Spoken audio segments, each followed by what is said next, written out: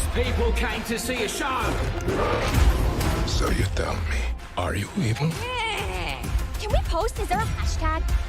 I'm gonna do what we should have done from the very start. Off we go! Are you ready for the roller coaster ride of your life? I am a legend. You have a deal. Last time.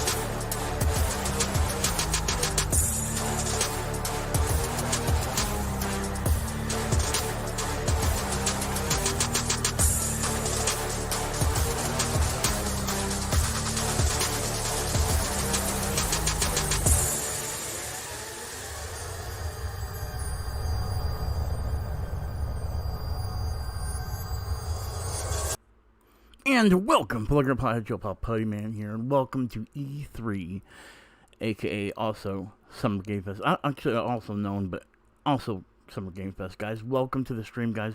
We are going to be having the events start in less than 15 minutes, guys, and I hope you guys are excited. So today is going to be double hours as well, guys, and I'm currently waiting because the thing is E3 system has been kind of down, so I'm going to go and show you guys what I've been working on. It looks like what's happening is they are letting us create our avatar for E3, guys. So I created my avatar, but then it says the servers are messed up. So let's see if we can actually confirm this and get it right. There we go. It actually did it. So let's go ahead and check and see. Let's select the interest. What do you like? Events. So this is what they do. They're trying, I guess, catering E3 to what you like, so on and so forth, and then all of a sudden it just did that. What the heck? Okay, but anyway, guys, welcome. So let me go and get some music going on while we're waiting for this to get started. It looks like it might be slow, so we'll see how this goes today, guys. I'm hoping maybe later on when things get started, maybe more people. A lot of people are streaming. I looked up online. A lot of people are streaming. So, we just kind of have to go with the stride of it all, guys. Okay.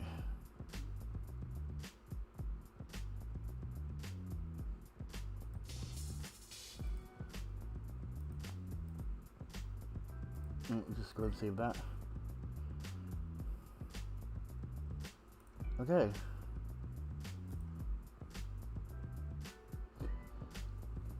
Alright, here we go. Looks like this is the E3 broadcast. Let's see if we can get this going.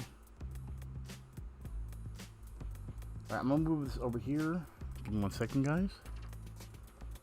Here we go. Alright, there it is. So I'm going to see if I can't full screen it yet, guys. So what we'll do is we'll wait till we can get to there. Yes, Lemonade, we'll be doing customs today, but we won't be doing that till later. And it might be running late. So let me go ahead and show you guys what's going on in the schedule. And then you guys can get a better idea of things to come. So, first off, for E3...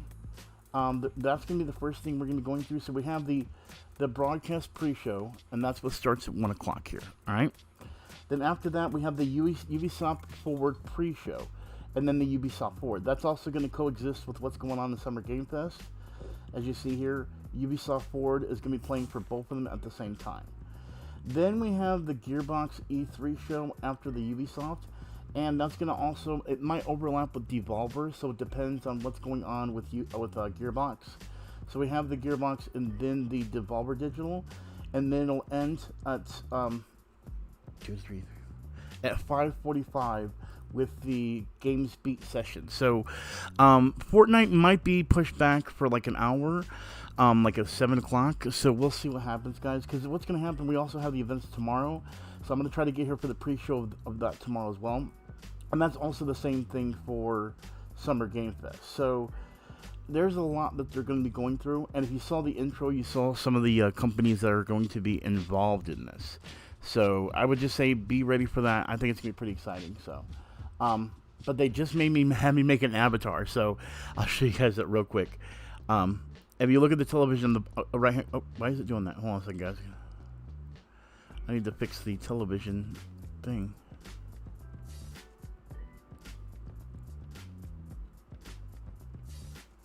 There we go. There, it should be good now. All right, but yeah, if you see in the top right corner, it actually service not available. Well, it's glitching, but you can see they had me make an avatar and everything. So I thought that was pretty cool. What's up, Spen? Welcome to the stream, brother. Wait, is that Spen? The Spen I know? I looked at that same schedule and didn't know if it was specific, so I thought you would stream at 9 a.m. No, actually, if you look here, it actually says. I'll show you this real quick.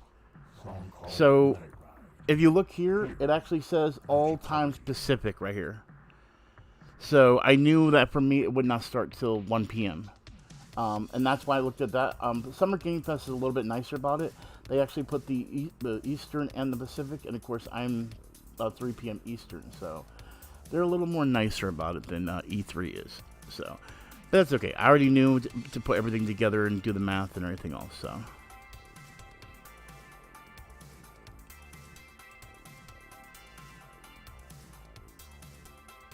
As in, no, I thought you were Spenny. There's someone I know by the name of Spenny. Are you that? Because you haven't been here. If it is, you haven't been here for a while, bro. And Spenny would have more hours, I would think. So you might not be the same Spenny I'm thinking of. But welcome to the stream, brother. I'm not sure. That's why I was asking.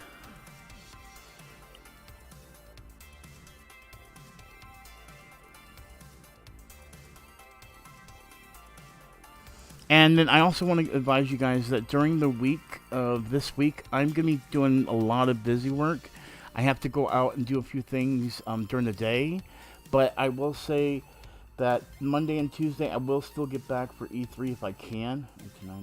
It's around noon. So if I can go early and get my stuff done in the morning.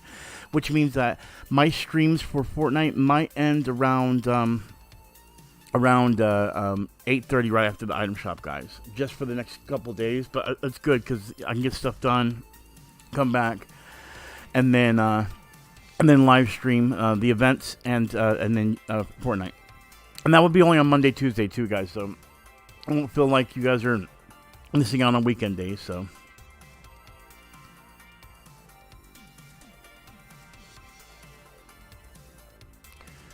And by the way, there is a lot, and I mean a lot of people broadcasting this. I decided to go ahead and do a little bit of looky-loo work, I guess you can say. And this is just okay. So it's going to show mine right here, and it's showing other companies. This is what I always hope and dream to get to, is where I can get to the point where I have enough people that are wanting to watch the live streams as well. When it comes to special events like this. But you can see a lot of people are doing it nowadays. It's a big thing to do conventions now, and it's like I did this before it became big, but of course these guys already have a lot of viewers. So if you guys can share the share everything, it'd be appreciated, guys. So. I mean, look at this person. This person doesn't even have an E3 picture. It literally has a Gordon Ramsay picture and has 270 people watching. What is wrong with this world today, guys? I mean, seriously. But anyway, that's why I still keep doing these, guys, and hope one day that I can be like a journalist for video games and stuff that I love, you know what I mean? But that's why I keep doing this, guys. It's a passion project. It's always a passion to get this stuff, you know, going when it comes to the stream, so, or the channel, I should say, in general. And I'm hoping one day, even if I'm like 80 years old, I'll be still doing this for you guys. You'll be like, hey kids, come check out this channel that I used to watch when I was a kid. And apparently, I'm gonna open this up too. Apparently there's no available booths. Okay, oh, go back. Oh no, what did I do?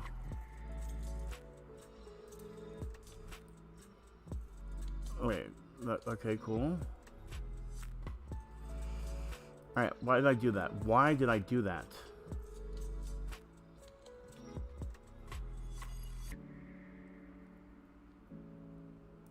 I made a schedule. What the heck? I think this whole thing is broken. Alright, come on, give me the E3 broadcast I just had that just got messed up. Lord have mercy.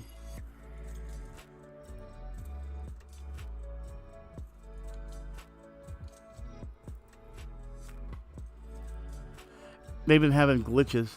What's up, Fat Cat? Hi, Putty. I'm at the friend's house, so I can't watch today. See, okay, see you, Fat Cat.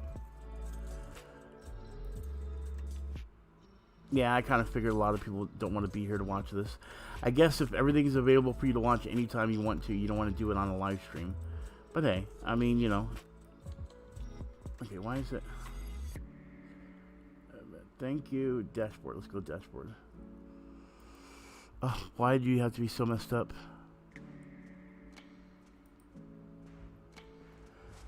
I literally just had it open. Alright, let me try to do it with something over here real quick, guys.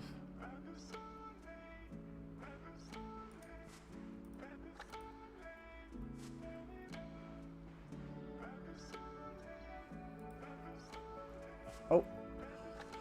Oh, and I get badges too? Well, that's cool. Oh my god. E3, you are starting off on a bad note, brother. And it's almost 1 o'clock too. Come on, where is the... I should have just... I don't care about trending. I don't... What is with the service thing? Oh, have mercy, guys. I think everything's broken and I should have stayed where I was at. I should have just stayed where I was at.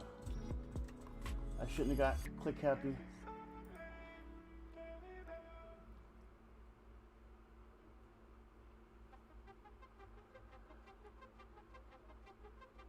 Okay, why is it continuously service not available if you guys are supposed to be going live? Oh my god, E3, you're messing up already. You're literally messing up already. I'm trying to find it. I think it's because there's too many people trying to log in right now. It says register to log in. Oh my god, I'm logged in. You are messing up badly, E3. No, I didn't mean to close that. No!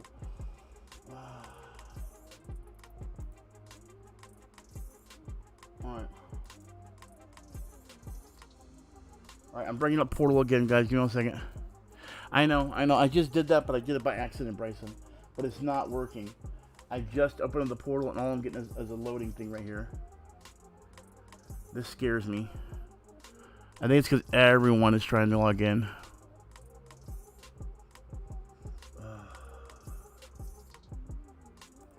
Alright, I'm going to go and see if I can find it on YouTube for right now, until I can go into the portal and find it myself. You know what I mean? E3 should have their own live thing. Oh, 1 more minute.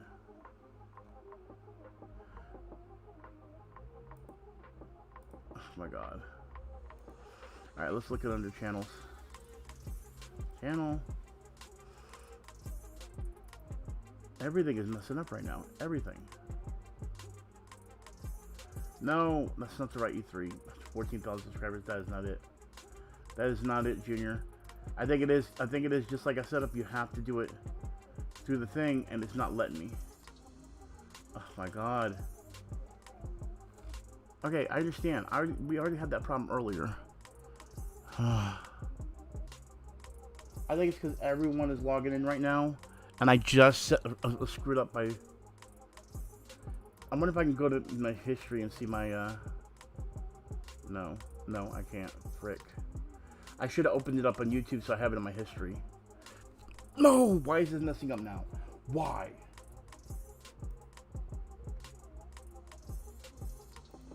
Well, congratulations to me just because I'm...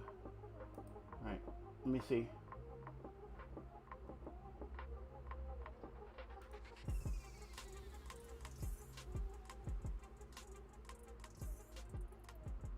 Well, I found the YouTube channel, but it's not showing it's live, and I'm still having problems with the portal. What the hell? Well, congratulations, Putty. You just screwed up everything by clicking stuff and everything.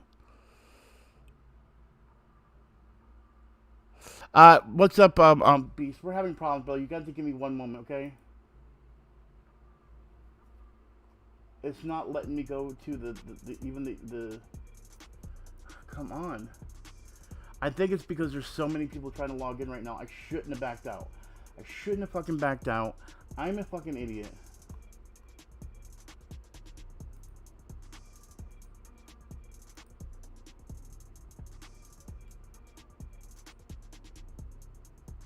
And the YouTube channel is not even showing it live.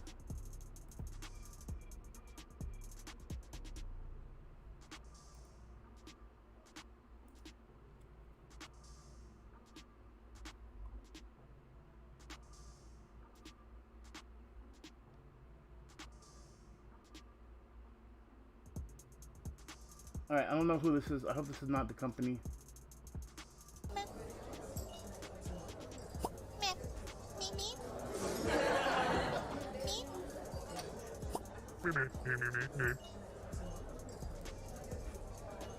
Right, I'm gonna leave this up for right now, guys.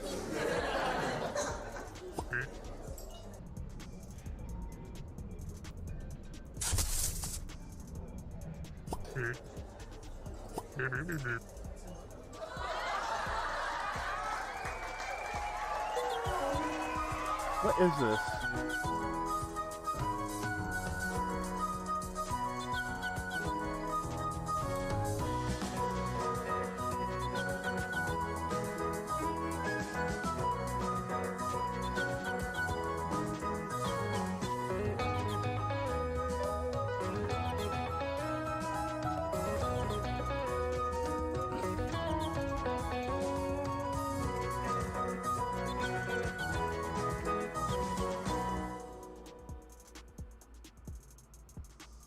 Alright, I got you, Beast. What channel is that coming on?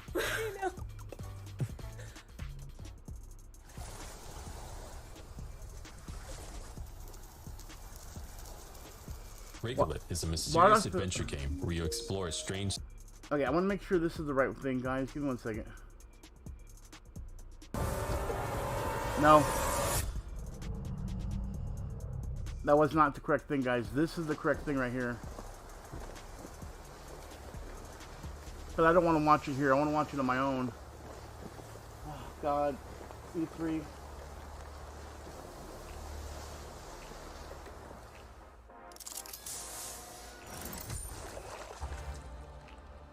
Yeah, facts. Dearest brother, I hope this postal card finds you well. We've only just arrived at Crown Falls, and yet I feel overcome with a desire to tell you of its wonders. Oh, where should I begin? Disembarking at our very own mooring, I was astonished to see a modern omnibus was to deliver us to our hotel. On the way, I couldn't help but marvel at the sheer scale of the place. Blooming cherry orchards, mesmerizing museums, the hotel itself bursting forth with our fellow tourists. We took refreshment in a nearby restaurant serving extraordinary modern cuisine. Oh, the agony of choice! From the terrace, we could see something monumentally tall was under construction. They are calling the Iron Tower.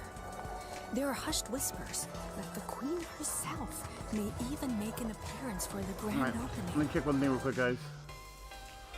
Let me turn off the event music, too. I didn't realize I had the music still going, guys. Sorry.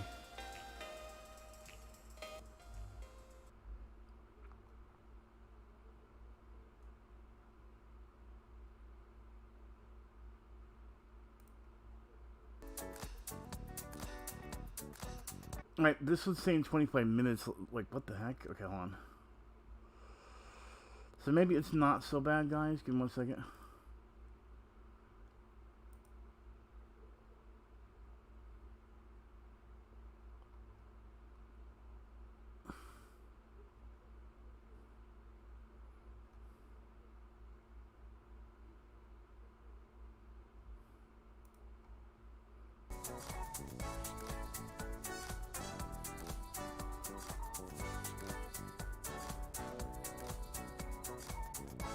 Okay, maybe I didn't.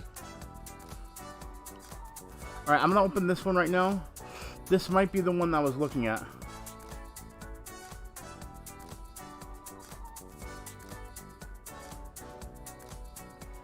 Yep, this is the one, guys.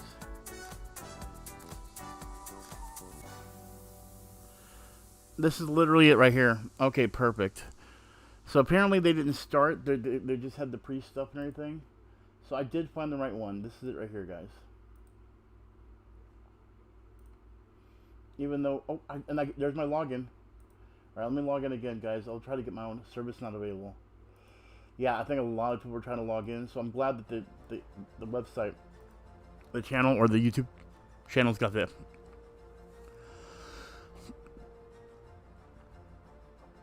I feel you, Beast.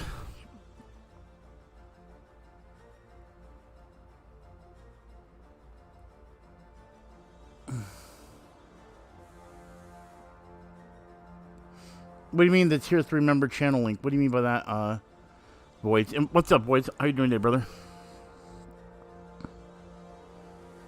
What's up, Mikey? Welcome to the stream. You can just call me Putty, brother.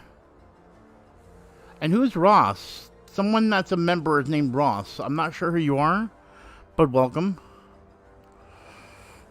Guys, if you haven't done already, make sure you go ahead and hit that like button, guys.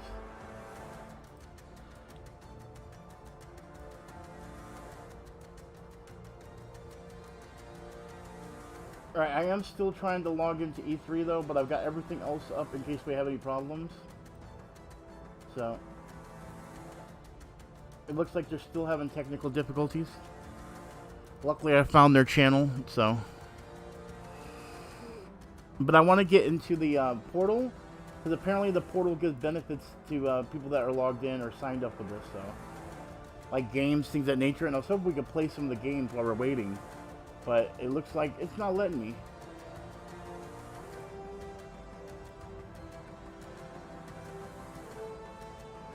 Yep, the E3 portal.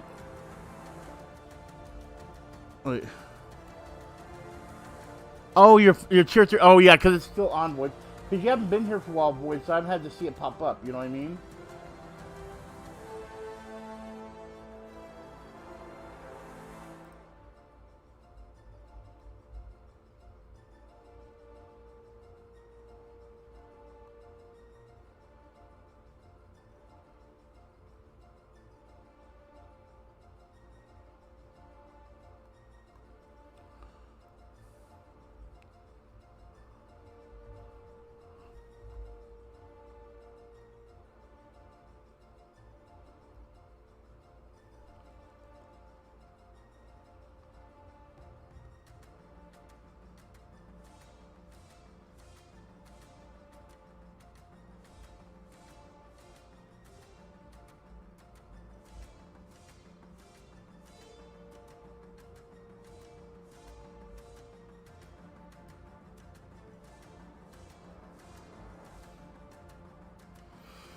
Also, guys, I'm really thinking that I might try to put some like non-Fortnite streams where we just discuss and do certain things online. Like I don't know. I want to think of something. No, it doesn't, Bryson. If you want to go and make a pinned comment, you can.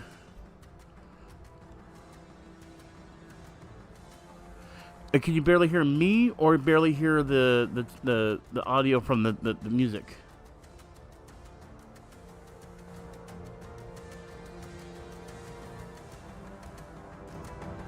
Well, no, not just play different games.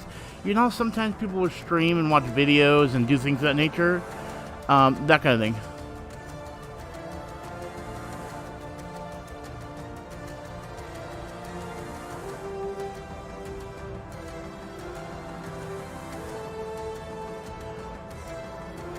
because I like live streaming, but sometimes customs gets a little boring, guys. Nothing against it. I know a lot of you guys are really hardcore, but like, there's stuff I like to do, like, you know, browse the web, things of that nature. You know what I mean?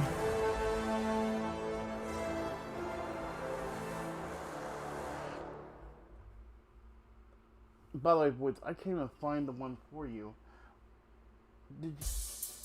When you had membership, did you change your name by any chance? Well, I'm not going to worry about it right now. I'm going to see if I can log into E3 at the moment.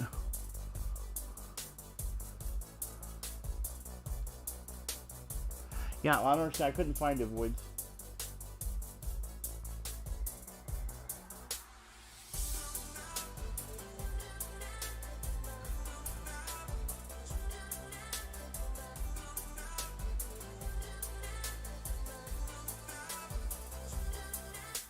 Yeah, it'll be fine at the moment, boys. Don't worry about it.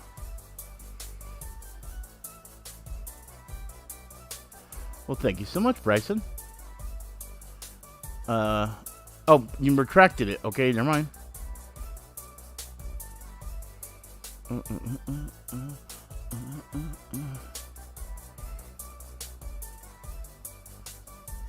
I feel you, Bryson. I feel you. Throw in a Puttyman and the G-Pot crew, and you know, maybe throw in like the Sonic and the Sub-Zero and the Mega Man, since they're all video game characters. You know what I mean?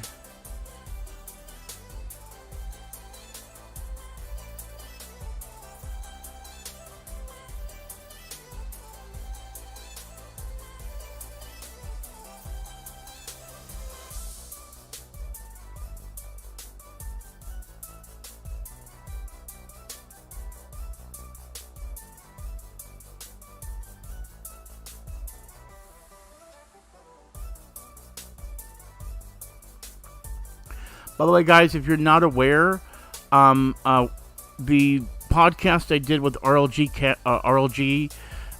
Campo, aka Mickey's brother, and Johnny Donuts are currently live. If you guys want to go see them, they're on the thing.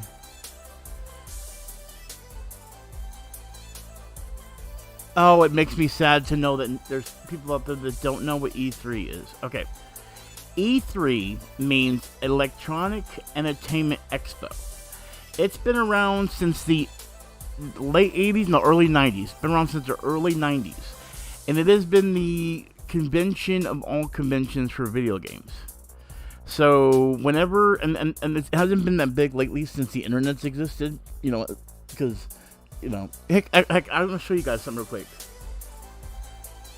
Alright. Since I got this up, I'm going to show you guys something real quick. Let's have a little fun while we're waiting. We still have, what? A few minutes? Alright, cool. And my friend used to go to the E3 conventions each year, and I'm going to show you the footage he got for me, alright? So let's watch the 2015 one first, guys. So I'm going to get, I'm going to show you guys exactly how E3 was for me, alright? This is my buddy. He actually did E3 for me each year. Let's watch.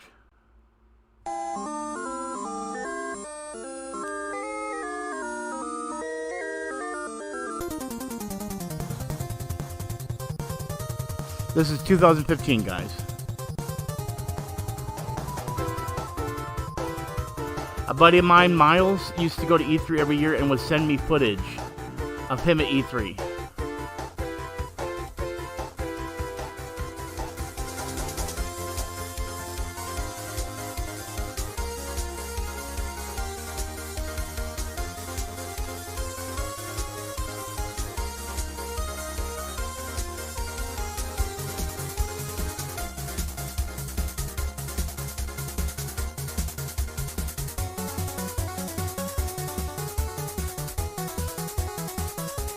By the way, thank you, Void, for putting that up.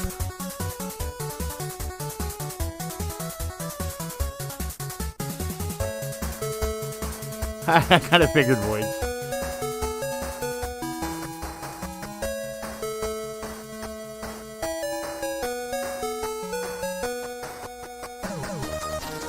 Yeah, this happens a lot, Beast.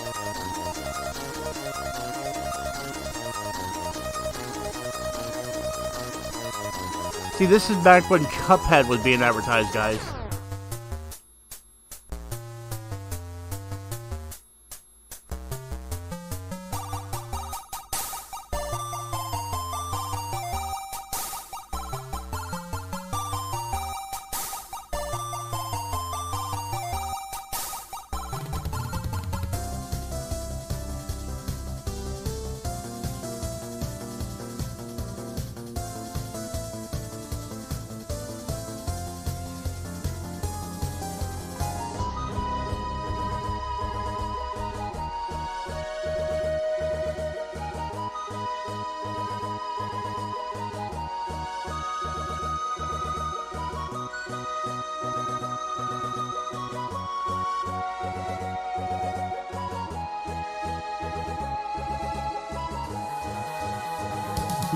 I know, fact prices.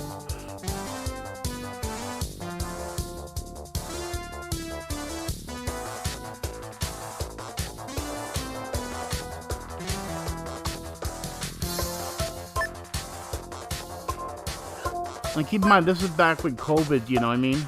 Before COVID existed.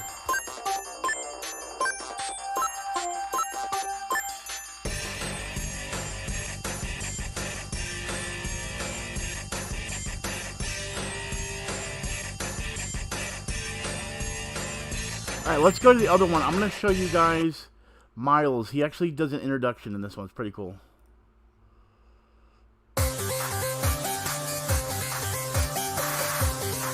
Or maybe he does it.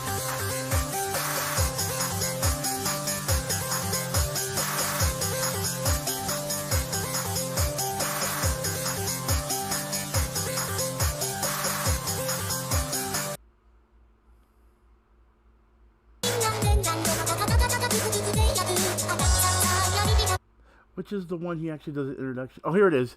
Here it is. Okay, so this is when Miles was actually advertising for me. So here it is, guys. This is Miles. This is the guy that was getting footage from me for E3 every year. What's up? This is not Puttyman. This is Budapesti, unfortunately.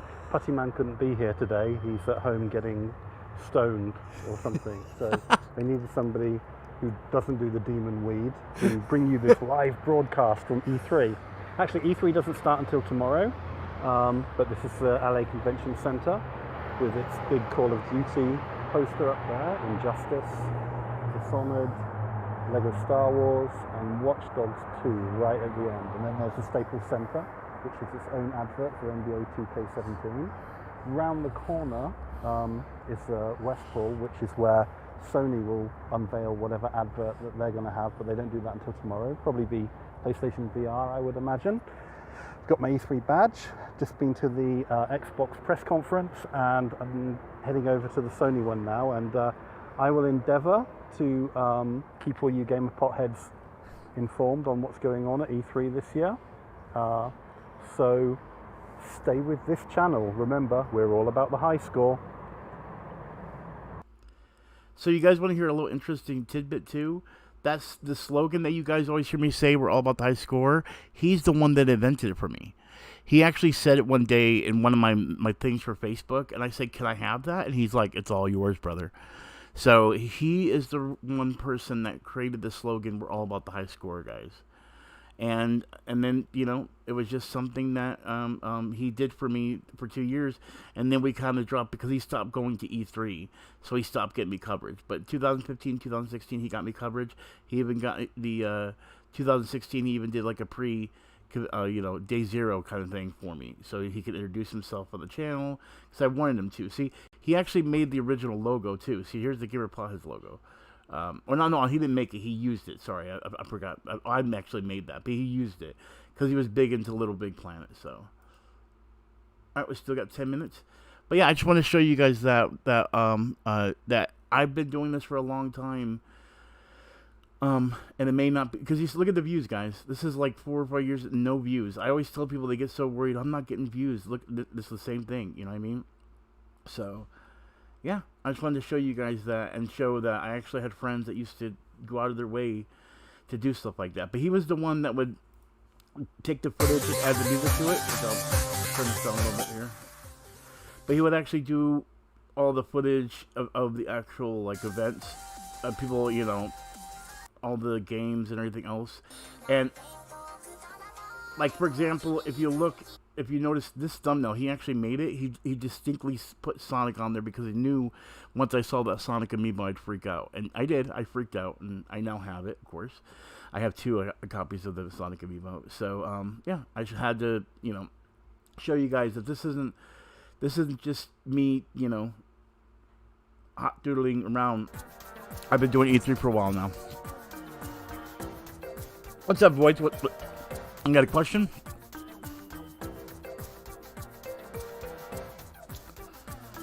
Is there? I might do that as well, Voids. Then I'm happy to do that. I'll look it up and everything and see if I can plan a date for that, Voids.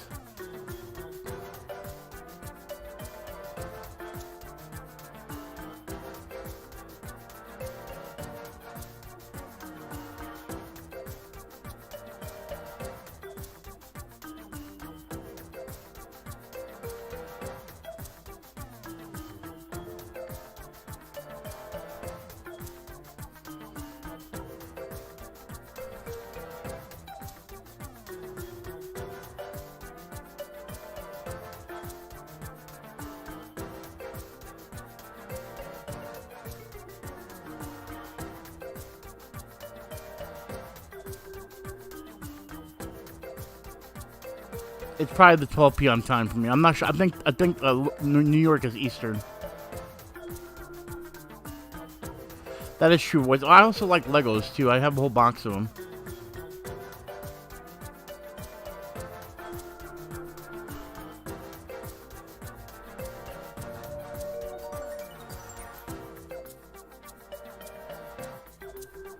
Alright, I'm trying to log into the portal again.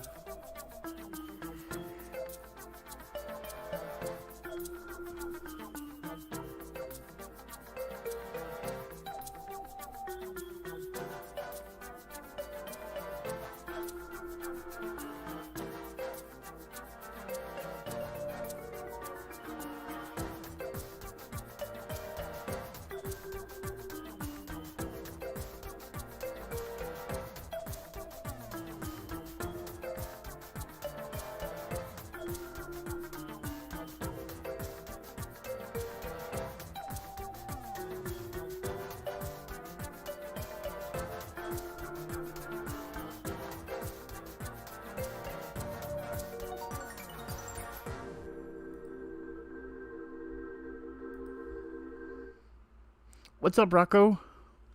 Welcome to the stream, brother.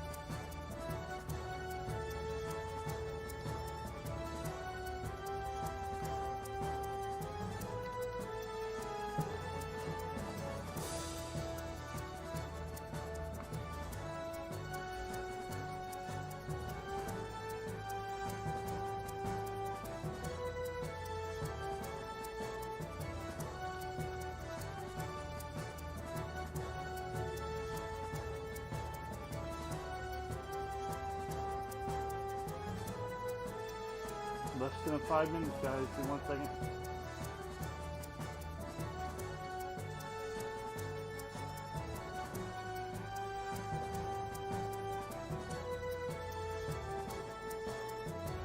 Alright, Beast, I'll talk to you later.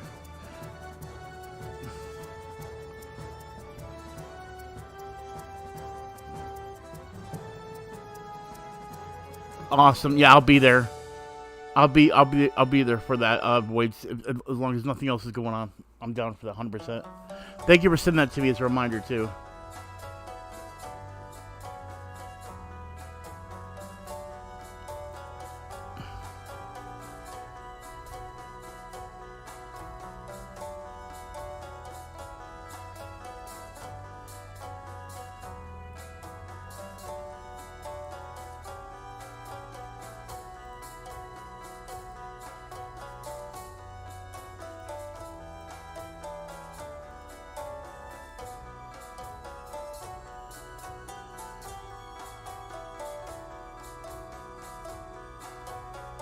It seems the website's still having problems, guys.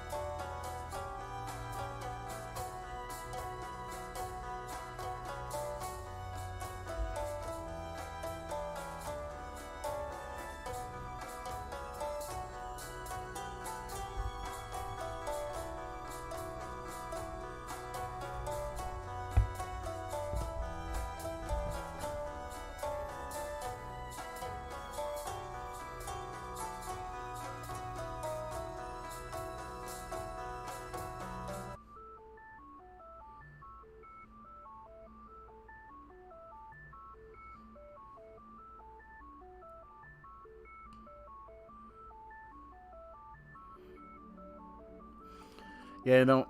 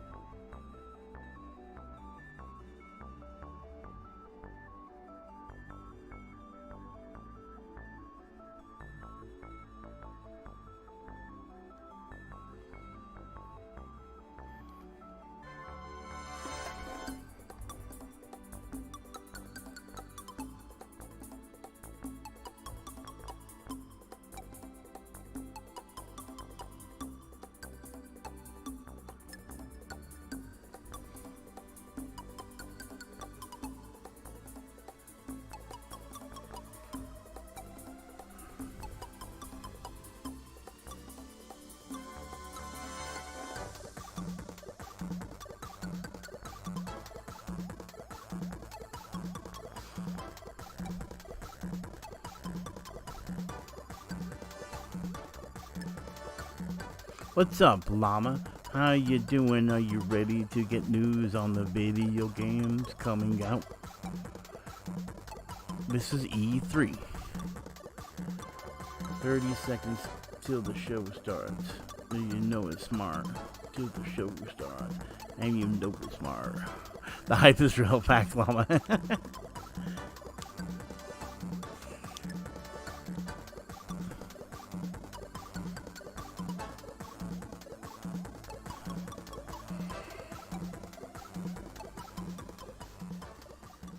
What's up, Bonzos? Welcome to the stream.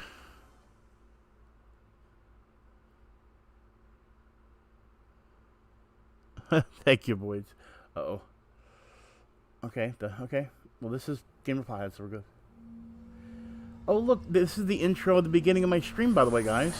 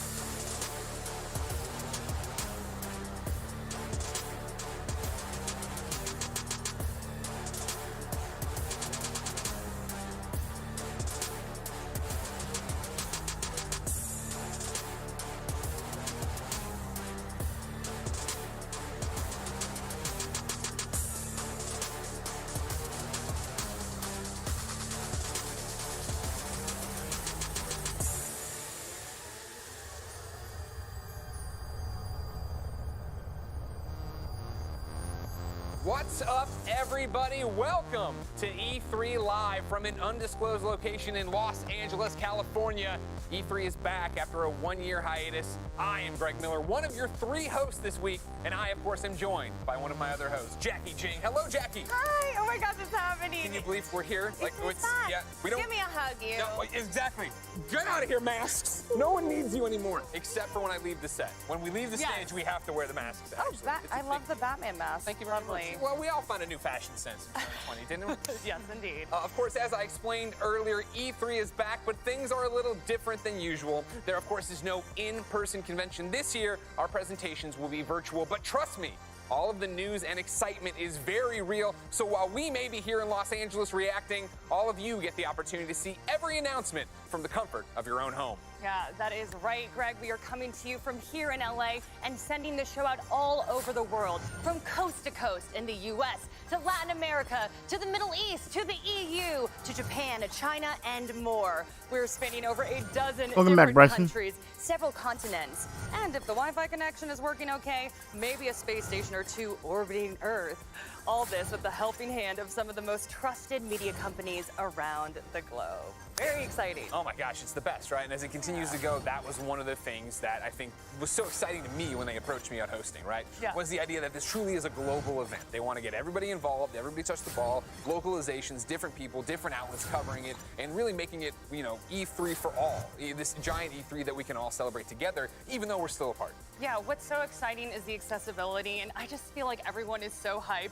Brian Altano dropping us a no problem, tweet please. at like Welcome back, brother. 5:30 a.m. Yeah. Because he wakes up that early all the time, right? He's got a kid now. I know, but even before he had a kid, he's just an early riser, I think. You don't know Brian Altano from IG when he used to party. Trust me, he was not waking up, ladies You're right. and I did know Daddy Altano, so okay. But yeah, it was just so exciting this morning, waking up to all of the tweets and all of the excitement. 2020 kept us apart from our friends and family, but 2021 is bringing us all back together again. We have a whole host of media friends from around the gaming community to react with over the next few days. And that brings me to our third host, Alex Golden Boy Mendez, who is with our media partners. Hi, everybody. Hi. Hello, everybody, and welcome. We are here in our Tetris Collective set. It's actually quite nice here. We're excited to be a part of E3 this year, and I'm joined by some of our friends and media partners. We got the one and only Damon Hatfield from IGN. Coop, good to see you here. We also have my good friend and co-worker,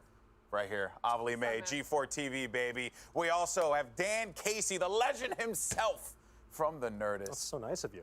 Dude, big fan, always have been. And the person who's become my new best friend over the last few hours, we got Michael Hyam from GameSpot. Michael, what's up, man? Thanks for having me here. I appreciate that. I appreciated that 100%. Of course, thank you guys so much for joining us here today. And we're going to be talking about all the latest and greatest that's going to be coming out of E3. But before we do that, I want to get your guys' quick reactions.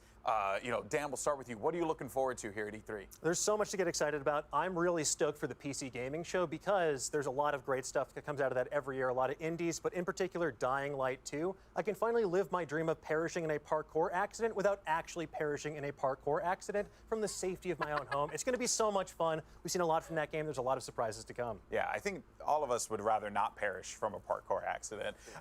Damon, what about for you, bud? We got Ubisoft coming up today. My favorite thing to do in video games is clear outposts, so Far Cry 6 is very exciting to me. I'm also a rabid fan of turn-based strategy games, so if Ubisoft had something along those lines to show us, I would say, yahoo! Oh, look at that. Okay, all right. Avali, what about for you? I'm excited about everything, GB. This is the first time that I get to join everyone here at E3, so I've got like the nervous sweats as well as the excitement sweats. That's right, the best sweats. But what I'm looking forward to is hearing some news from Capcom, because I know a lot of people have their fingers crossed for potentially another VR experience, and I would die for that, GB. I'd die for it. Yeah, for a lady. We could talk about that later on in the show. Okay. We'll get into that later. Okay, we got a very long next few days. Michael, what about for you, bud? I'm going to be staying on brand, and I would say Square Enix, but not because of Marvel or any of the big names. I'm talking about Babylon's Fall. That is the game that was revealed in E3 2018, and it went radio silent, but Platinum Games, I know that they got something up their sleeve, and I know that... What's up, Ryan? You're a big fan, obviously. Not yet, it just started, Ryan. Well, but Nier Automata is one of the best games of all time, and I want to see what Platinum has up their sleeve this time around. Bold statements here from Michael. That's what you're going to be hearing all weekend, folks. Bold statements, hot takes. That's what you want to hear. But we want to thank everyone for joining us, and we'll have more in just a moment. But first, we actually have a special announcement to share with all of our fans. And to help with the news, here's a very special guest.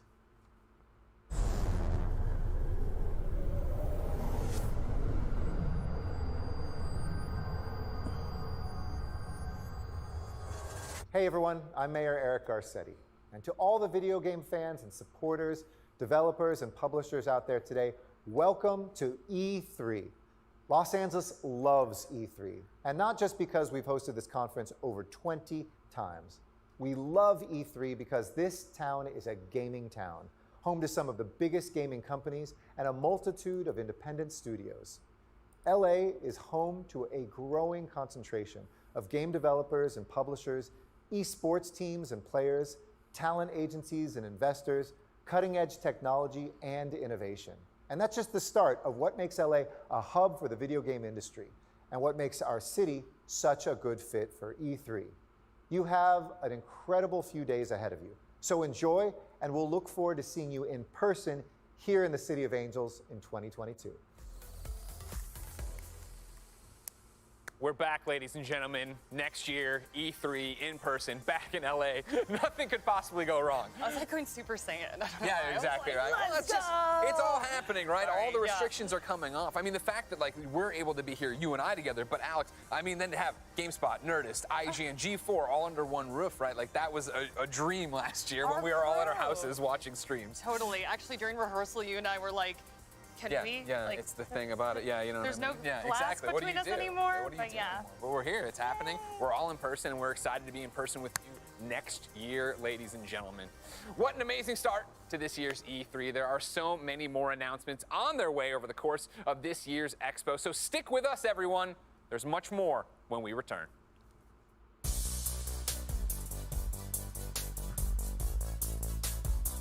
We're not just nerds. We have people that are like us and get us. It just solidified gaming as the monolith that's not going anywhere anytime soon. E3 is hype. If you're not at E3, you're not doing it right. It's just excitement. The size of it all. The connection of people from different walks of life. People that I've met in games across the world. I've been famous enough to go exactly one time. It was almost like a holiday. I was always envious. Sounded super top secret. It was awesome as hell. That was a good 3 days. For several days, we all just go, God, video games are the best. And you become friends. It's happened to me multiple times at E3. Just to be around positive people that love what I love. And the people that make video games shower us in games. It was something we aspired to. It is magical every year, honestly. It's a celebration, I think, of how far we've come as people who just love games.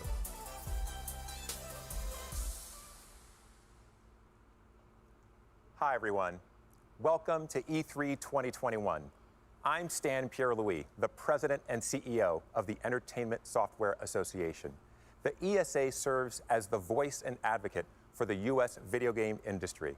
We've also hosted E3 since it started in 1995. This is going to be an all-day E3 thing, has Beast. its own story, and this one is certainly unique. Given the times in which we live, while we couldn't host the event last year, we've been amazed by the role games have played in our everyday lives. During the pandemic that prevented us from being with so many family, friends, and colleagues, video games connected us. No, there's going to be entertained custom us, later, and brought us right together. after, but that's probably. I'm not just saying this because I It'll be love late video though today, games, Beast. or because I work in the industry. As a player and as a parent, I experience this firsthand, and I hear similar stories every day from people from all walks of life. Games kept us sane and kept us connected. That's what makes coming together this year for E3 so special. It's an opportunity to convene and celebrate as a community. With that in mind, I would like to thank the publishers, developers, platforms, sponsors, and media partners joining this year's festivities to share their plans about the future of games. No, it's the same We'll mic, also Ryan. give I've had it for a voice while. to the many conversations we're all having It's just today never shown about it on games screen until and now. about society. And throughout this year's I had event, to have it close to my we'll mouth. be sure to reflect the broad community as well as the positive impact games have had on society. Now, I would be remiss if in a year of so much loss, I didn't acknowledge the passing of an industry giant earlier this year.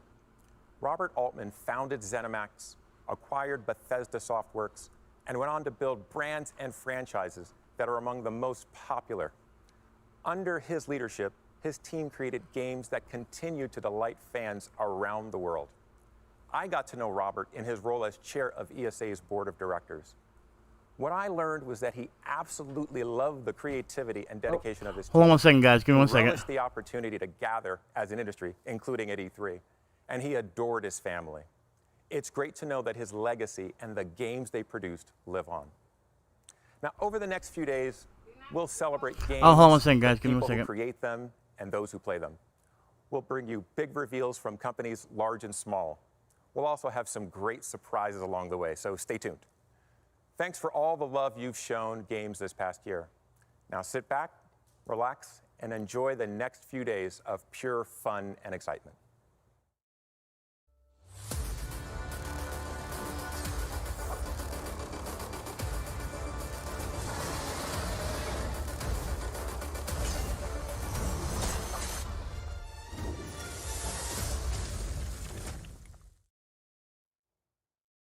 Thank you so much, Stan, for that. Appreciate it. And let's take a look at how this week is going to play out, starting with a look at tomorrow's huge slate of devs and publishers. We just saw an exclusive clip, by the way, from Naraka Blade Point, which we'll see more tomorrow with 24 Entertainment. And then we get the Xbox and Bethesda Games Showcase, followed by Square Enix Presents, and WB Games Back for Blood will follow with some heat of their own. Then it's the PC Gaming Show and future games to close us out. Then let's look ahead to Monday. Don't miss things as Verizon unveils their initiatives and partnerships in the gaming space, followed by in television. Take-Two will address diversity and inclusion in the gaming space. Then it's Mythical Games to announce what's coming soon from their team. If you like indie games, we put the independent developers in the spotlight too. Freedom Games will follow, and then you won't want to miss what Capcom has to unleash. Razer will end the day with a look at some of their new products. And we wrap things up on Tuesday as Nintendo leads the way. Things are sure to get off to a huge start that day as Bandai Namco will follow up with their newest titles. Eureka will take the floor, and then GameSpot chimes in as we wrap things up with the E3 Awards. So you don't want to miss a single second. You don't, Alex. You really don't. Why would you go anywhere else? I don't know why. Right here. By the way, we have a new area. How many more areas are there? You're going to have to watch and find out for more. I'll just tell you right now, this is it. There's three. Greg, we just got to try and keep luring them in, man. But why lie to them? Because then the Twitch Okay, chat sorry gets about that, guys. All right. With so many heavy hitters and announcements to come, we want to pose the questions to ourselves here, but also to you at home throughout the coverage of E3. So make sure you're voting in our polls throughout the day. It doesn't matter if you're watching on Twitch, Twitter, Facebook, or your YouTube pages. Simply type into the vote into the chat and go, and all the votes get tallied up live and they're shown on screen. So I will pose the first question, Golden Boy. What developer are we most excited for? And I'll accept publishers as well. Put it all into your little chats. Yeah, you know what? I'm going to keep it real. All right, anyone who knows me knows that I'm a Halo fanatic. Oh, here we go. So I'm sorry, I got to go with my boys at 343. I'm so excited to see anything from Halo Infinite. The Halo community is buzzing right now, and we're all very excited about what could potentially Of be course, shown. you see in the chat running away, 42%, so we're going to talk about Xbox. Thank you. Yeah, I've already got the schedule, boys. the real elephant I'm in the room, actually ladies and tied to the website. Marvel's Avengers, Black Panther, War for Wakanda. How many times I got to tell you, Greg, stop attacking me? I need you to get on my level, all right? I am excited for it, though. It looks, obviously, we're going to hopefully see more out of it. We are going to see more out of it. But I appreciate it, boys. I appreciate it. Greg's been going nuts about the Avengers this entire time. I appreciate that. You're like me with Halo. Thank you. Thank you very much. All right, so let's go back to Halo, because let me see the thing. Yeah, 39% of people are excited for Xbox and Bethesda. People are excited for Nintendo as well. So Sure. Obviously, it's Nintendo. How could you not be excited for that? But where's the love for Ubisoft, Square Enix? I have a feeling we're going to see some heaters. Oh, of course. But I think one of the big things about that, right, is the fact that Ubisoft is imminent. That is today. Gearbox is today. I feel like E3 is all about unwrapping that last big Christmas gift. And when Oh, do you yeah. want to do that? You know what I mean? You come down and beneath the tree, you have all the small ones, you got the one big one in the back there. When do you go for it? Yeah, that's right. And Christmas will come early this year because tomorrow we got the Xbox and Bethesda Games Showcase. I already mentioned Halo. You know, I'm always looking forward to that. I'm always looking forward to whatever comes out of you know, the Forza camp, of course, as well, if we get something cool there. But you know, what makes this one so unique, Greg, is that this time around, you know, two of my favorite press conferences have joined together, the Xbox Bethesda Game Showcase, which means Starfield. Maybe Starfield. Give us Starfield.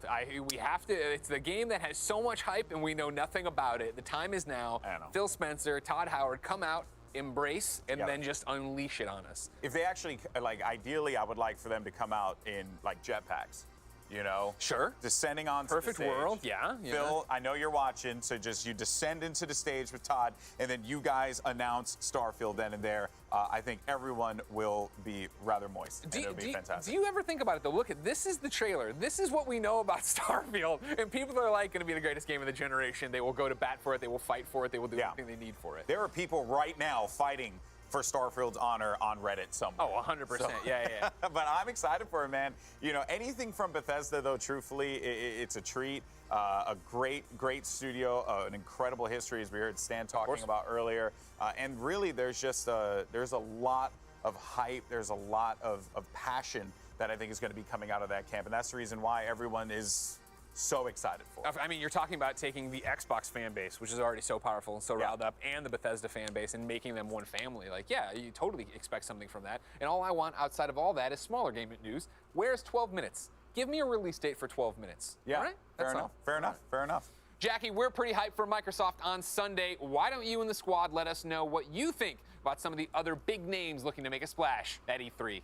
All right, thanks so much, Greg. Yeah, so much to look forward to, but first we do want to remind everyone at home, if you want some limited edition E3 merch, including hats, t-shirts, and jackets, it is all available at e3expo.com/shop.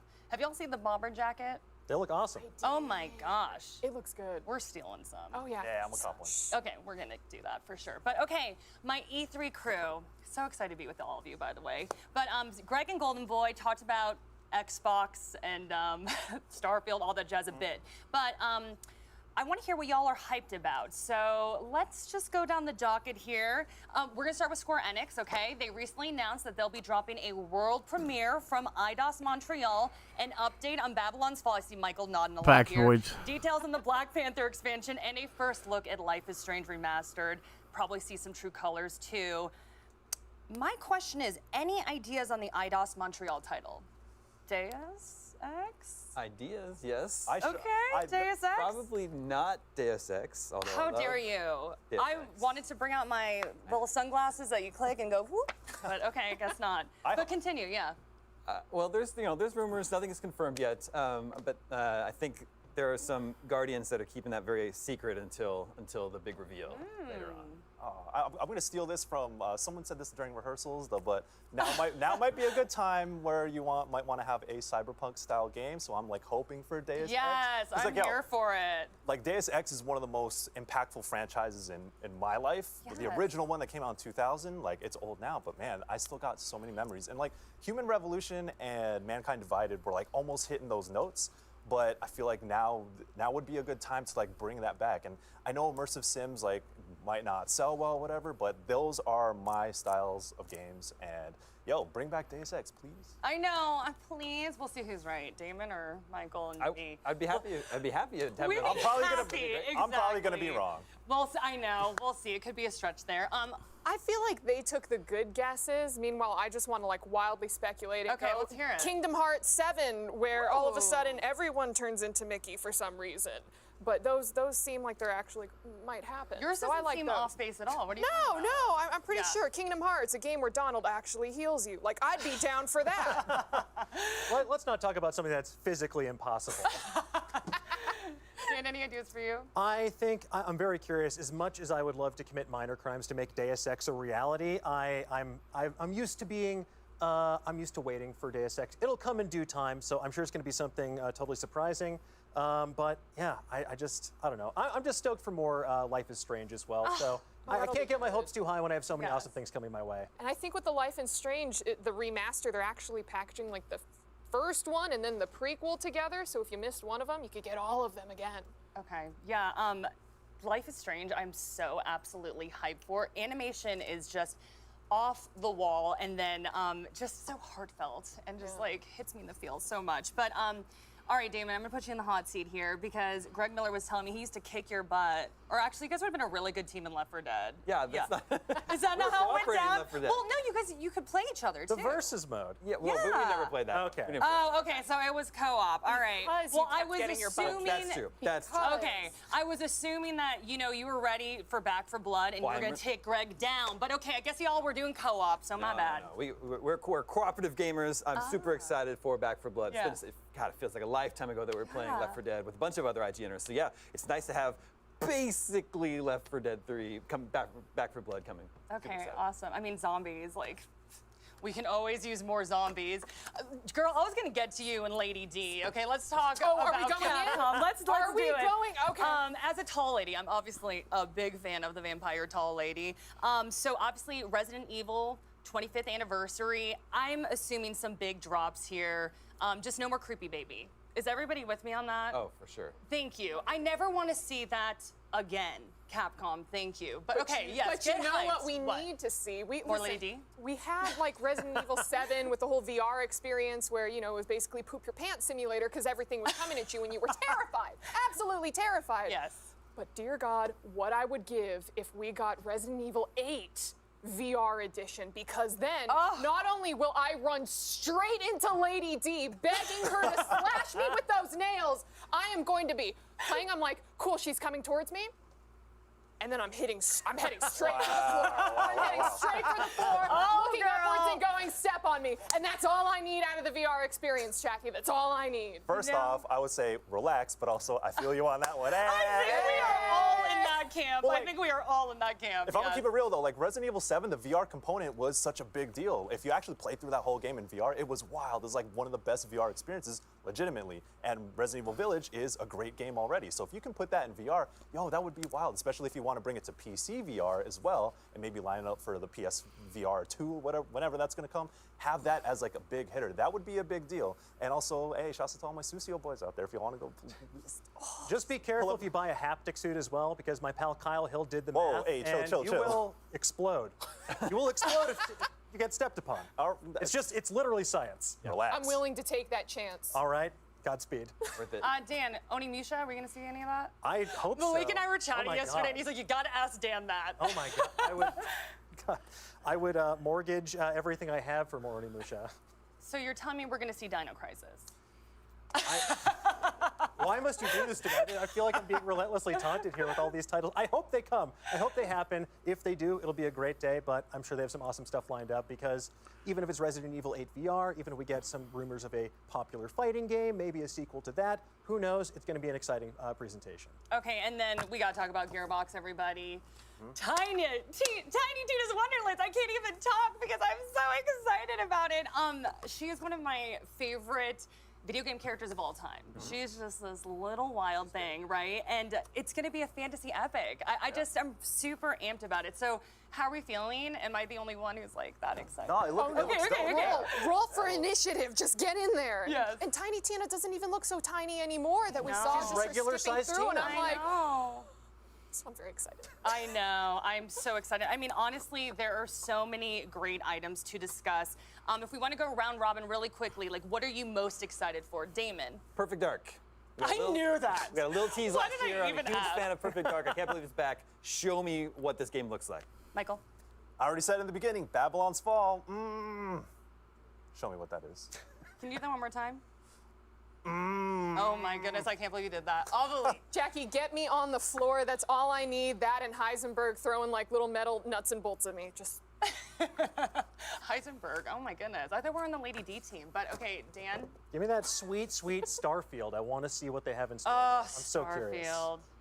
All right, well, some great answers there, but we are going to wrap things up here for a moment, but that doesn't mean the party is stopping. We are just getting started live from E3. Next up, we are talking Ubisoft. Stay tuned. We'll be right back. Hey, what's up, guys? It's your boy T-Pain. Just wanted to stop by and say thank you guys for watching the show. Thank you guys for enjoying E3. I can't wait till we get to be back in each other's faces and walk around these huge convention halls and stuff like that, and I can't wait to see you guys. Trust me. Somebody get me out of the house, please. Just come pick me up. Anybody. Don't even care who it is. Just come get me. Until then, keep sending candy. Keep sending candy. It's really helping. It's helping a lot. Thank you. Enjoy the show. I can't believe Jackie just tried to turn Damon Hatfield against Greg Miller. All right, that's impossible. All right, everyone knows we are Left 4 Dead Dynamo. You and me going to be Back 4 Blood Dynamo. It's going to be all about it. But let's talk about Ubisoft. It's up next. We're finally there. What are you most excited to see at Ubi? You know, well, we did get some news the other day about this whole Splinter Cell animated series that's dropping out. You know, if I'm a betting man, I'm out here thinking like, well, you're going to do an animated series about Splinter Cell. Well, it's a great way to accompany said animated series. I've been trying to pull this narrative the entire time. I just want Splinter Cell, Greg. You are a betting man in the wrong way. I will gladly take this bet. $20, no Splinter Cell. No Splinter Cell game. Mercs versus Spies, greatest multiplayer mode ever made. I stand by that statement. Stand by it. As a Superman fan, let me tell you, Splinter Cell fans, it's time to give it up. You're never going to get another game. It's not going to happen. Don't bring the VR one into this. I saw them try to do this to me the other day on YouTube. Don't worry about it. For me, Far Cry 6. Yeah, I know we've seen so much about it, but I get more excited the more I see. And the fact, you know, they leaned a little bit and said, we are political. This is a political game. Giancarlo had a great interview with Jeff Keighley this week where he was talking about, like, I'm not the villain. And I love the fact that he's so into his characters that way. Yeah. I really hope they get to wow us today and show us, again, Chorizo, the wiener dog. Yeah, but the truth is, Giancarlo Esposito could do anything, and I would be glued to my seat. So seeing him in Far Cry, it's really going to be fantastic. And I think, honestly, man, Ubisoft, like, I would like to see some little nuggets out there for Division fans. My brother's a massive Division fan. Dude, plays all the time. He always talks to me about it. Maybe we get a little something like that. But that was the thing, right? They went out of their way to say no Division 2 update, no Division Heartland. And I'm like, but Division Heartland's supposed to be so. Please just lie to me. Tell me you're lying to me. That's all I want to know. I'm okay if you want to lie with me, Ubisoft. Okay. The other one I think that's, I got to call it out for blessing Adeoye Jr. over at Kind of Funny is Riders Republic. Riders Republic had such a cool debut, then the delay. Like, where are we hitting with that? Where are we at with that game? What are the sports rings? Because I feel like that is a genre that could really use something that would, like, reinvigorate it, right? Yeah, 100%. We all remember the SSXs of the world and stuff like that, how much we loved it. 1080, those games, they were great. They were fantastic. I would really, really like to see some more updates on that game. What we'll get, maybe some more downhill biking as well, mountain biking. Man, I love that kind of stuff. Inject it right in my veins. Well, that's what's exciting about it, right, is that it's going to be the 2021 version of that, where you saw all the riders coming together doing that, having XP, having progression, understanding what that's going to look like in an online world. I can't wait. Let alone the fact, right, they've already talked about it. Assassin's Creed Valhalla, you'll be getting an update of some kind. How big that is, what does that mean? We don't know. Obviously, they talked about their TV shows. There's so much stuff going, and that's the main show. Remember, of course, we're going to be going over to a pre-show that's going to be talking about Watch Dogs. It's going to be talking about so many other things, and I don't want to string you along any longer. Ladies and gentlemen, the time has come for our first presentation. Let's send things over to Ubisoft as they prepare for Ubi Forward.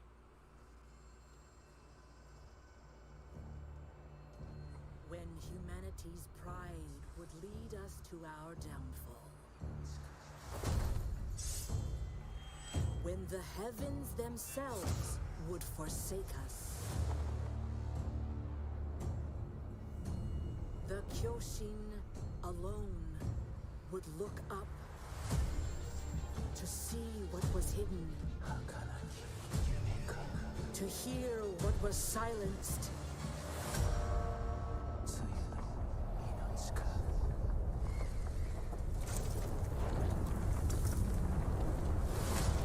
To cherish what was about to fade. What's up, dear?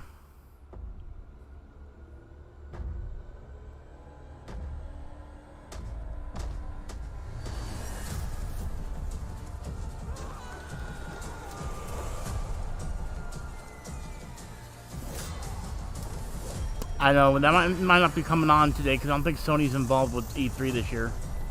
They're probably going to do their own thing. We just haven't seen it yet.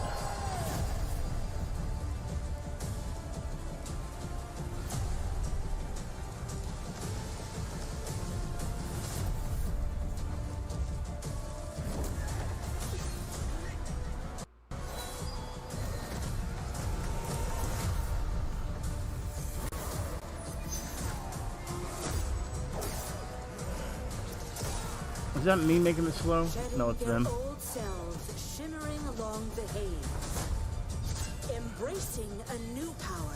I think it's gonna be only PS5 there. I think they're making it for PlayStation 5. And once and they won't release it until there's enough consoles of PS5 to be sold, because it's probably gonna be the game that sells PS5 consoles.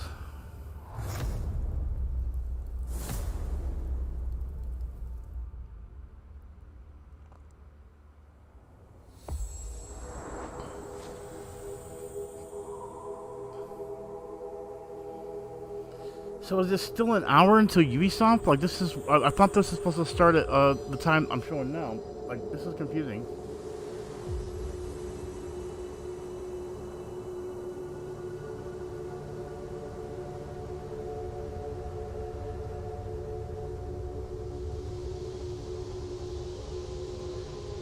Alright, let me check some real quick, guys.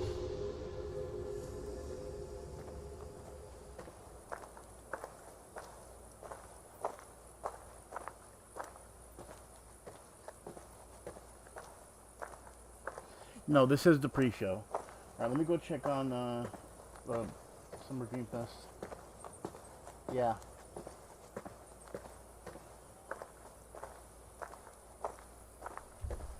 Alright, so I am right on the time, guys. Is this, we're gonna watch a guy walk? Is that what's going on here?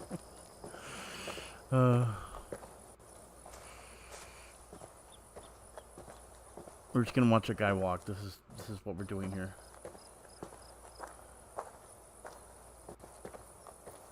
And it's gonna lag too.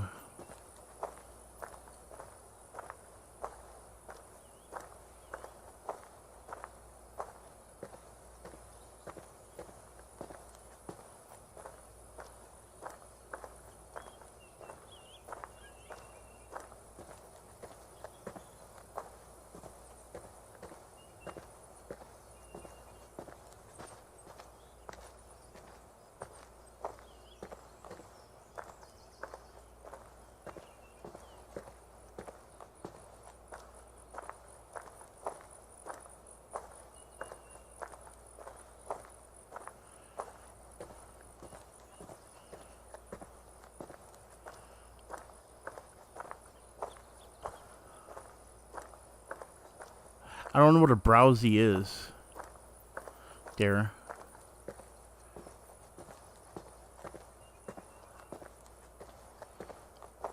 I've been well. Yeah, I'm well, dear. Right now, I'm a little bit bored with what we're watching right now. What the heck are we watching? I'm walking here. So, oh, what was that sound? I'm not going to react to it, don't worry. I'm just going to keep walking. There's a guy up ahead on a horse, but I'm going to keep walking. I'll be doing customs later, there. There's a guy on a horse, but I'm still walking. My name is Bob. Bob the Barbarian. The only thing I can do is walk. What's my mission? To walk. I have a run button, but I can't use it. I can only walk. Welcome to Bob the Barbarian, the game. What do? I walk. Oh crap, it's raining. I don't have an umbrella. But I'm still walking. There's a cameraman behind me, following me. I'm not sure why, but he is following me. And I don't know what the interest of me walking is. You know, I have to get to my destination, but clearly, I can't walk any faster than this. I've trained grueling hours and hours as a barbarian fighter, but never learned how to walk fast or ride a horse. There's a horse right in front of me. Can't ride it. I'm getting drenched in the rain, but I'm still walking.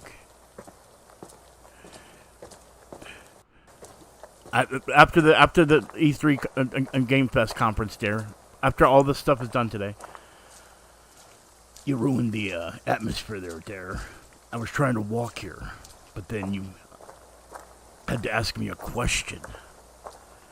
So I'm going to continue walking in the rain to what looks like pillars. Oh, there's that horse again. Maybe I'll talk to the person on the horse. Right. You know what? I couldn't do it. I'm too nervous. That's why I'm walking. I'm nervous. I can't talk to people. I'm walking. How long have we been walking?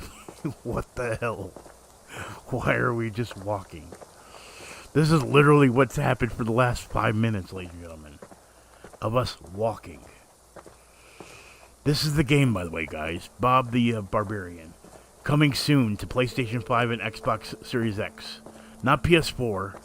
It is not capable of handling the walking that I'm doing. Now the music is getting intense. What's going to happen? I don't know. That was it? That's all you got of me? Wow. That literally is... In the disability community, we have a saying, nothing about us without us. It's to say our rights, access, and inclusion in the world can't be met in proper or full ways without direct involvement. It's as true for gaming as it is access to a building. It's really important to us that we work with the community to improve accessibility. By not just involving, but valuing players and developers with first-hand experience of disability, we're much less likely to make mistakes in our approaches. Even if our efforts are well-intentioned, they might not really reduce a barrier or contribute to stigma. We're really thankful and proud of the community for their contributions. When I was working with Ubisoft on Watch Dogs Legion,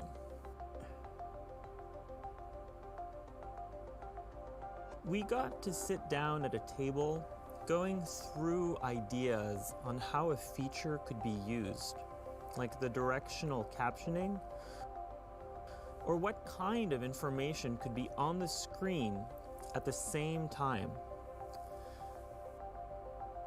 Whatever could be removed. There was a lot of going back and forth to make sure there was no confusion. It was great how they were double checking to make sure they got it right. I grew up waiting for accessibility to be something companies can talk about. Watch Dogs Legion's Play As Anyone innovation brought with it a promise of diversity and inclusion that inspired our team to make accessibility a core pillar of our design from the very beginning. The game offers a visualized sound effect system that captions hundreds of ambient world and gameplay sounds, from birds singing to footsteps to cars accelerating or crashing, each prioritized by context and spatialized with a directional indicator. The Watch Dogs Legion's team is extremely proud to have achieved this new level of accessibility. But it's only the beginning. Games that are truly accessible to everyone will require continuous innovation and effort, and I look forward to seeing today's innovations become tomorrow's standards. On Assassin's Creed Valhalla, we started working on accessibility features very early in the process. We have options for players to choose their text size, but also the text size of the subtitles. You can add a background to your HUD elements to make sure the contrast is good for you. We can adjust the icon size also depending on your gaming setup. We want to make sure you get the most out of it. Ubisoft's goal is to make games that enrich our players' lives. And key to that is making games that are inclusive and accessible to all. What we've seen is that by talking to the community and learning from each other, our teams are really inspired to innovate and find solutions, striving to challenge themselves and always improve. As long as it's just not a guy walking, all right? If we go back to that guy walking, I'm going to laugh my ass off. Oh, wait, maybe we're going to be driving now.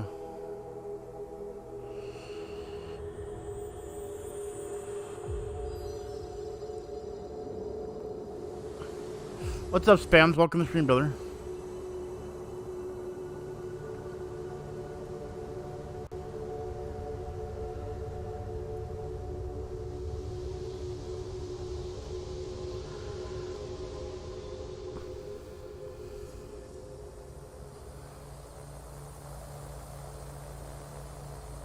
No, please.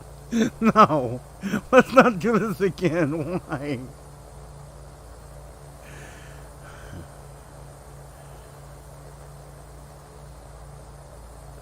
Is this it? This is gonna happen again? See, it was funnier before because there was a guy walking. This is just a robot.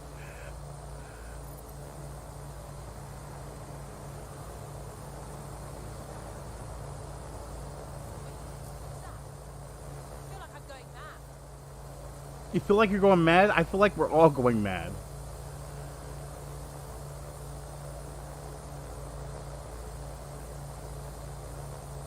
Then Sam inspired you, right? You missed the spams. You think this is funny? We watched the guy literally walk straight ahead for like 5 minutes while like everyone around him was on horses and they weren't saying nothing to him. The guy was lonely. This looks like the same thing. I think this person's lonely. I tell them to jump, but that's wrong to say. Imagine being that high up in the sky and, you know, and having to, like, launch down on this. Oh, there was another one right to the right of it. There's boats. You imagine if you were walking down that street and you just saw this person doing this randomly, no moving at all. Like, just on top of a vehicle, just looking down at their phone. Like, there must be a really good, that must be a really good game of Angry Birds. But they're playing right there. Are there Angry Birds or Castle Crashers? I don't know. It could be a Ninja. It could be Fruit Ninja too, as well. You never know what the game that she's playing right now. I mean, it does look like she's on a phone, so she probably is playing some Angry Birds. The original one, you know, the sequel wasn't as good. Or maybe playing some Snake. Snake's a good game she could be playing right now. You know what's funny? What if she's playing like a really bad game of Tetris and she has a really horrible phone and she's always sitting here thinking to herself, why is it I got the shittiest phone ever and I work for a company that has state-of-the-art equipment like this this drone here that allows me to stand on it, by the way, without any seatbelts or any security, over the night sky while I sit here and play on my shitty-ass old-school smartphone that plays Tetris and Angry Birds. Doesn't play any Fortnite, by the way. Well, you know, maybe it's maybe it's Apple, so you can't play it on there. So there's no iOS update. Ask Bryson; he knows about the iOS update. You know what I mean? No, this phone can't afford Fortnite Mobile. Sorry, but you never know. It could be a game of old Super Mario Brothers. You know what I mean? Could have a few emulators on that. So. Oh, at least there's a light on the drone. I didn't notice it until it got close to the building. You know, this is exactly like the guy that was walking. You're going to hit that building. You're going to hit that building. You're going to hit the... You cleared that. That was close.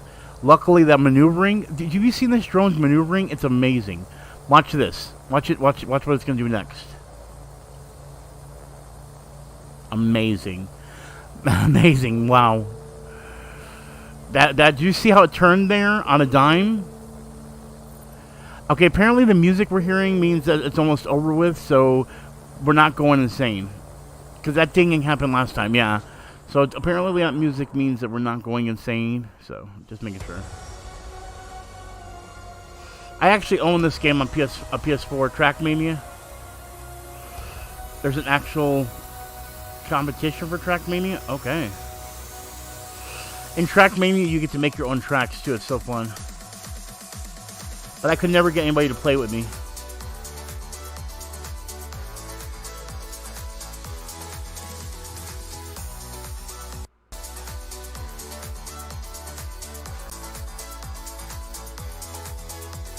It is. It's available for free.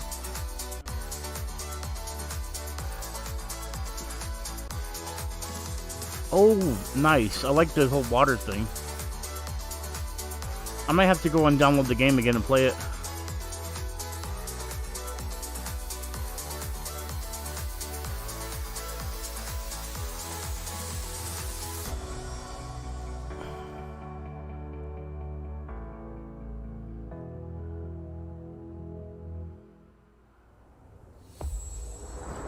Alright, we're gonna get somebody to walk again. Don't worry. Oh, we're gonna be driving this time. Maybe on a motorcycle? It's one of these. See, I know it's one of these. Or we're gonna fly. Which one is it gonna be? And we're getting... snowboarding? Oh, maybe it's gonna be some snowboarding. No? Back to the cars, right? We're gonna drive. No? The suspense is killing me, guys. It's flying. Okay. Alright, Breaker 19. We're going to be flying into a cavern here. I'm going to make a quick left. And there you go. Now I'm going to make a quick right. And there you go. My maneuvering is just unbelievable, guys. Alright, so now we're going to... Oh, they're actually turning. Did you see that, guys? He actually turned. That maneuvering was amazing. Did someone turn on the radio? No? No radio? Okay. You know, I said I would take a flight. I said I would take a flight, but I thought it was going to be like an airliner flight, not like this little thing here. I don't have my pilot license. At least I'm not standing on a drone or walking with horses walking around me, you know. At least I'm flying this time.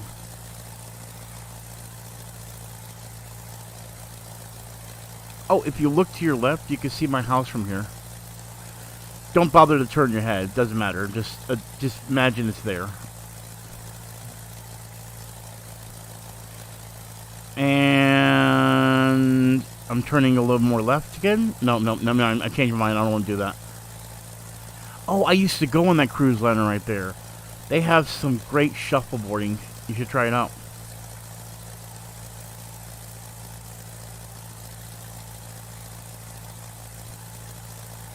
I think I might have forgotten to gas this up earlier. I'm not sure.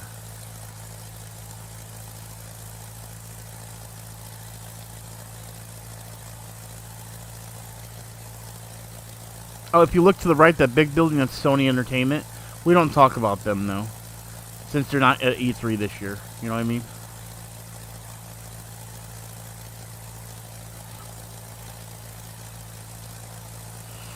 If you look to your right, that's where my cousin met Jenny. Yeah, we got a new member now. Yo. So make sure you drop a GG in the chat and post it in the chat. Let's go.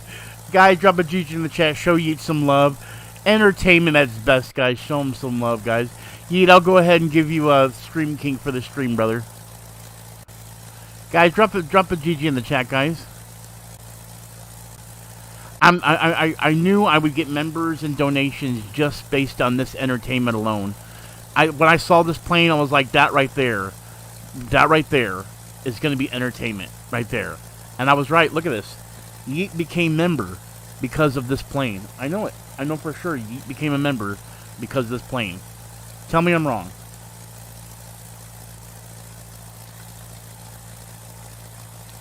Isn't it this plane, Yeet? Is this plane the reason why you got membership?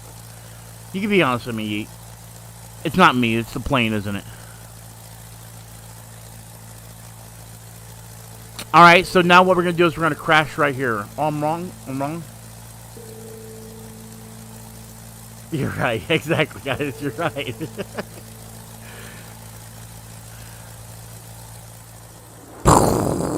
And the plane crashed. Yeah, we should be hopefully. I don't know when though. A game announcing that it's gone gold. But the question is, what does that actually mean? You may not know this already, so I'm going to tell you.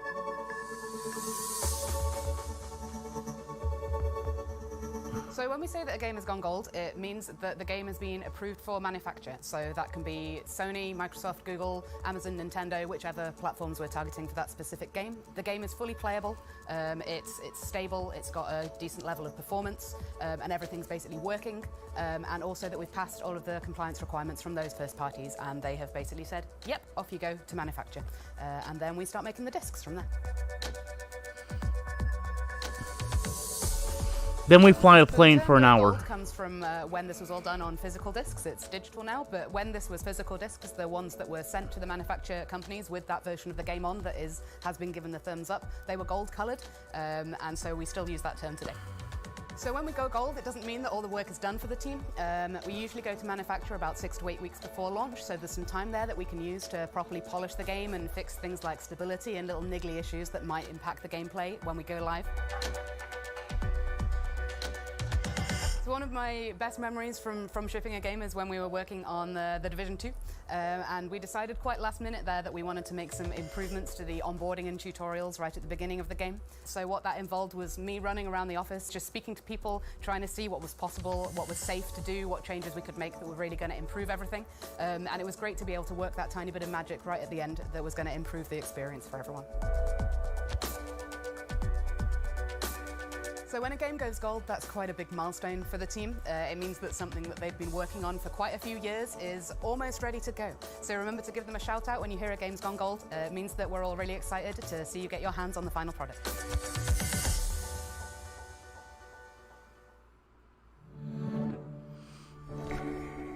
Okay, that was boring, guys. I need to see no motion except forward. So, oh, there's another drone right there, guys. And that person on that drone's clearly on his phone. You can see. Oh, we might get a pirate boat. Let's see what we get, guys. What are we gonna get this time, guys? I don't know about that one, Beast. I'm craving some more walking, but I think we'll get some driving, right? No, we get a pirate boat. Oh no, this is a Viking boat. I'm sorry. A yo ho ho and a bottle of rum. Wait, that's pirates.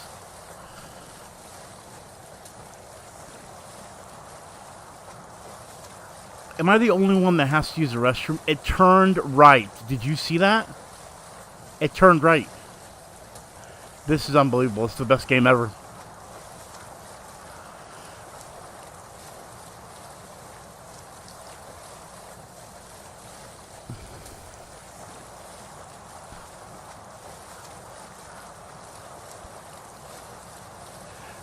By the way, guys, if you weren't aware, this was actually James Cameron's first take on the Titanic, but everyone said that it was too small. Things do I don't like this.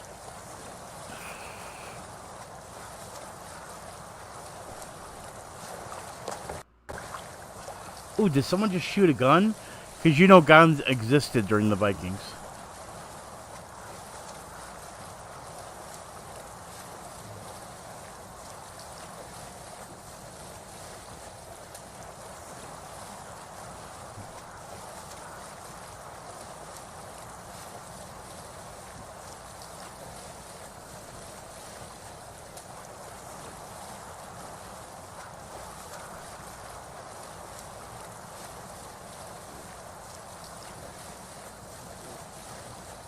Seems really fast. It does seem a little bit faster. I don't know, but I can't wait for this game to release. It's coming out in 2023. It's called Viking Ship. Every part we've seen so far has been part of the game called Boring Simulator, where you boringly do the same thing over and over again. First it was walking, then it was riding a drone, then it was flying, now it's on a boat. Don't worry, we're going to get to the cars soon, guys.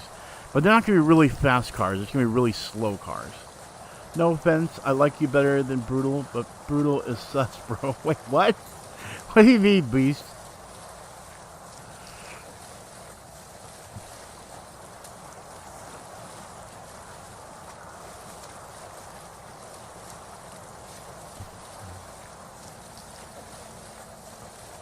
Oh no, that sound again. Am I going crazy? I hear that every single time and things change. True, Llama. True. We'll have to see. Don't worry, we'll get to see one in like a couple minutes. Don't worry.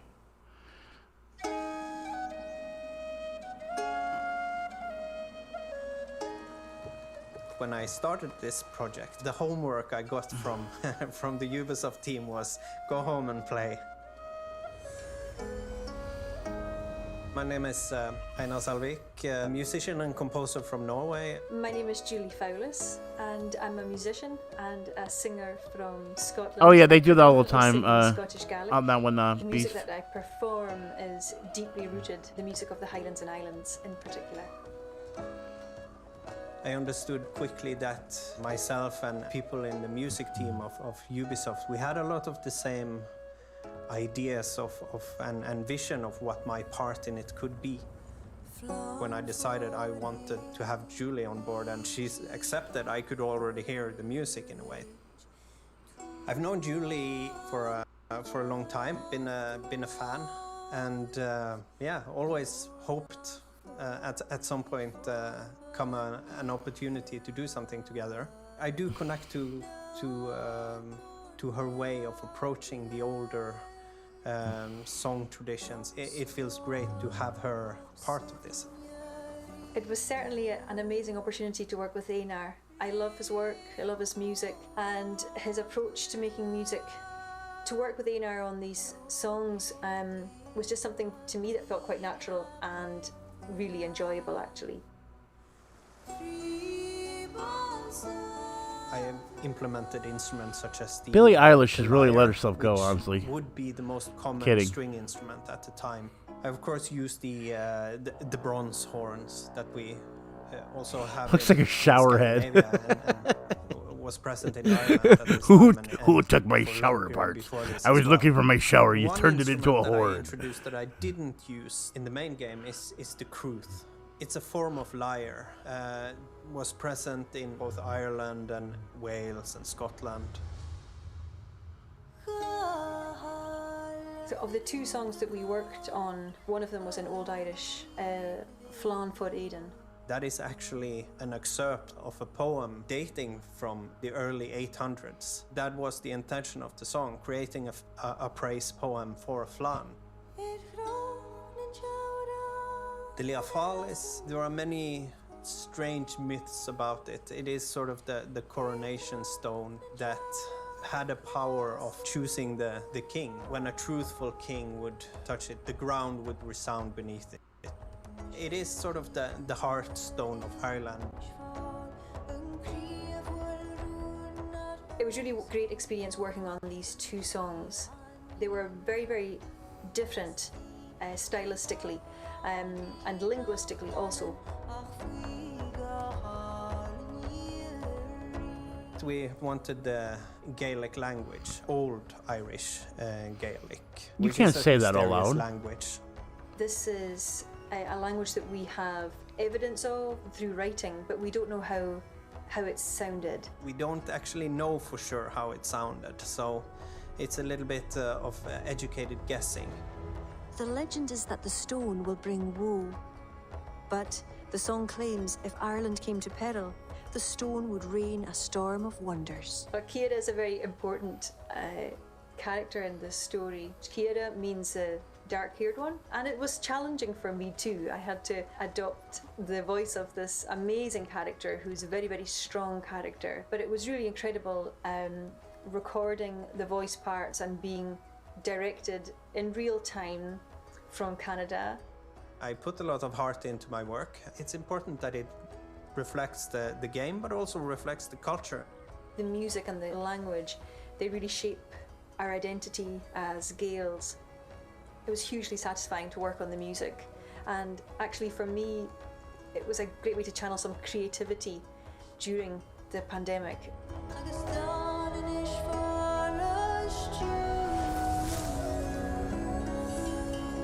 Wow, that's amazing, but I'd rather see just something moving straight ahead. Can we get that, please, Ubisoft? Because I've been missing that.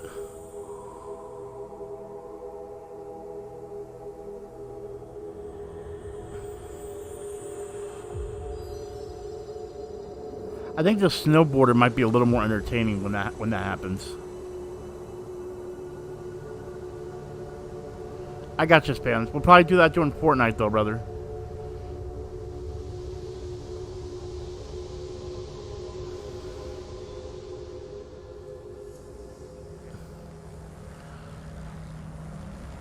Hey, where you going, huh? I'm going to my mom's house. Oh. It's a long drive there, huh? Yeah, it is. So what were you doing at the strip club, huh? What do you think I was doing at the strip club? Hold on, let me turn here. Hey.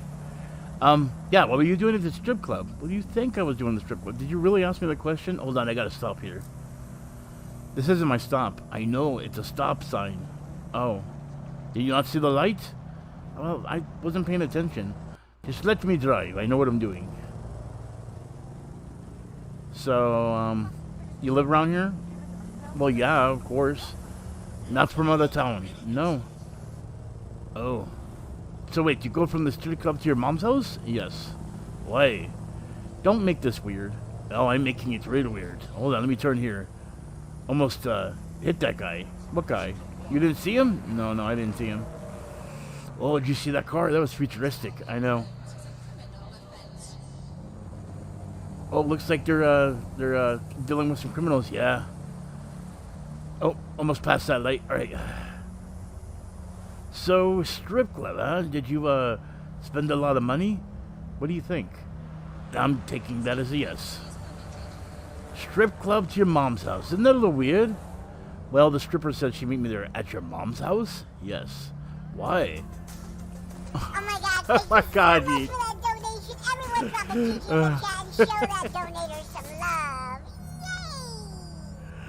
love. Yay! Yetball, Russia, donated $20 through Super Chat. Comment GG in the chat. I gave Nikki a little, so you need some. Thank you for making my day great, and you're a great guy. Love the content, man, and let's get Yetball to 100 subscribers. Yay. Let's go. Thank you, Yeetball. I appreciate it. Yeah, go subscribe to Yeet, guys. Make sure you show him some love, guys. Get him some subs and everything, guys. Guys, thank you so much. Guys, drop GGs in the chat. Please show Yeet some love, guys. Drop those GGs in the chat, guys. 1986, Brittany, France. The Guillemot brothers catch a glimpse of the future and launch Ubisoft. No internet, no emails. Just a bunch of people and a passion for technology and games. Today, Ubisoft still has an eye on a future where 85% of the jobs that will exist in 2030 haven't even been invented yet. Since Ubisoft can't predict the future, we need people ready to forge it. Talented people who aren't afraid to create the unknown. And Amandine Lower is one of those people. This is Amandine. $100 was the highest I got, Beast. But we'll find a way, because it's worth it. I could tell you she's a junior developer, a graduate of a video game school, but I won't, because she's not. Instead, I'll tell you the story of an unexpected career path. Well, And that's actually the first time I was able to get donations, so that was like over 2 years ago. I know Ubisoft. She'll correct me if I get anything wrong. I can do that. Amandine loves arts and crafts. She draws illustrations and character art. She can crochet tiny cute animals. She studied languages at the University of Chambéry, France. She lived in New Mexico and Japan. In each new place, she started off from scratch, totally lost, barely understanding a word, and she loved it. I can't say it was always easy, but I love developing new skills to get out of tricky situations. This is Peo. He hates turning his camera on during calls. But I'll make an exception for you. But he'll make an exception for us. Peo is Amandine's first real boss. He recruited her in 2016 for an internship in communications, even if she didn't have a degree in communications. She seemed daring and resourceful. He trusted her immediately. And yes, Amandine plays video games, but lots of people at Ubisoft play games. Many don't, and that's just how Ubisoft likes it. Amandine managed Ubisoft's internal weekly newsletter. She felt this job was a perfect match for her independent spirit and her taste for new challenges. But she'll never forget Peo saying, "Push the button, Amandine. It will only be sent to 11,000 people." It's 20,000 now. Props to Maureen, she's now the one in charge of sending the email. They had a love child together. This is Colleen. She's a content communications manager. She helped Amandine build on what she learned with Peo when she hired her next. She wasn't They had a love child together too. And I really encourage that. Because it provides a new I way have of a feeling doing what's about to happen. Wait, what? Amandine What's the started highest? organizing Okay. conferences and writing speeches for Ubisoft speakers. She was learning What would you something do new if a again, dono and she loved it. I 101 know it cents? sounds weird, but she's telling the truth. I get love excited about the his challenge. fans. But in Amandine's head, a little seed had been planted. An idea was forming. She was so close to the people making the games she loved. 2 years later, it became clear she wanted to be a line designer. Amandine reached out to Elizabeth. She was leading teams of line designers at the time. The way she talked about You know the line game she designers liked are. was so passionate and professional. How about She was 69 even able cents, to giggity? connect an IP to a player journey and talk about those tiny details that can sometimes make a huge difference on the quality of the game. Amandine started helping production teams design the content of their games. Of course, Yi. I'm very happy with it. Thank you, brother. Top management at HQ and the That's why I want to production make teams sure you got that in shout out Ubisoft for your studios channel, around the guys. world. Make sure you guys sub She to is T's an channel, guys. interpreter, as she Show has him some always love, guys. Yes, being a line designer is all about communication. You can always reinterpret your skills in a brand new way. Looking back, without Pio and Colleen, she would have missed a key step. That's it. Thanks, Amandine, for your inspiring story. Merci. Before I go, did you like this story? Head over to Then she gets out and she's like, Ubisoft.com to hear motherfuckers, more it's just not like this one, Amandine, and it's maybe Amanda. take What your the first hell are y'all step doing, towards man? Creating the unknown with Ubisoft. And I really encourage that.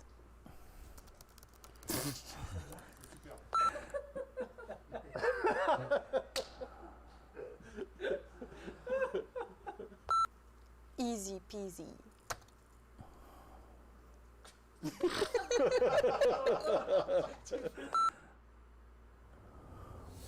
That was enjoyable, but I need something to be moving forward. Like, literally, something moving forward. Yeet, the $20 you just donated is about to be... You're about to get the best entertainment of your lifetime. And it's going to be more than $20 worth, brother. You're getting a deal here. You ready? In 3, 2, 1. 3, 2, 1. Here we go.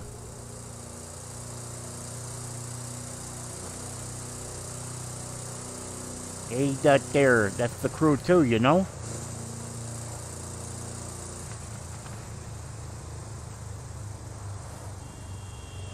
Hey, I'm driving here. I know, Owen. Here we go. This is going to be great.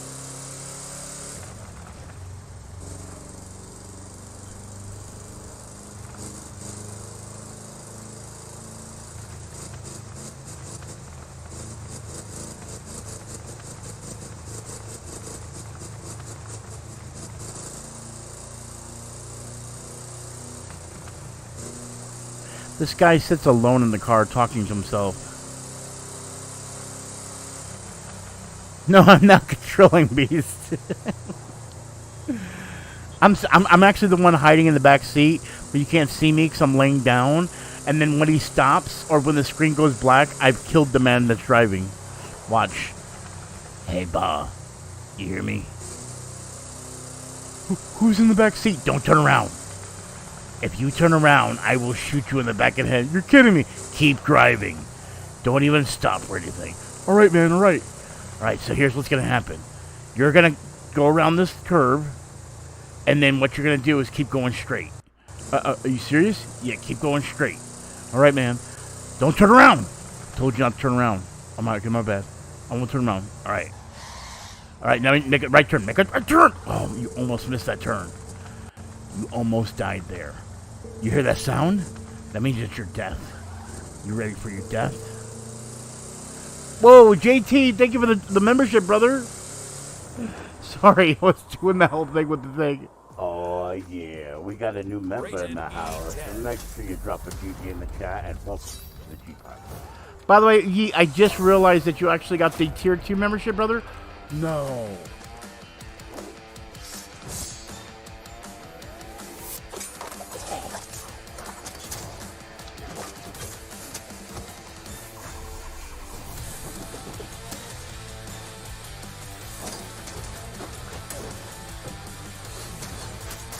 It's on Brawlhalla? The Ninja Turtles are on Brawlhalla? No.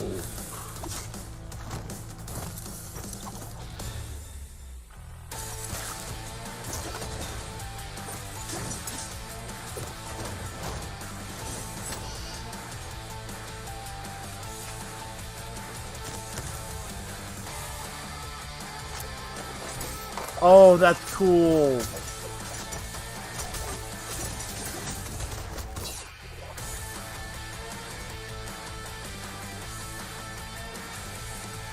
Oh, okay, that got me hyped, guys.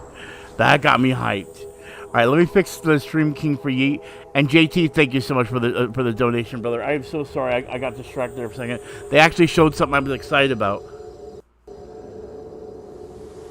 Yes, Seed, I do like the 20, brother. I don't know what you want me to say. I said yes, and I appreciate it, brother. I apologize. I just don't know what you're trying to get me to say.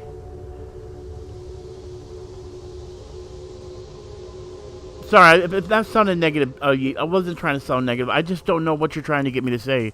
And we're on horseback again.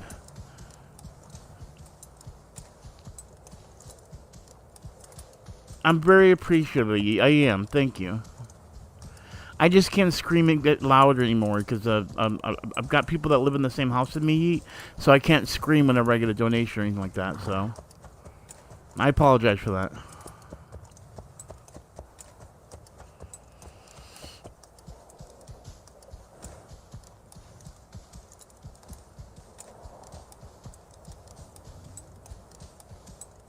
Welcome back, Owen.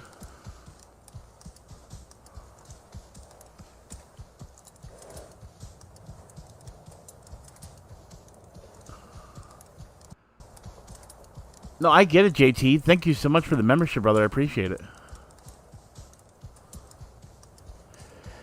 And you guys can hear me, right? I'm just making sure you guys can hear me. Oh, no, of course you guys can hear me because I made jokes about the guy walking. Now we got a guy on horseback. He's probably like, it's lonely on this road.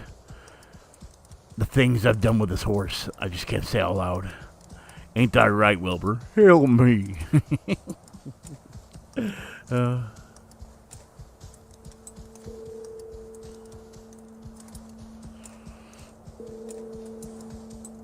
Alright, no problem, JT. I feel bad. I hope he doesn't think I took any offense to it. I just didn't know what he wanted from me when he kept on asking if I liked the 20. Hello everyone. As you may already know, Ubisoft has been supporting indie studios for many years now. Whether it's on production, innovation, creative or even financial support, our teams have been supporting indie studios from all over the world. Today, we wanted to use Forward to highlight a selection of indie games we've had the pleasure of supporting recently. Enjoy!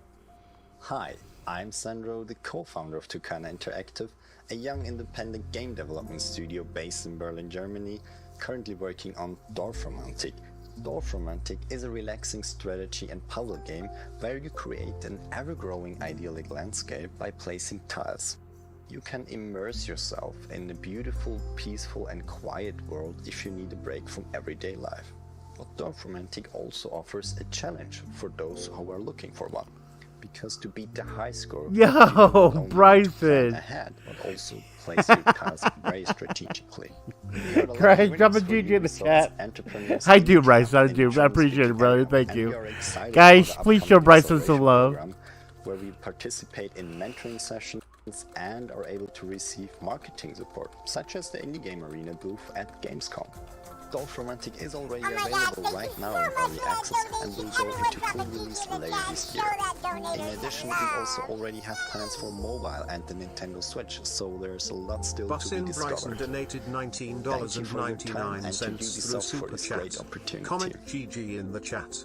You like the $20? Thank you, Bryson. I appreciate it.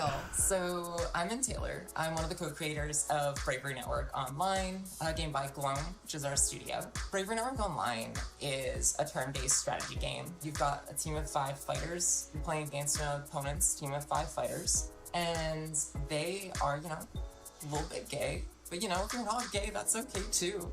I think that it's a really, really fun world, and I think that the competitive play of it is really solid. We've been working with Ubisoft for a little bit now. We actually are the winners of Ubisoft's 2019 Indie Series run by Ubisoft Toronto. They've helped us out so much over the years. They've given us press support when we launched into early access.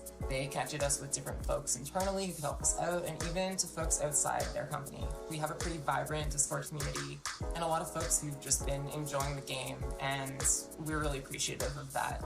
Bravery Network Online is in early access now, so feel free to pick it up and send it to some friends. I would really appreciate that, very personally, so thank you. Bye!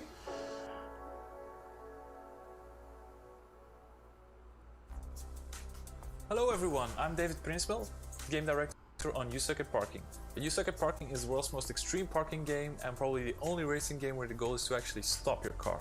It's a funny physics-based racer, which doesn't take itself too seriously, but still requires enough skill for you to master the hardest tracks. We crashed into the Ubisoft design team a while ago and we had some great discussions on You Suck at Parking. They gave us actual advice. The game's called You Suck at Parking? And they've been champions in the game. Oh my god. So Bryson, you want that Stream King, don't you? Oh my god. The goal is to fill I every got you, parking Bryson. spot before the timer runs out. And don't get too attached to your cars though, because you'll have to respawn a lot. For the competitive players out there, there's leaderboards at every level so you can compete with your friends and the world for those top spots. And for everyone that's feeling creative, we've also included a Bussin level Bryson editor that donated features everything that's in the main game, $9.99 so you can through go Super all out and be Chat. creative and make Comment your own tracks. GG in Wanna the know how chat. much you suck at Stream parking? King, You can Crown. already do so. Download You got it, You can also brother. talk to us, show us Guys, your drop a best GG in the moves, chat. Show talk Bryson about some us, love, guys. our Discords. You got it, Bryson. You got it, brother.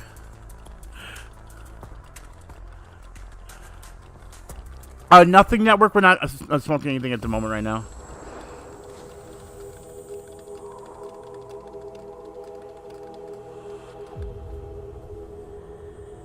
Oh, wait, guys.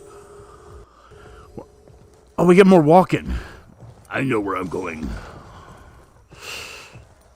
Excuse me. I'm looking for a guy that was walking earlier. He could have gotten a horse, but he never got a horse. Cheers to you as well, Nothing Network. What are you smoking, brother? Get out of my way. I will kill you with my axe. What was that? I mean, I'm not scared of anything. Help me, I'm down here. Shut up, you in the grate. Help me, don't leave me alone here. I'm going to kill that one guy that was walking last time. I'm down here. Shut up, or I'll kill you too. Okay, bye. Bye.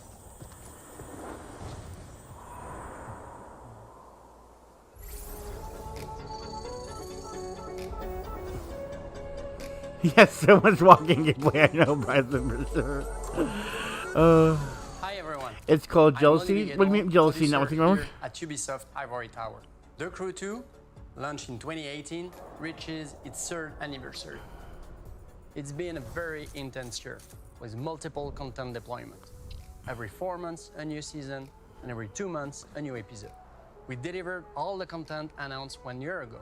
And for this, I would like to Oh, what's warmly up, demo? thank our teams here at the studio for their work and commitment despite the COVID-19 context. But it's also time The Crew to too, warmly Ryan? thank I know. You our said something earlier about it, weren't you? Since we are really proud to announce that we are now more than 30 million players to have joined the Crew franchise since 2014. And for those who have not joined in yet, what a better time to jump in the Crew 2. First, claim this amazing Yeah, vehicle thanks, for I only win. 1 Crew credit in-game starting today. Also, next week, enjoy one event for each major update. Did you hear that, so far, Ryan? They in a said if you special log in today, you get 1 live crew service. credit. I don't know what that It's is, far but from being over. And I'm super happy to announce more season for our 4th year. This new content will of course be available through Motherflix, new season, and episode. But enough talk, and enjoy a glimpse of your next Motherflix show. Thank you all.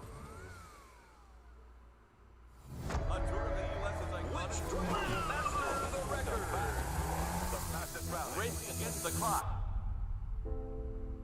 Welcome to special number 1 of the U.S. Speed Tour East around New York City, the Big Apple. Daytona, Florida, speeding along the world's most famous beach. What a perfect day here in Miami. Fans are gathering, drivers are ready. Hey, I think we're going to have a great race today.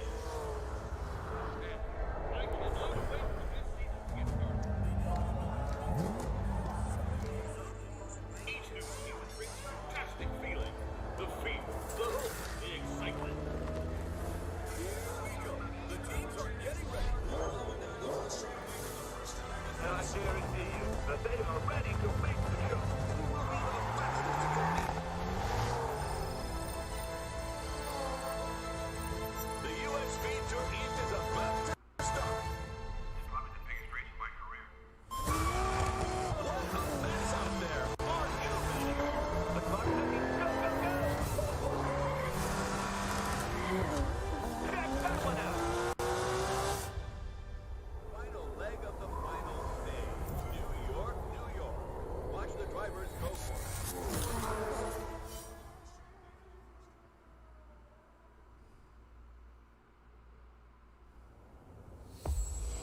Oh, here we go, guys.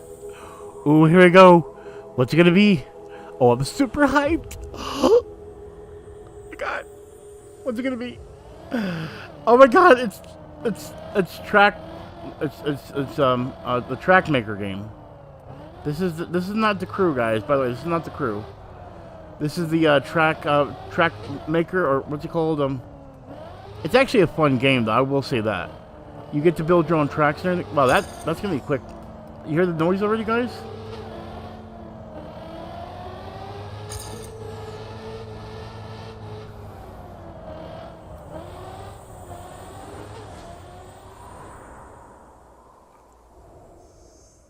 Or Trackmania, thank you, sorry.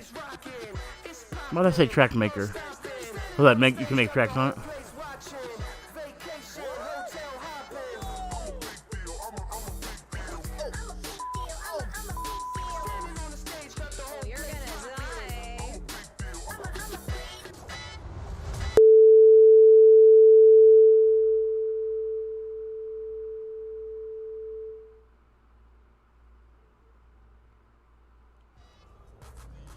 What the heck was that?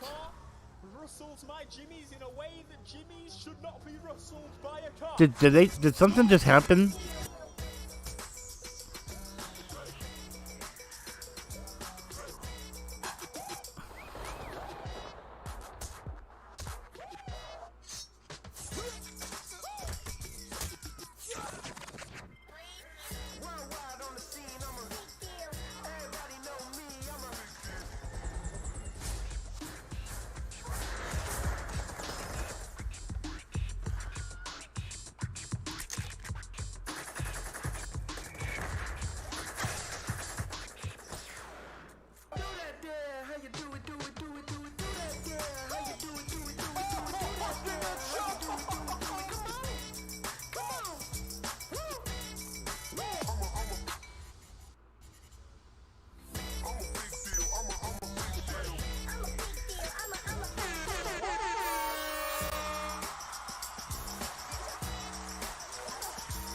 Me? I have no idea, Owen.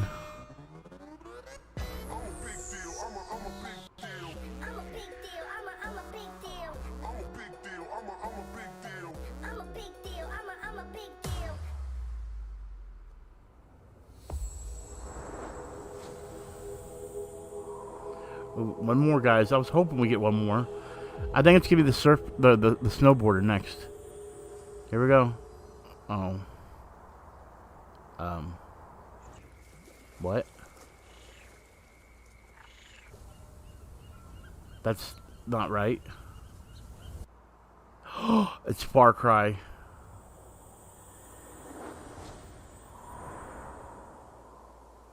Ooh, that one's actually pretty good, actually. Hey everyone, I'm Latish Talinadan, live producer on Watch Dogs Legion.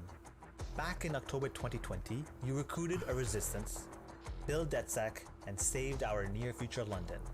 Since then, you have jumped in online modes with friends, dared our tactical ops, okay, and fought for London with Mina. With Mina, I know her. Now, I don't actually, on sorry. behalf of the team, I'm proud to give you a taste of what's coming up in Watch Dogs Legion Bloodline. Got a simple job for you, Aiden. Alright. Huge payday. No way. What's the catch? It's in London. Oh. That's where your nephew Jackson lives, right? Janet Jackson? Anyway, the job's pretty straightforward. Break inside Broken Tech and steal a device giving control over an army of weaponized robots. That thing must not fall into the wrong hands. Whoa, whoa, whoa, whoa! Easy, easy. Hey, I know you. Give me that. This, no. 3. I need it for a thing. 2. Okay, I guess we're doing this. Oh, that's where the drones come from. Oh. Well, no wonder she was playing Angry Birds. She got hacked. All I need is that little device stolen by your partner. The one in the stupid mask? I can find him. I just don't think I can trust you without some insurance.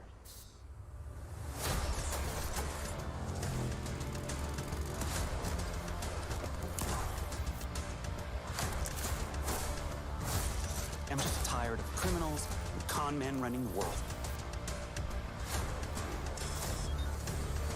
I need you to pay attention.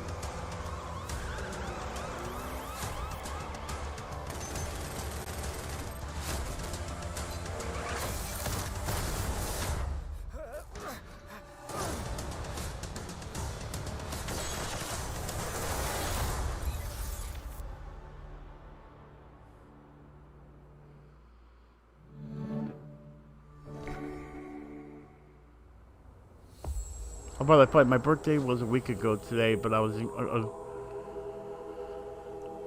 oh, nice. Well, happy late birthday, JT. What's up, Yo? Welcome to the stream, brother.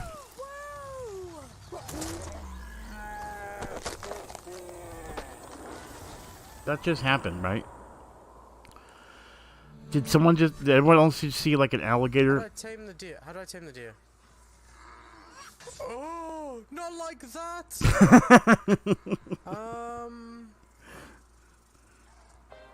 My bad? Now I feel bad.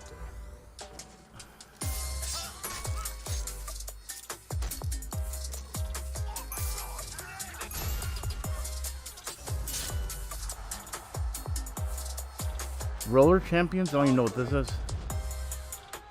It looks like it's actually fun, though.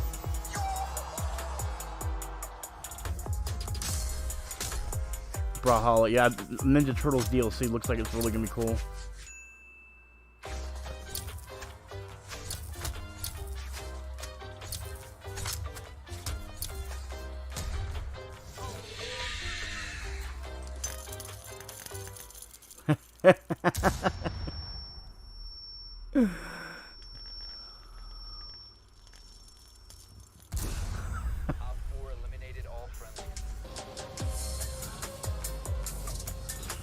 Oh, what? No way. That is a dope track right there. How is that even possible?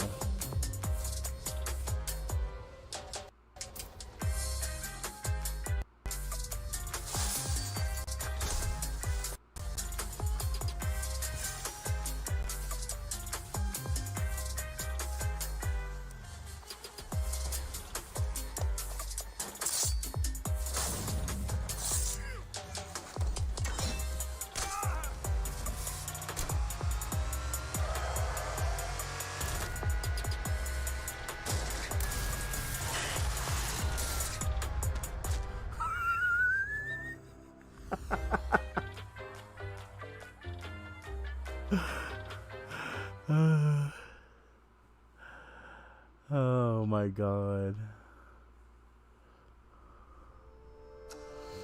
Oh, here we go. By the way, that was never the Ubisoft event, guys. This is it.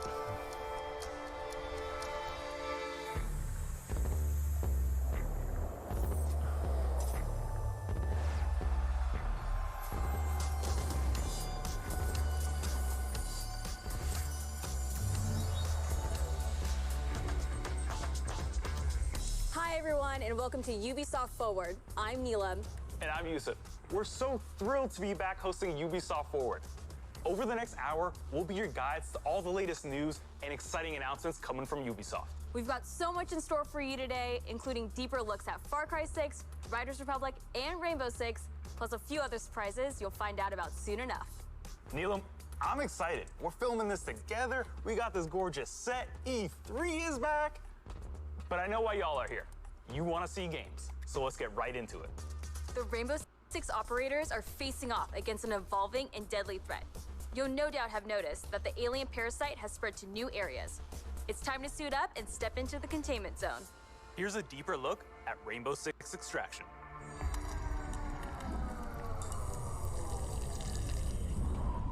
I used to feel so much peace staring into the heavens. Until a piece of it fell.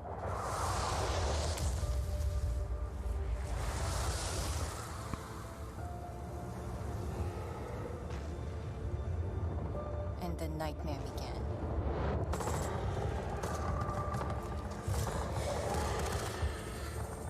We thought it could be contained. But it evolved. So we did too. One of our own is MIA. I need an extraction team, now. If there's a way to stop them, you will find it.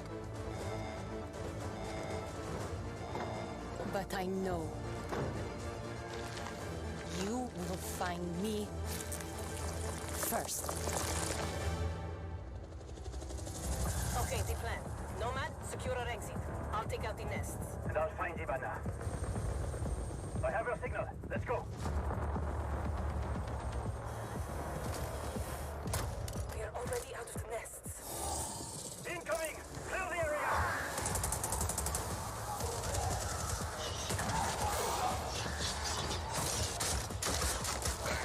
Stand back!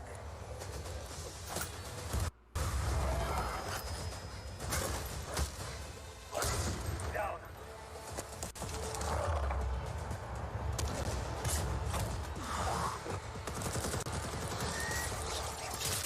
Clear. Let's move out.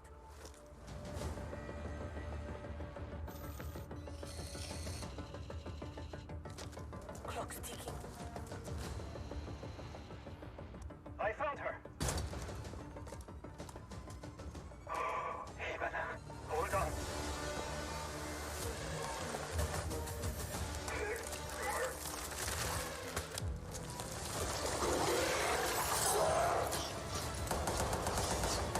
I've got company. Coming through. Countermeasures.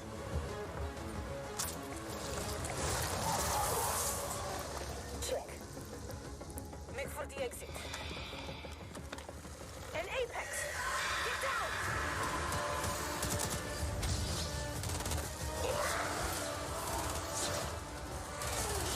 Ella, look out! I don't have the gun!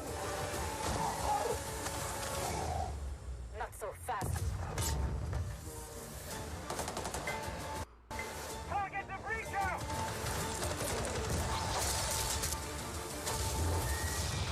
Now's our chance! Nomad, blow the door. Cover me.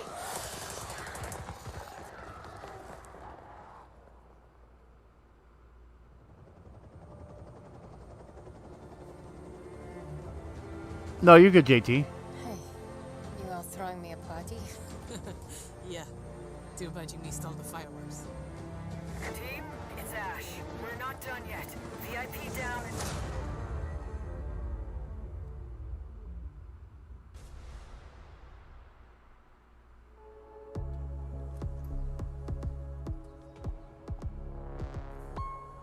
Now, I know you must have a ton of questions after seeing that trailer, and we have answers as well as a full gameplay walkthrough coming up, so hang tight. My name is Richard. I'm your resident community developer coming to you from North Carolina. We're thrilled to be back to give you an introduction to Rainbow Six Extraction. With me today in Montreal, I have Bruno Lalonde, our lead technical director, and Alicia Fortier, game designer, to help walk us through. Alicia, what can we tell our players about Extraction? Extraction is a 1 to 3 player co-op experience. You might think you know what you're getting into since there's going to be some of your favorite Rainbow Six operators, but it's going to be completely different because this time you're not fighting against each other. You're coming together to face an unprecedented, evolving alien threat. Some of the operators' abilities, gadgets, and tech should feel familiar to Siege players, but this time, as you progress through the game, you'll unlock new ability upgrades and a whole new arsenal specifically designed to take on this new threat. So the operators we just saw in that trailer are very familiar, but what happened to Hibana? She got captured. In Extraction, you're always putting it all on the line. If you or a teammate falls during an incursion, you're gonna go missing in action. You can't play MIA operators until they're safely recovered. You and your squad are gonna have to come back together to get back in there and get them out. Every time you go in the containment zone, you risk losing all your progress and upgrades. So stay on your toes and weigh every move you make. Balancing that risk and reward scenario is going to be tough. Bruno, can you tell us a little bit more about the alien threat? What is it? Who are they? And where do they come from? What we know is the Arkeens are an evolved form of the parasite that was first detected few years ago during the Outbreak event in New Mexico. But a lot have changed since. The parasite has spread to 3 new regions, emerging in several containment zones within New York, San Francisco, and Alaska. This is what we know so far. Within the containment zones, the alien ecosystem is in a continual evolution, as incubation nests and their sprawling tissue spawn procedurally, taking over different areas of the map and reaction to the player presence. The parasite is always spreading, always evolving. But it didn't look too happy about the operators disturbing their new home. What are we facing off against?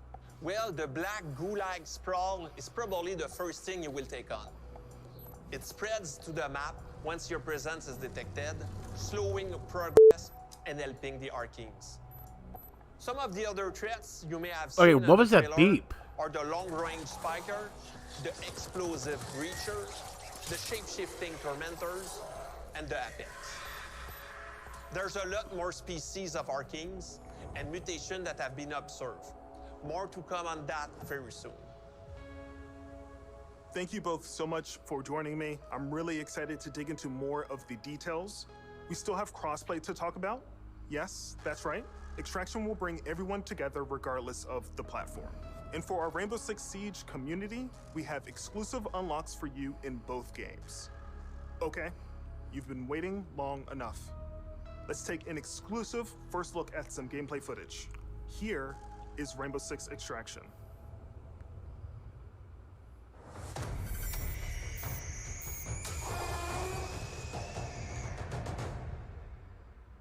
Welcome to Rainbow Six Extraction, the new tactical co-op shooter game where Rainbow Six operators are dropped into alien territory. In today's walkthrough, we're on a mission to investigate anomalies identified at the Orpheus Research Center in Alaska. HQ will provide additional instructions. We need new data on the parasite's underground network. It keeps evolving, adapting. Plant auto trackers on dormant nests. Don't destroy them or we'll lose the trackers. As a squad of 3, Ella, Alibi, and Sledge will use their operator abilities to complete objectives, assist each other, and obliterate Arkeans in their way. Drone spinning up.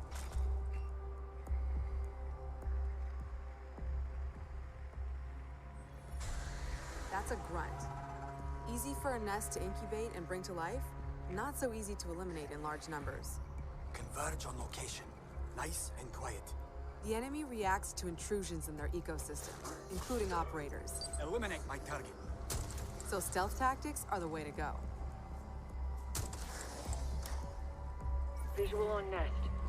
Place auto trackers for our react scientists. Auto tracker activated. Visual hostile. Auto tracker activated.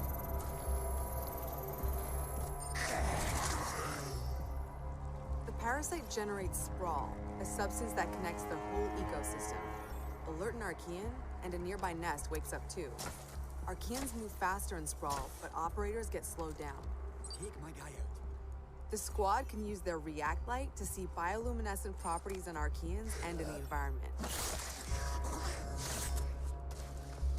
The contrast helps to better identify targets.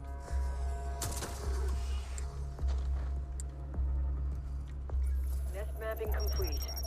A scientist just gave me the thumbs up. Good job. Identifying Arkean variants helps the team determine the best approach to take them out. Scan grenade. Spotted a rooter. It can immobilize anyone in front of it, so Sledge will swing around back.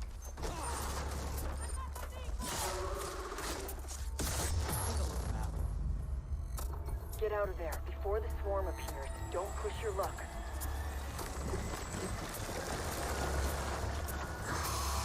Airlock, go!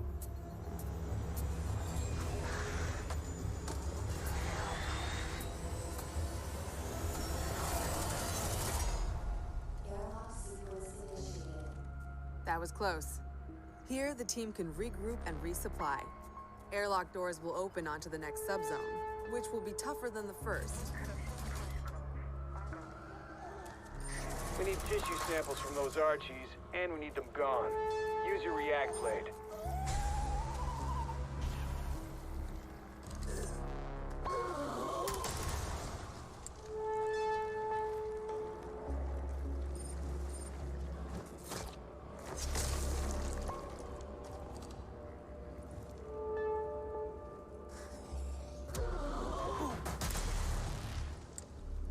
Right there.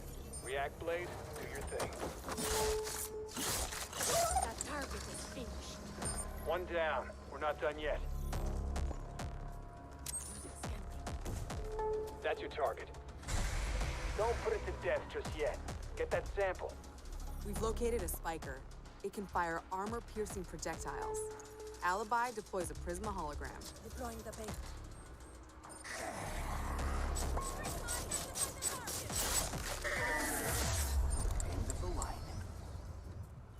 The squad can use React tech to go further in incursions. The more intel they collect, the more tech they'll have at their disposal to fight off this threat. It's all about teamwork to outsmart the enemy. Barricade that spot. Reinforcing the wall. Creating a choke point is a good idea to increase the arc mine's efficiency. Eyes on hostile!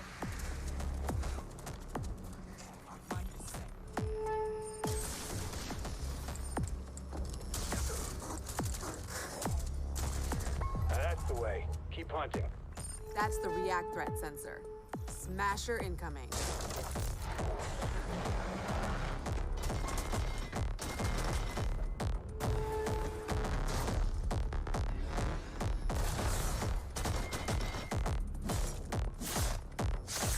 Wow, that did it. Take out the leader, no leader for the Archies to follow. Another objective completed. The squad can either exfil at the extraction point to bring home the latest intel, or move to the next airlock. The third subzone will be the most challenging yet, a true test of both tactical team strategy and operator reflexes. Some Arkeans are responding to an elite as if they're communicating. No way we'd let them mobilize against us. Hunt them down until the elite comes out of hiding.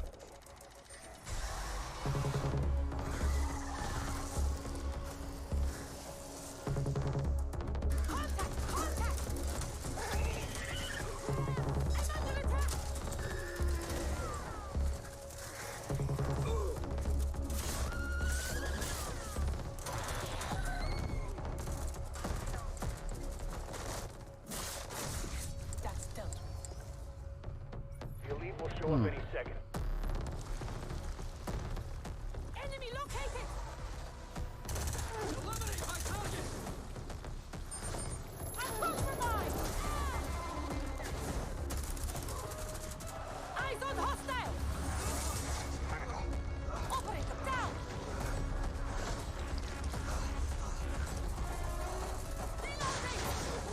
We have an operator in stasis. An operator is now MIA. I don't know if you can hear this, but we're mounting a rescue. Hang tight.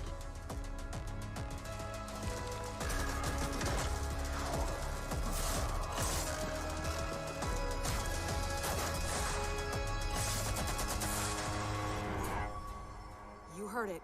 A rescue mission is underway. React still needs you. They've been good, XM. How about yourself, brother? Operators, it's time to unite and stand together against this emerging threat. Squad up with friends in co-op, or step into the containment alone. Stay tuned for more Rainbow Six Extraction intel coming very soon. If you think fighting aliens is tough, try learning guitar. Well, that was a segue. 10 years ago, Rocksmith redefined music learning by introducing the first console game that taught millions how to play guitar. Whether you're already an expert or just starting out, Rocksmith has an approach that's for everyone.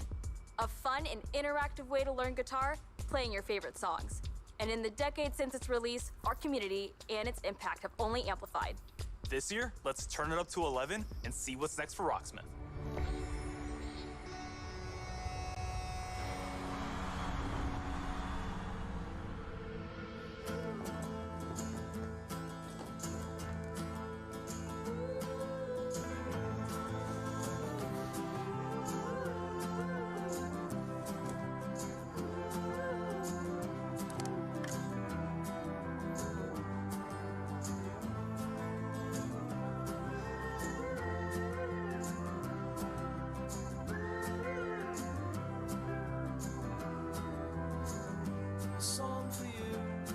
I hope this isn't copyrighted. It could be copyrighted, you see.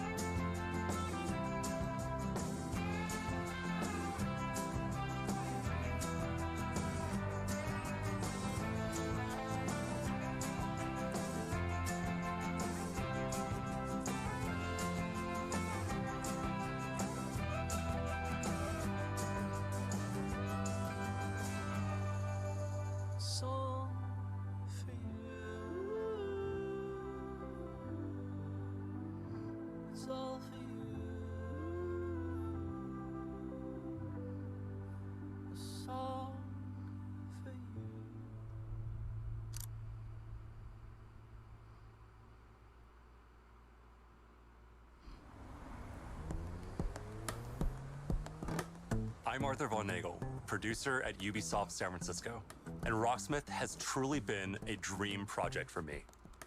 As a lifelong gamer and a touring musician, Rocksmith is what I wish I had when I started learning music. And that's why I'm thrilled to share the next evolution of music learning, Rocksmith Plus, a new interactive music learning subscription service available this year. Learn how to play guitar and bass by playing along to master recordings of your favorite songs. Connect your instrument to your PC, console, or mobile device and get real-time feedback as you play. Connecting with Rocksmith Plus will be easier than ever now that you can use your phone as a microphone. Download the app, log in, sync to Rocksmith Plus, set it down, and play along. Now acoustic players and electric players with amps can use Rocksmith Plus with no extra gear needed. It's a game changer. And we're excited to reveal Rocksmith Plus will have a huge amount of songs at launch. All songs in the library will have chord charts that'll be perfect for rhythm players who want to learn the foundation of a song to hum and strum along to. We'll still have the note-for-note authentic arrangements for players that want to play songs exactly how the artists originally played them. And each week, we'll release a steady stream of new authentic arrangements to keep growing that portion of the library. We're also introducing the Rocksmith Workshop, a new tool that lets users create and add their own arrangements for songs we've licensed. Your subscription will give you access to all those songs. More content than ever before, including genres beyond rock. We'll have pop, hip-hop, country, Latin, R&B, all sorts of metal subgenres. We'll have music from all over the world, from big stars to indie darlings. It's the most diverse song library ever seen in music learning software. Rocksmith Plus will still have our proven practice features like adaptive difficulty and riff repeater, which let you practice and learn at your own pace, or slow down and repeat tricky parts until you master them. We've improved those features in Rocksmith Plus and are introducing new ones. Beginner and intermediate players will benefit from more personalized learning, thanks to an enhanced recommendation system and more robust progress tracking. Players won't just see their growth on a single song. They can now monitor their progress technique by technique across the board, and overall offer a better sense of how you're improving over time. Advanced players will be happy to know we're introducing a new Rocksmith tablature view. That way you could take advantage of Rocksmith Plus's song library and practice tools in a format that's familiar and one that will hone your tab reading skills. We're excited to announce that you can register for a chance to participate in our closed beta right after the show. Visit our website at rocksmith.com to get an early look at Rocksmith Plus and help us test and create the future of music learning. Thank you so much to the amazing fans who have enjoyed and supported Rocksmith over the past 10 years. Let's jam together with Rocksmith Plus for another 10.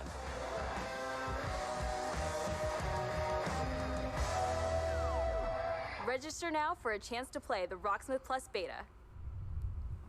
Summer's coming, and nothing gets thrill seekers' blood flowing like bright sun and fresh trails. And Riders Republic will give them just that. Last year, you got a first look at our massive multiplayer outdoor sports extravaganza. Since then, the project's grown by jumps and grinds.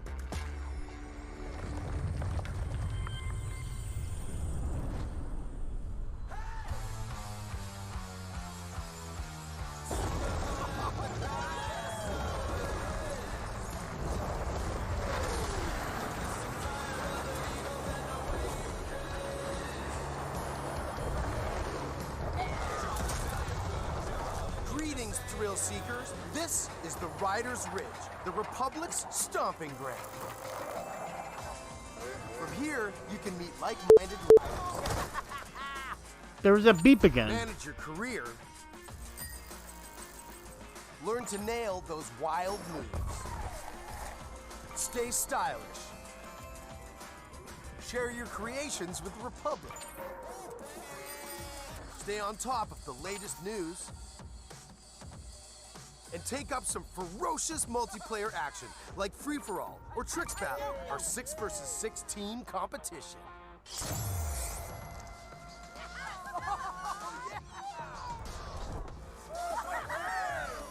So, here's how it works. Performing big tricks on the modules will turn them from red to blue, and every trick that you stomp will contribute to your team's overall score. Still with me? Okay. When your team has turned all the modules blue, you capture that district, which will help multiply your score into the big time. Progress, progress, progress. To unlock more content, you gotta earn those stars. What do you mean, Putty? Stop, Brian. I have no idea what the beeping is. So, if you want to be the boss of your own career, the world's most famous competitions are waiting for you.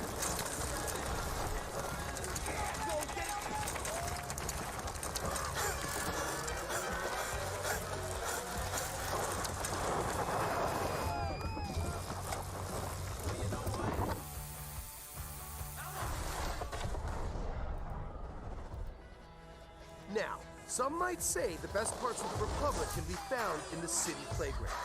We've got modules that you can slay for days.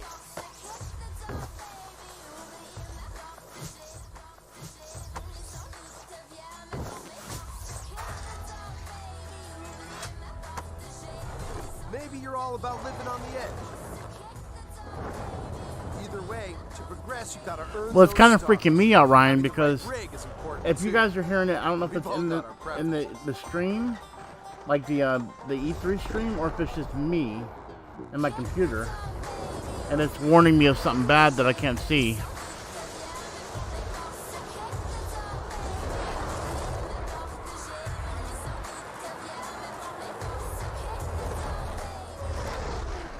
All right, I get it. Sometimes you just want to explore and bathe in nature.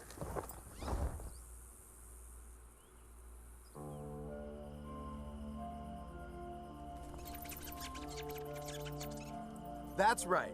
Everything you do counts. Getting those stars means more rad to be had, and the Republic will abide. There's always something awesome to do as you reach new milestones and unlock more challenges. It's the Red Bull Joyride, people. It's infamous. It's spectacular.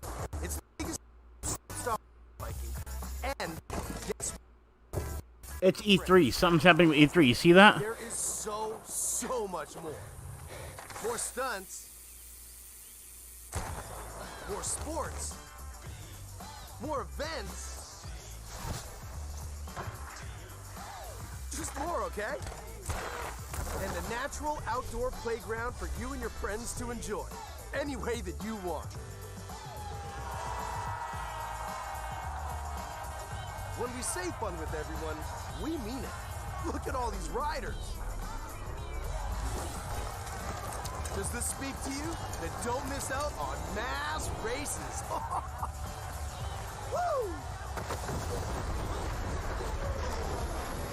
I have to admit, this game does look fun. With the different styles of doing racing, snowboarding, bike riding. They might even have skateboarding.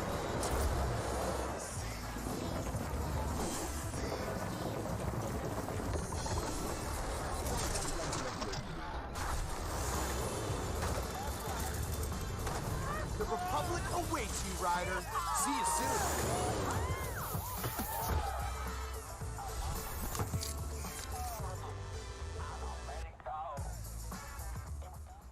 Don't keep the mountains waiting.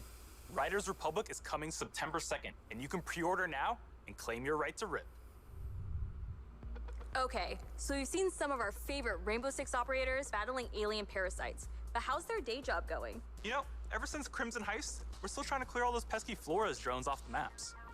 Year 6 is off to a blazing start, with Yeah, Siege facts, passing that- 200,000 concurrent demo. players a few weeks ago. If you haven't joined in yet, 2021 is the perfect time to drop in.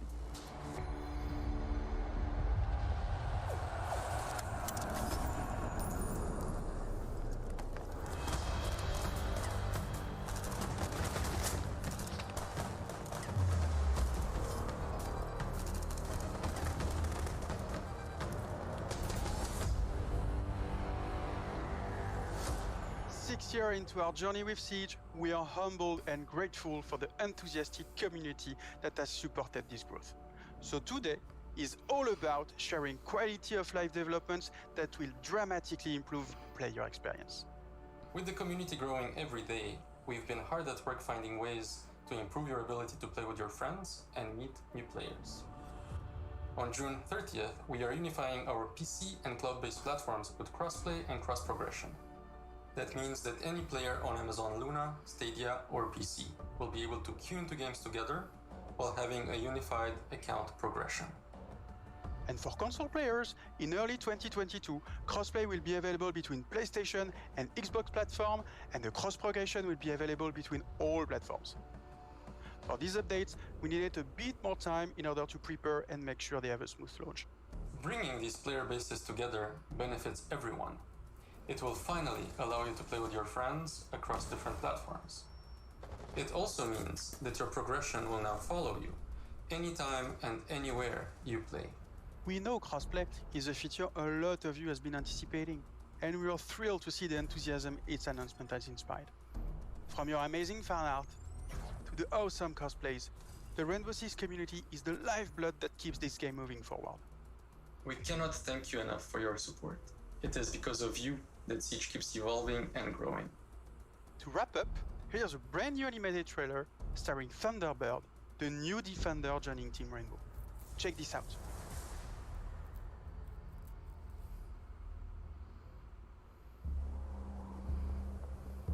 Ready? 6 years ago, I met a pilot. She saved my life.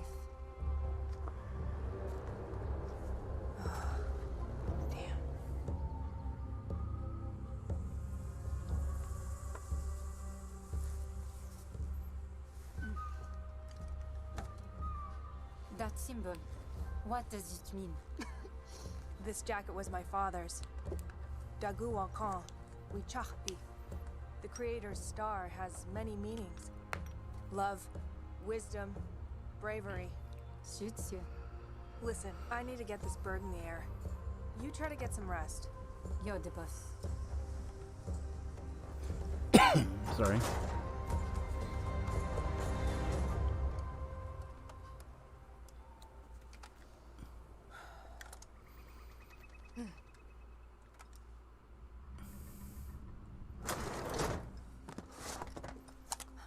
What's happening? Shh.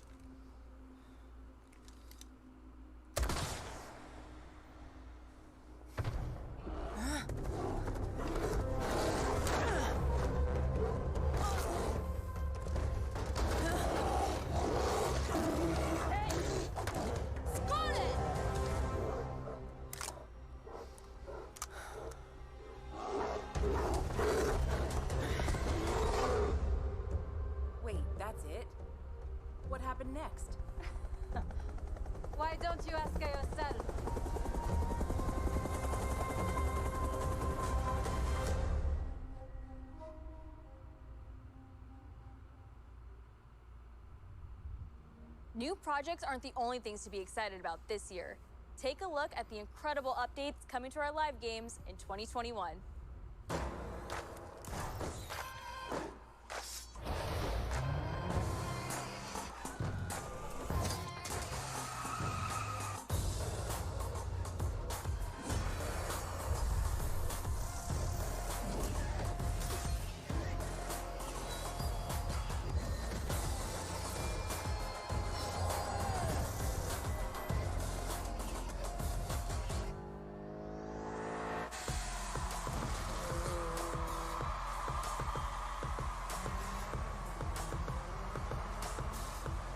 I think I might have to re-download this game.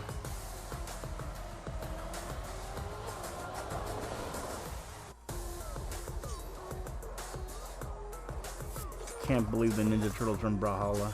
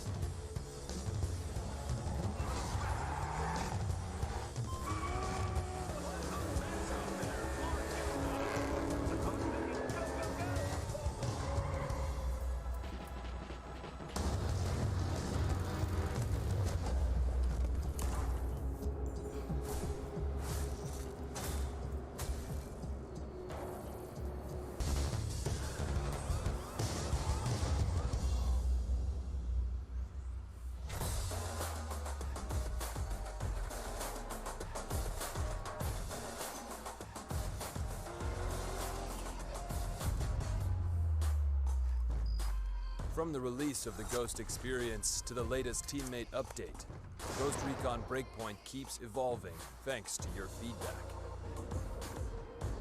But that's not all. As 2021 marks the 20th anniversary of the Ghost Recon franchise, we are happy to announce that there are still many more surprises to come. Stay tuned, Ghosts.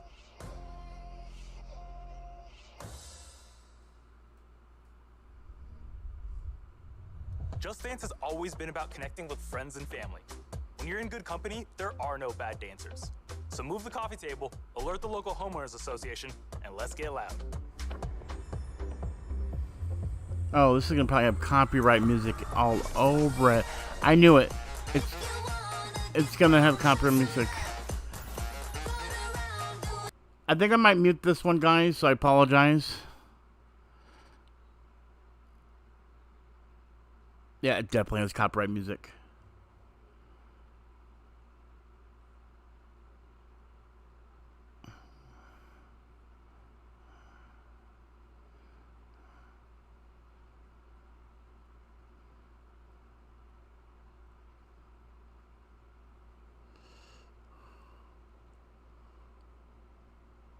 I feel you on that one, Owen. Exclusive version song, Just Dance 2020. Yeah, I don't even like the song.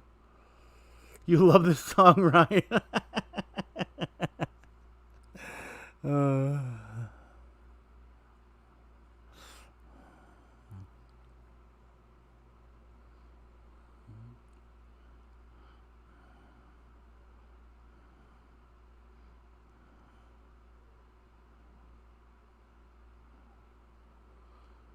Not just play, you absolutely slay. Yeah, it's cold, can't hear. I know.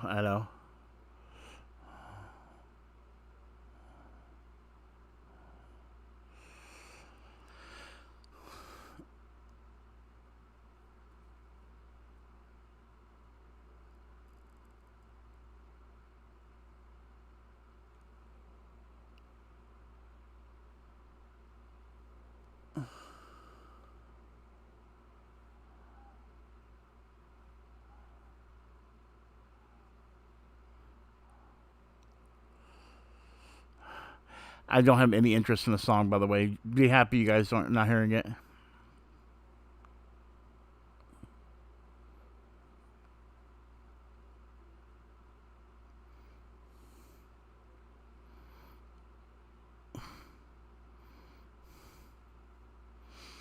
I like Imagine Dragons.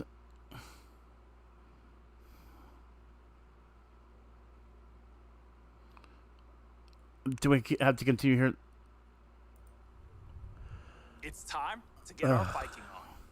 It was a big year for the new chief of the Raven clan, but your journey with Eivor is far from over.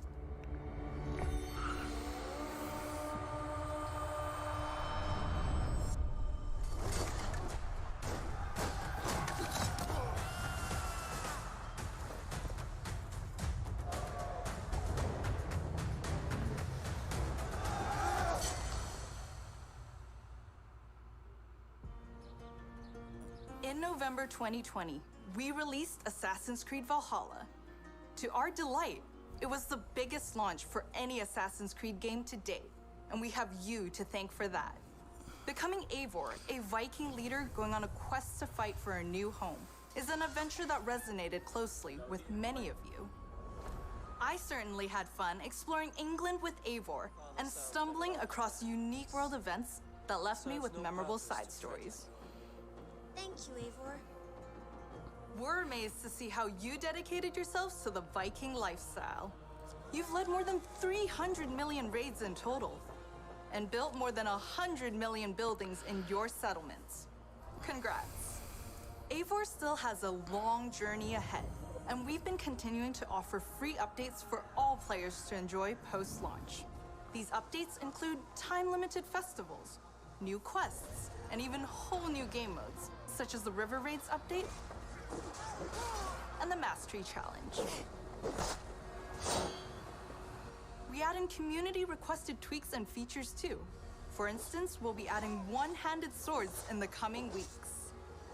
The team is also working hard at tackling issues and improving the game experience for everyone. We've been tracking various known issues on our forums, and also shared our complex bug-fixing process in a recent dev blog. We love seeing your continual feedback, and we thank you for your patience and support for the game. On top of regular free updates, we're also building on Eivor's story and the world of Assassin's Creed Valhalla through game expansions. Wrath of the Druids released a few weeks ago, allowing players to explore Ireland and battle a mysterious cult, the Children of Danu.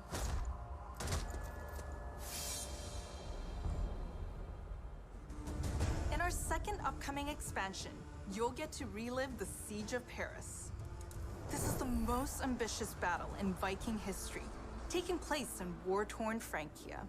You'll have to do everything in your power to uncover enemy secrets and form strategic alliances in order to safeguard your clan's future. Players may be excited to learn that black box infiltration missions are returning. This means you're given a goal for a mission, but how you'll achieve it is up to you. Expect new abilities, weapons, gear, and of course, new enemies. Watch out for the Siege of Paris coming this summer. Assassin's Creed has long focused on the exploration of history, and we are happy to announce that the new Discovery Tour will be released this fall. It will be free to all who own Assassin's Creed Valhalla. Explore the world and take a deeper dive into the history of the Viking Age. The team has crafted a new experience where you'll get to play as people during the time of Vikings and follow them in their endeavors, big and small, while collecting exclusive rewards. Whether you're an Assassin's Creed fan with a heart for history or a student looking to supplement your knowledge, the Discovery Tour Viking Age will have you covered. Assassin's Creed Valhalla doesn't stop here. For the first time on an Assassin's Creed title, we'll be supporting the game well into its second year. While this year will be a very active year for the game, we're already working on more expansions for next year. Something tells me that Eivor is not done with Odin yet.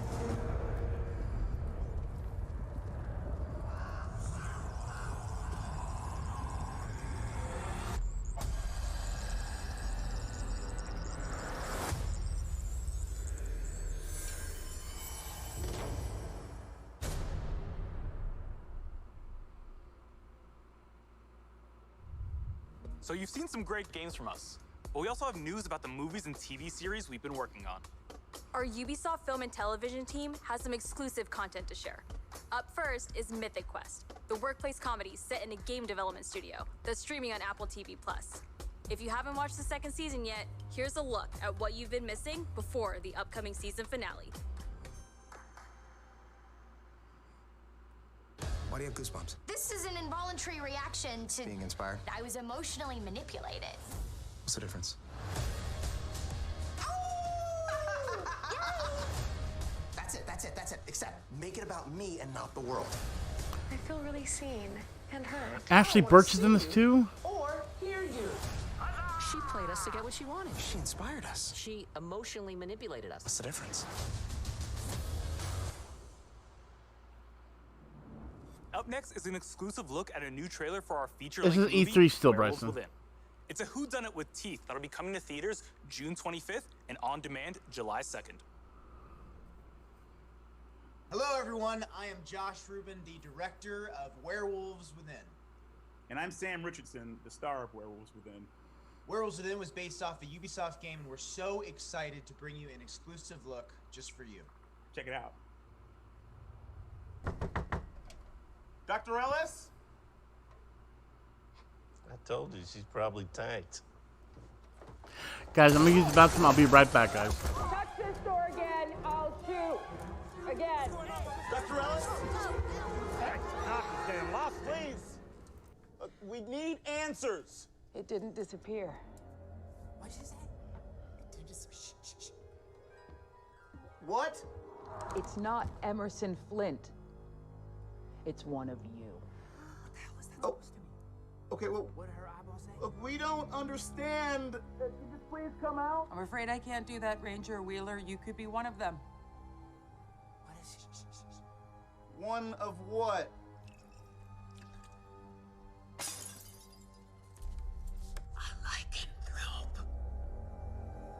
A what? A werewolf. The roads are effed. Something's wrong with the generator. Also, there's a dead body under your porch.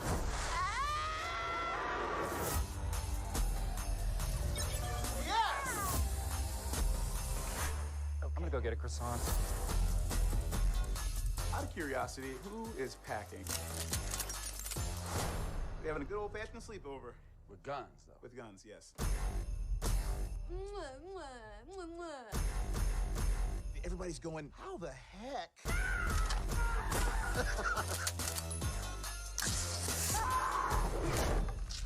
Not littering, I'm just excited. Not judging, just watching it.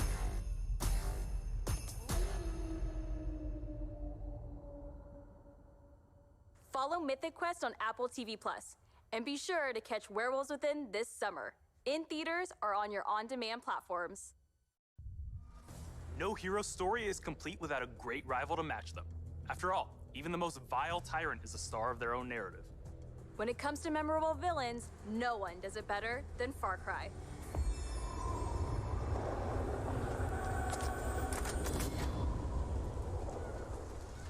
Please, we have to get on that boat. Abuela, what the hell I'm gonna do with baseball cards? Do you have any idea what these are worth? Let us through. Marco, always making new friends. Danny, you're late. Where's Alejo? He gave up his ticket for his family. Bullshit. Alejo is an orphan. Alejo's not going anywhere anymore. Come on, Marco. Let them on. Vamos. Good man. Get out of boxing now.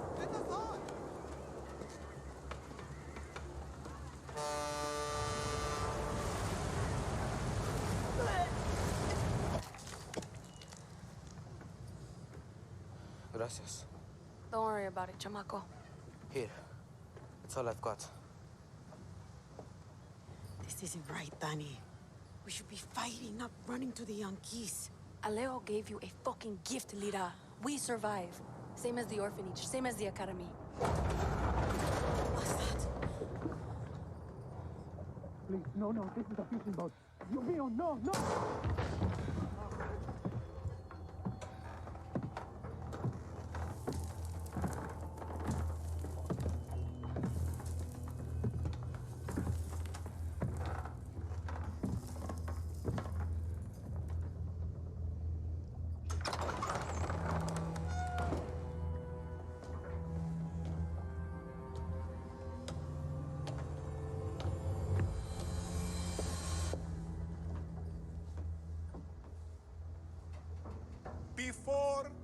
was el presidente, mi papa loved to fish. We would go out on a boat, just like this. And we would catch the fish, and then release them. He would say, it's not always about your stomach, mijo. It's about the challenge. Except when he caught a big, fat, juicy marlin, he was too proud to let that fish go. Si, Tirano! You have poisoned Yara! You have poisoned your sword! I have caught a very big fish today. Haven't I, Diego? Diego! No way. I have caught you, mijo. Now it's time to bring you home. I don't want this anymore, Papa. We have no choice. Let them go. They can work. Make Viviro. Truth or lies? Truth. They could be good workers. They could help rebuild paradise. But if you wanted them to live, you would have never set foot on this fucking boat. 13 years old. And Diego has such compassion for his people. These fish, we will catch and release.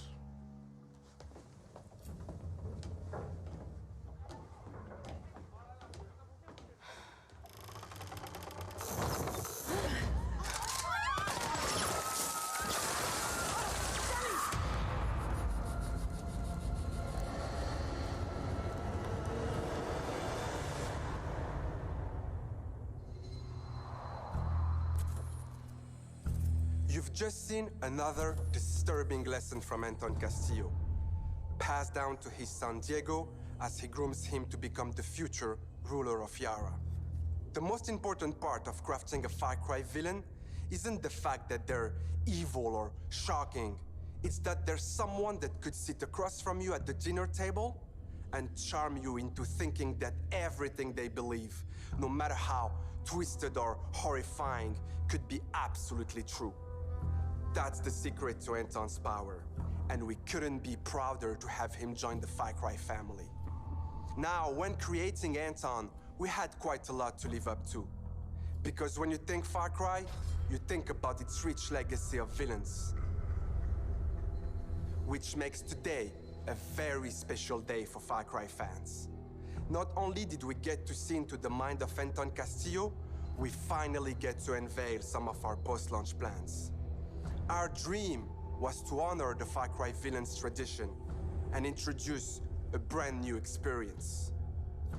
It is time to see the other side, go further down the rabbit hole, and it's up to you to find a way out.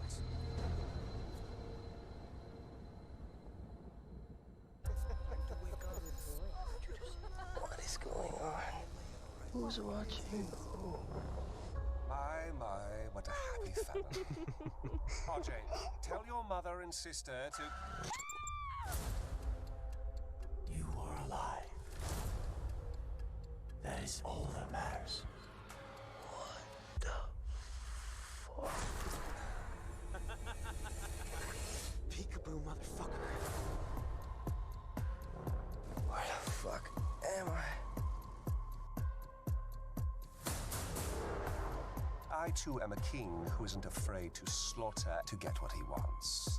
In my way! Is this a test? A dream?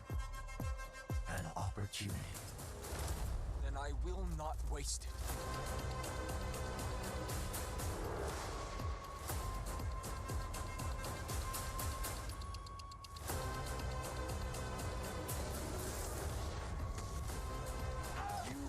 Beyond salvation. Did I ever tell you the definition of insanity?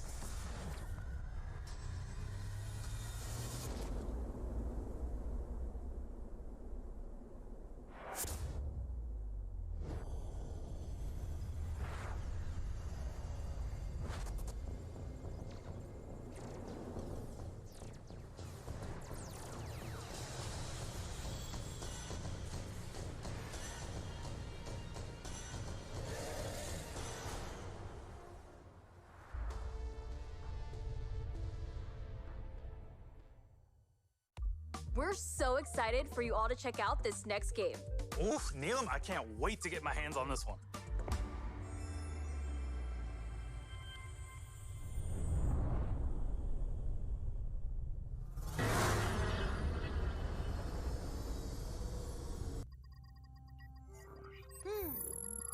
We are now approaching our destination.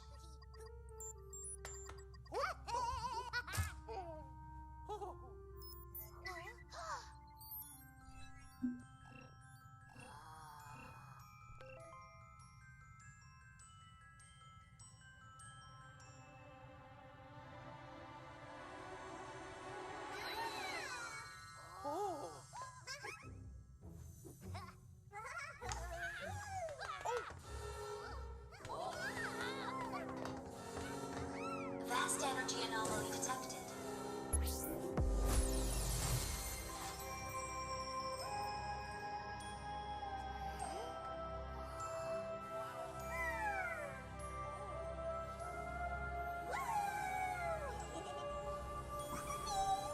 What is this? By the way, welcome. I'm back, guys. I got me something to drink and something to eat. But... Oh, it's a Mario game.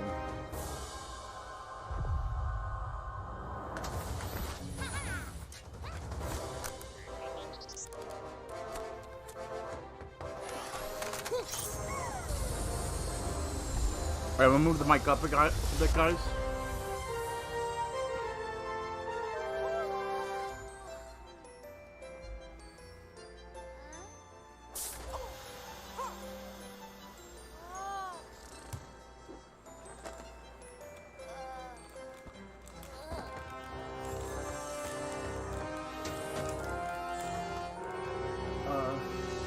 Highlight game you enjoy, Bryson? Yeah, I enjoy the Mario games. The only other Ubisoft game that I'm interested in is the new Far Cry game.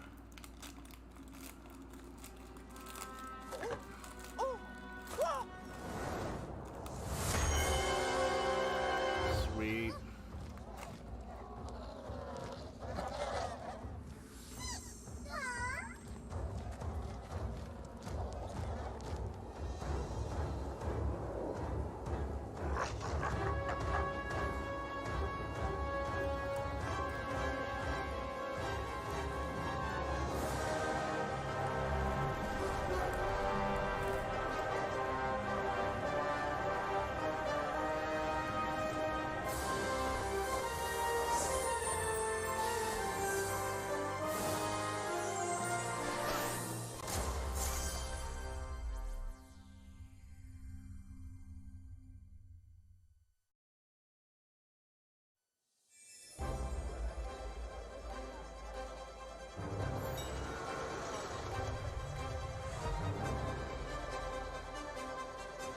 The whole team is super proud of this new game, and I can't wait for you to experience it.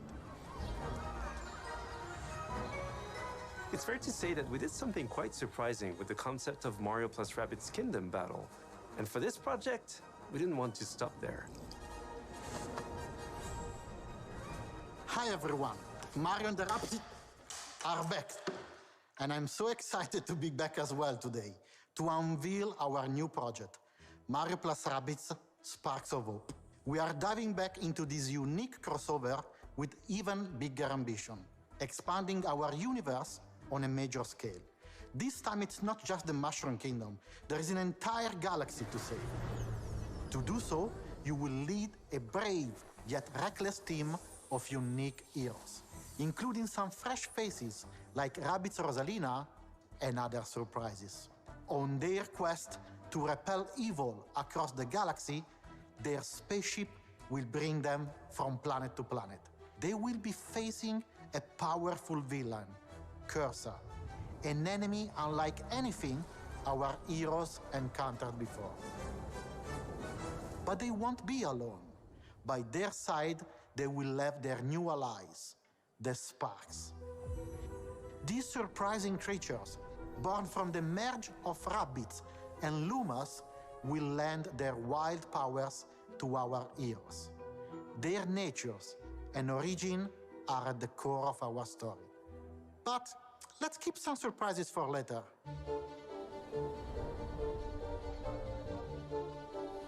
After the tremendous success of Mario + Rabbids Kingdom Battle, the entire team was moved by the amazing reception from players across the world. We were stunned by the love we felt for this unexpected team-up. We know we've been off the radar for a while now, as we wanted to take the time needed to bring this crossover to the next level. It's not just a new story with new enemies, new heroes. Mario + Rabbids Sparks of Hope has big ambitions. It introduces new action elements into the mix that will push the boundaries of tactical games even further. That being said, we also wish to offer an easy-to-play experience for all players, yet hard to master for those of you that are willing to take the challenge. And you'll be able to experience this cosmic adventure exclusively on the Nintendo Switch. We can't wait to tell you more about the game soon. There is an entire galaxy to save, and we cannot wait for you to experience it.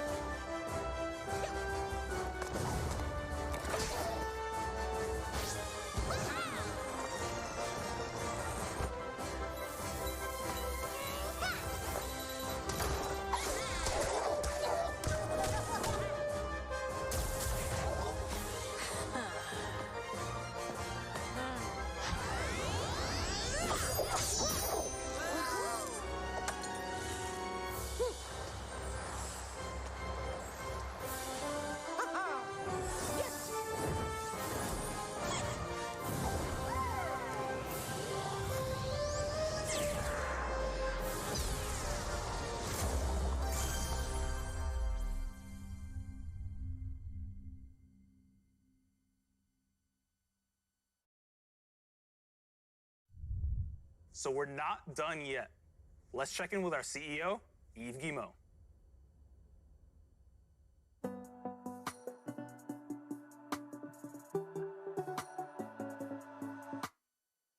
Hi everyone. As you have seen, we have a fantastic and diverse lineup of games coming soon. And this is just the beginning. Thanks to all the teams at Ubisoft for what they achieved, and for always striving to deliver the best possible game experiences. I'm humbled by their resilience, energy, and collaboration, especially during what has been a challenging year. I'm also proud of our industry's ability to bring together millions of players from around the world to share memorable experiences and moments of joy. This is one of the real powers of video games. And it is what motivates everyone at Ubisoft to do our best. Finally, my sincere thanks to you, the players. We appreciate the trust you place in us. Your involvement in our games communities keeps them growing and vibrant. We want to create original, enriching, long-lasting game worlds. And your contributions, feedback, and support make it possible. We also are proud that some of the biggest names in entertainment trust our creative teams to develop games within their universes. For example, you just saw Mario + Rabbids Sparks of Hope, developed in collaboration with Nintendo, where everyone's favorite Mario and Rabbids characters return for an all-new adventure. And speaking of great partnerships, there is one more exciting thing we would like to show you today. It is a glimpse of the amazing journey that awaits you in one of the most beautiful but dangerous places of all, brought to life by the latest version of our Snowdrop engine. I'm excited to share this first look with you now. Enjoy.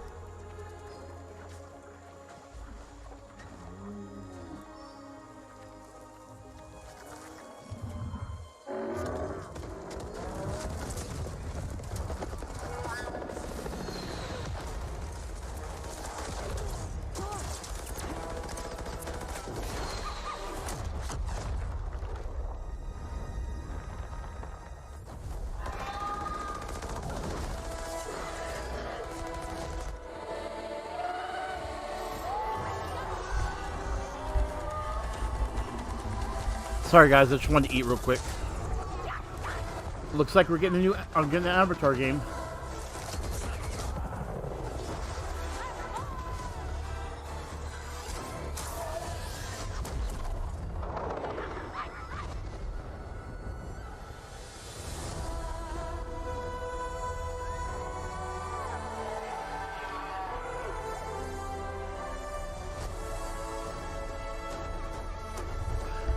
I'm guessing, Beast, you've never watched the Avatar movie, have you?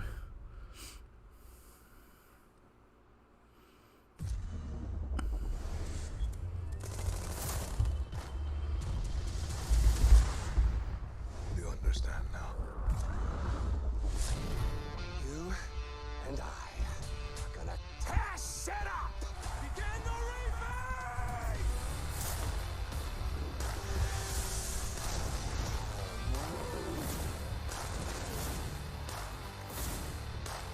It all depends on how those new movies are going to be. Hopefully they're good.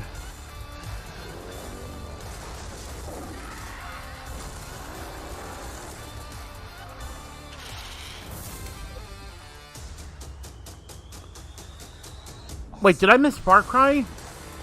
Don't tell me they showed Far Cry when I was gone. Oh, I missed Far Cry. Crap. I'm literally going to have to rewind my own stream or go back in the stream later on for E3 to watch Far Cry. I didn't get to see the Far Cry stuff.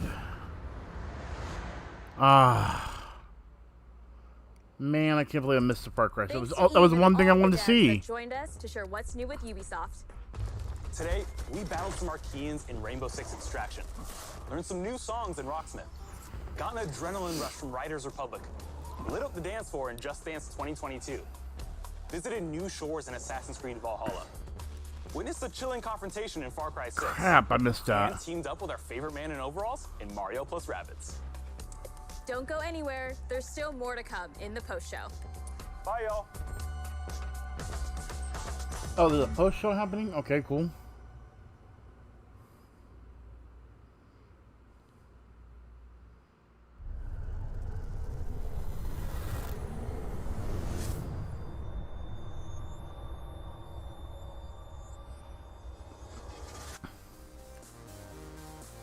welcome back, everybody, to E3 2021. We just saw Ubi Forward, and boy, oh boy, what a way to close out our first keynote of E3. I'm Golden Boy alongside Jackie Jing here. Jackie, we got to talk about the first thing, Avatar. It's happening. It wasn't a lie. I know. Literally, we were both floored. The E3 crew back there just started screaming. The hype, that was just the perfect way to end it, I think. Yeah.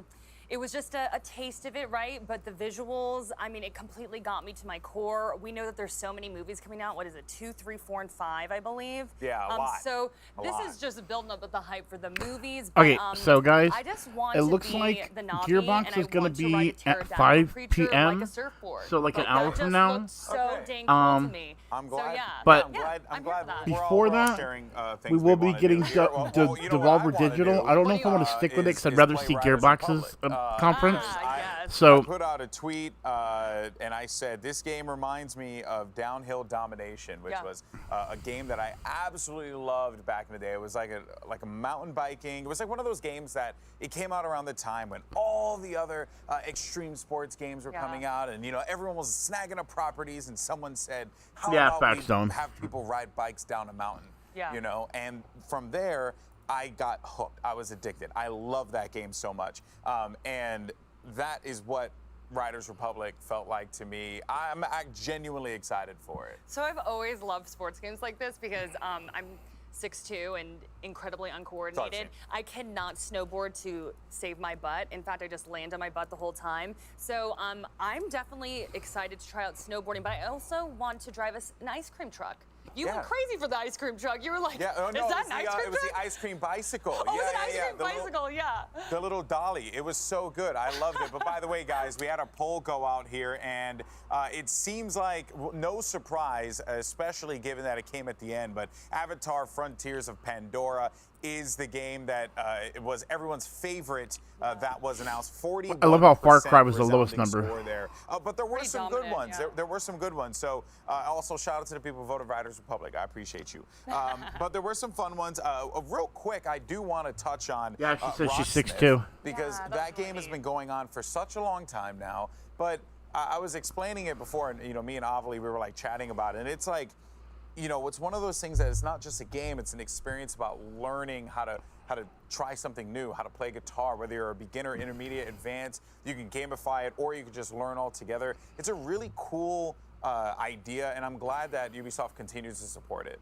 Yeah, I think for me, I would not be able to invest the time, invest the money into playing the guitar. But I thought that it was really interesting that it was in this video game format, So I was just like, like maybe this is something that I could mess with, you know? Yeah, and then obviously Rainbow Six Extraction. We don't have a lot of time. We gotta talk about Rainbow Six Extraction. Oh my God. Looks so good. We're going to have the panel talking about it as well, I'm sure. Yes. As Rainbow Six fans, both you and I have worked Rainbow Six esports in the past. This is an awesome thing to see, a co-op Rainbow Six game for all of us. Yeah, I think that there's so many zombie games out there, right? So you pick the one that fits you. And obviously we love Siege. So what's so great about this is that we get to play the operators that we love, use the gadgets on zombies. Like, I'm 100% here for this. Or a version of them, more like monsters, okay, well, they were right? called the Archeans, right? And it's an alien parasite. You're right. Correct me again. I'm sorry. Jackie just really likes zombies. I do. But what I'm so excited for is that we get to play our favorites, like Ash and Pulse and Nomad. Like we saw Ella as well. Like it was just so awesome to see our operators in action. And sorry about that, guys. Archeans. Not zombies, sorry. There it is. There it is. We'll work on that one, Jackie. But yeah, we're obviously really excited. It was a great show, and obviously I'm sure everyone is. Is going off in the chat. But for more on what we just witnessed, let's kick things over to Greg and the crew. Greg, what did you guys think of the show? What I think, Golden Boy, is that it is ridiculous. That you didn't. It's an insult to the entire franchise that you didn't bring up Far Cry 6. I saved it for you. I know. You didn't save me nothing. Cut his mic. Why is he talking right now? Damon, it's happened, right? Voss popped up. Pagan popped up. I looked over you. This face of what is going on? What is going on? I don't have the answers, Greg, but I'm excited to find out. It's part of the season pass for Far Cry 6. Some mode that's going to let us play these great villains from the Far Cry series from 3, 4, and 5. I mean, I hope there's more to it than just here's a gun, you're a boss, just shoot people through a short level. I hope there's a little bit more to it than that, but it's cool they've got the voice actor for Voss, Michael Mando, back, which means that now both Michael Mando and Giancarlo Esposito are both in Better Call Saul and Far Cry 6. That's pretty cool. Exactly, yeah, and I mean, if you wanted to go even beyond villains, even though I thought that was so cool, and what is it going to be? Are we going after, is this the afterlife of finding out what's going on? We're seeing it right here, right? This performance right here from Giancarlo, right? Of going through and seeing him perform and just come in and eat up the scenery. And just that is what I want out of this game, Michael. I can't wait to get into Far Cry 6 and get this story. Yeah, this is the most I've been hyped for Far Cry since Far Cry 2. I gotta shout out Far Cry 2. This hipster. Best in the series. Yeah, okay, we get it. You're cool. I know, right? Oh, you played them all before. Oh, wow. What about one? One's fine, but like the thing about Far Cry 6 is that yes, they've come out and said like, yeah, we're trying to go all in on the story. It's supposed to be this political drama, and I want to see how Far Cry is able to handle that when they go all in on it. Because like they've kind of tiptoed around it with previous games, but the primary objective of those games is to blow things up, and that's pretty much still the case with Far Cry 6. But how do you balance that? How do you balance like all the fun stuff you want to do and all this violent stuff happening in a story? But how do you make that? How do you humanize a game where all you do is shoot stuff? You get an incredible actor like Giancarlo Esposito. Hey, yeah, and I want to be a load-bearing pillar. But is it going to be that I watch that cutscene and I'm super into it, and then I go off and hunt a bunch of turkeys for a better wallet? But while you're hunting those turkeys, don't you feel just that tension? I feel the politics. Where you're just like, man, I'm killing these turkeys, but I feel like I should be saving the world or something like that. Yeah, exactly. Did this work for you? Did this demo, this trailer we see here work? So I have to be honest with you and be like, I heard scary things about Far Cry before, so I'm more of the Mario and Rabbids type of person. But this sold me. I'm like, okay, cool. This is where I'm going to jump into the series. Yeah. And then to see that battle pass where we're seeing like, the past villains and stuff, I'm like, oh, cool. So I just get everything all in one. I'm excited for this. All the story. Yeah, there's something that works really well about whenever a bad guy shows up and talks about his daddy. You're like, oh, this ain't gonna be a good thing. This ain't gonna be good. I don't like that. Shouts out to Daddy Issues. I mean, it's like the Daddy Issues DLC where you get to play as all those past villains as well, so it's going to be a tore down memory lane. Yeah, Far Cry Therapy Edition.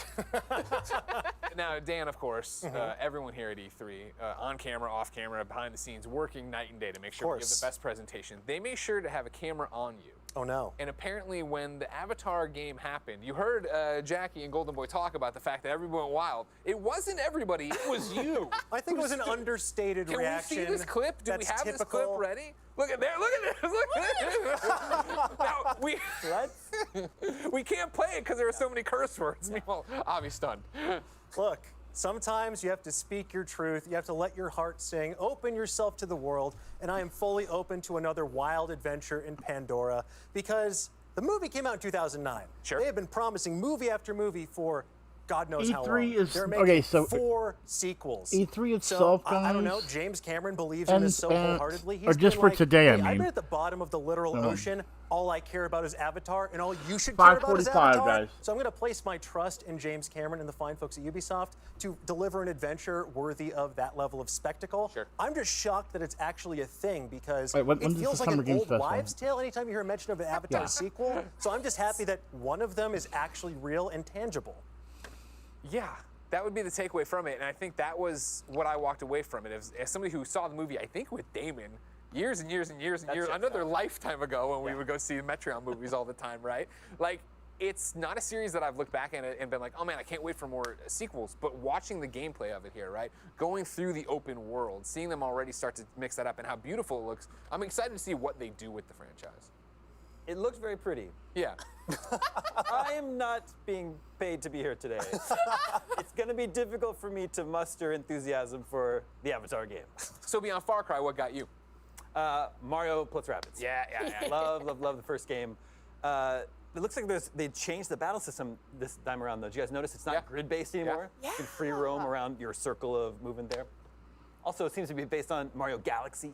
Yeah, you got the shines in there. You got Rosalina in there too, and I love the Rosalina Rabbit. We're just like, I gotta get out there. A powerful vibe. I'm not gonna go do this. And I'm like, oh, cool. That's me, getting up every single morning. I'm like, I can relate to this. Let's get into this game. But it looks so cool. Yeah, I love it when you can see Mario just duff someone out straight up. Yeah. I was saying earlier, it's like when Mario gets violent, I'm like, oh, dang, he's angry. He's angry now. He came out of that ship fully strapped, dual-wielding pistols. Yeah. He is not messing around. Relax, my guy.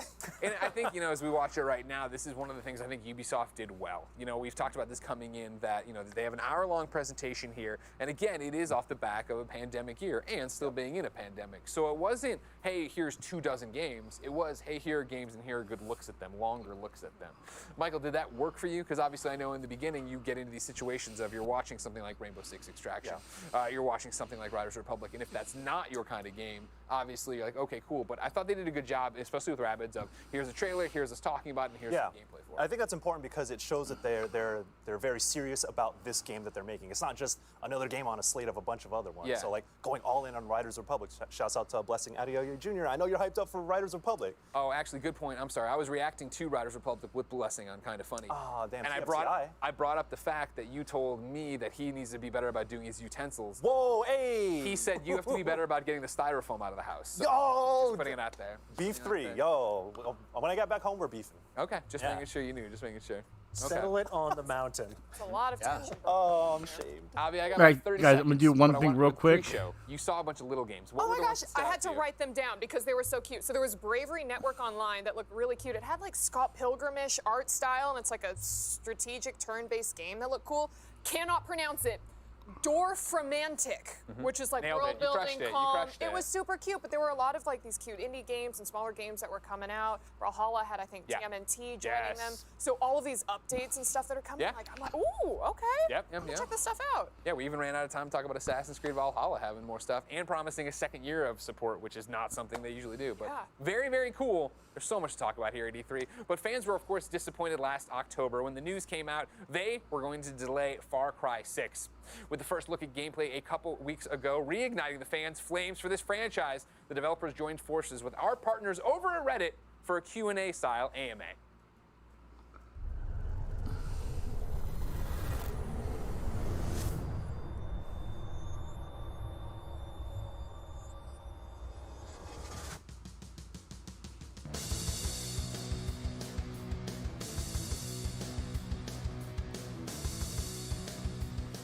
Well, actually, long before joining Far Cry, I had a big interest in history and political science and revolution simply due to my family's own history. So when it came to actually working on a Far Cry, right from the beginning, I was fascinated, and the team was really fascinated by the idea of what does it take for someone to take up arms against this overwhelming force, this overwhelming regime. And so that invited a lot of questions and themes about the game. When does your revolution begin?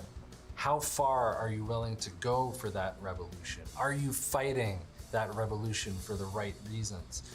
Those were the kinds of questions that we felt we wanted to challenge our characters to answer in the story.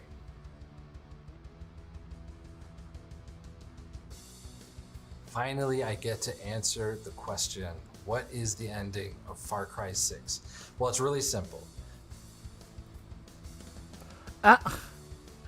That's funny.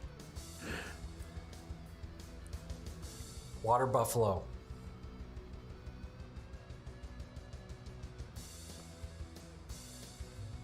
I think it's super difficult to boil that down to one thing. I think first and foremost, being able to work with such an amazing, dedicated, talented, creative, diverse team on this project has been unbelievable. And also watching everyone's voice sort of represented in the DNA of our game has been really exciting to see. I think, there's sort of a highlight reel that goes off in my mind over the course of production. Everything from debating the tiniest script detail in our writers' rooms to trying the Exterminador Supremo backpack for the first time, a controller in hand, to our last day of performance capture with our amazing cast and crew. And also just all the amazing moments with our collaborators, our experts, our consultants who joined us to make this epic, meaningful story that had something to say. I have so much to be thankful for. There's way more favorite moments in the course of this project, but that's just a few of them.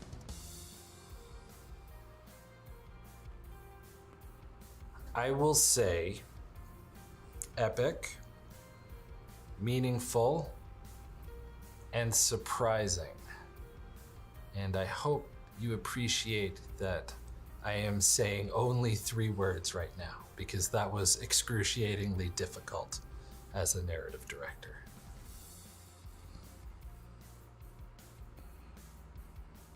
We really tried to approach this with the idea that every Far Cry sort of has its own story and its own world. There's usually some loose connections between the games, but for us, we really wanted to look at the story of Yara, and the revolution between Danny and Liberton on one side versus Anton and his regime on the other.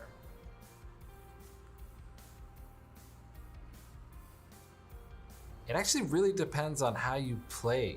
Right from the start, you're really going to be able to approach the campaign however you choose. It was really important for us for you to have that freedom, so you're going to be able to navigate your own path at your own pace and hit missions, checkpoints, F&D bases, and a lot more.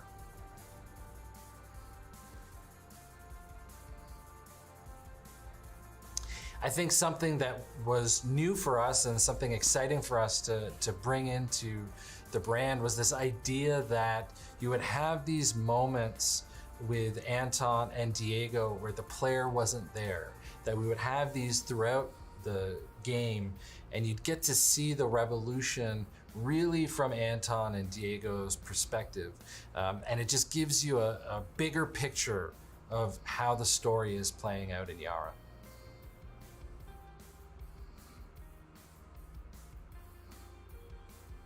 There's a lot to unpack there. The first thing is, Reign of Diego is a fantastic name for a Far Cry, but I am not falling for this trick.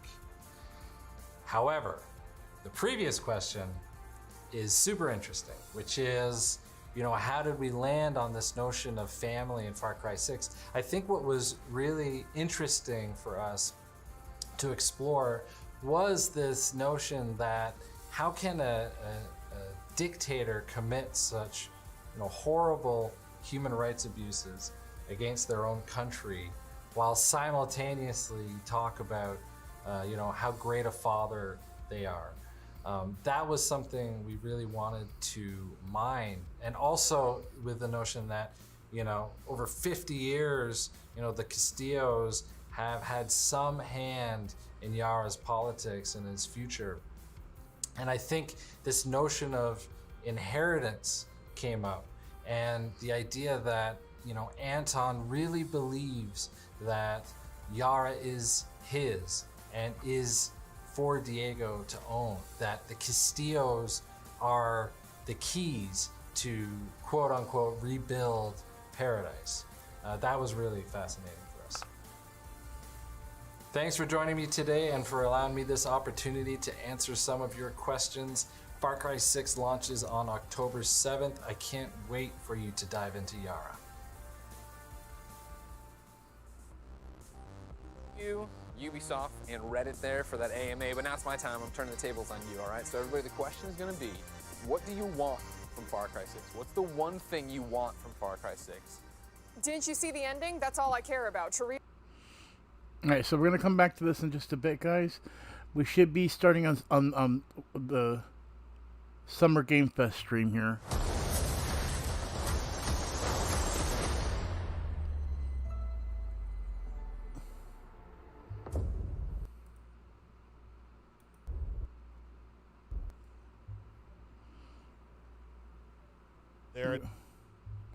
There is Elden Ring. I'm going to tell you a little bit about what's coming up. We've got the Devolver Direct that I'm going to start running here in just 3 minutes for you guys. So we're going to watch that about a half hour. And then I'll be done today. We're going to go about our days or evenings, wherever you are. Okay, why is this doing this? And then tomorrow we'll be back for, I'm going to probably start around 9 a.m., 9:30 a.m. for Pacific, leading up to the Xbox and Bethesda Game Showcase that's going to run from 10 to 11:30. And then we're going to watch the Square Enix Showcase, and there's a Back 4 Blood Showcase as well. So watch those together, and then Monday, going to be a day off streaming from this stuff, and then Tuesday, hopefully come back for a Nintendo, and that's going to be sort of our initial run of stuff here that we're really excited about.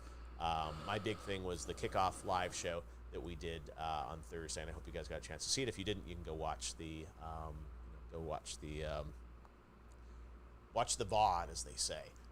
One thing I will say is that I'm really proud that Prime Gaming, as you probably saw in the kickoff show, supported us for the launch of the big kickoff show. That was a very expensive show to put together, and it's great that Prime Gaming, especially if you're watching on Twitch, you get a free Twitch Prime sub every month with it, and they really backed my vision of sort of doing something that was built for the audience, but they really backed it and helped finance it versus having to charge all the game publishers to be a part of it or anything. It was really like they subsidized it so we could have a ton of indie games. We had Day of the Devs, which was awesome.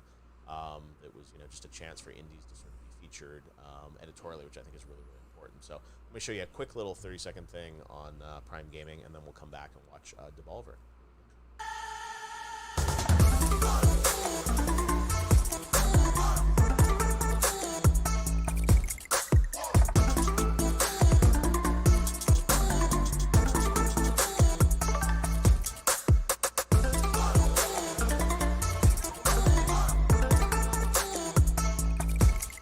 Ooh, I'm in.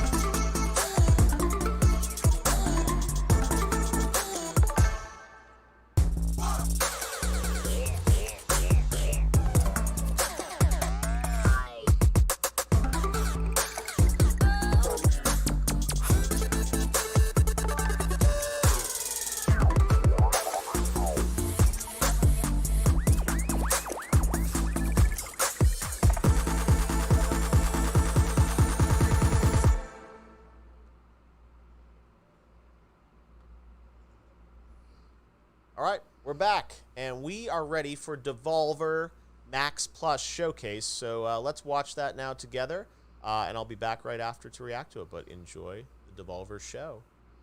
It's always a bit of a trip. We'll see what they've got in store for us. We'll see you on the other side. It's about a half hour long. Enjoy. Sweet. So this will be a half an hour. Then we can go over to Gearbox to finish up the night or day.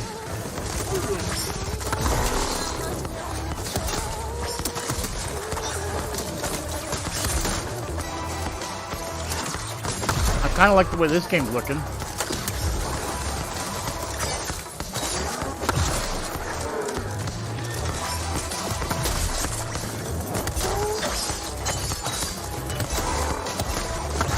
Yeah, you have Beast.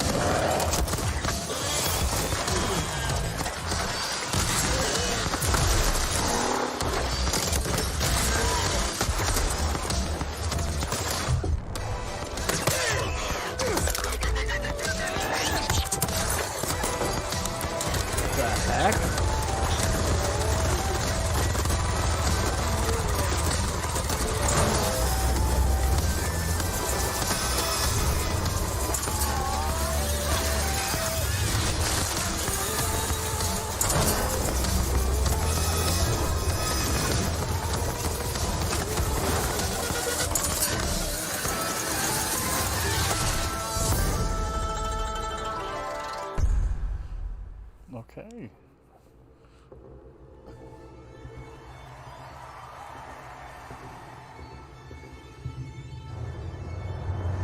This is our first year of bringing you the very best of what video games have to offer.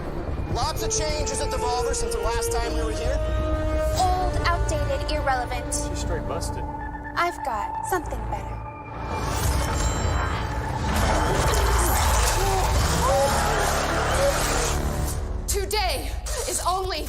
beginning. The future of video games and the future's future. Fucker!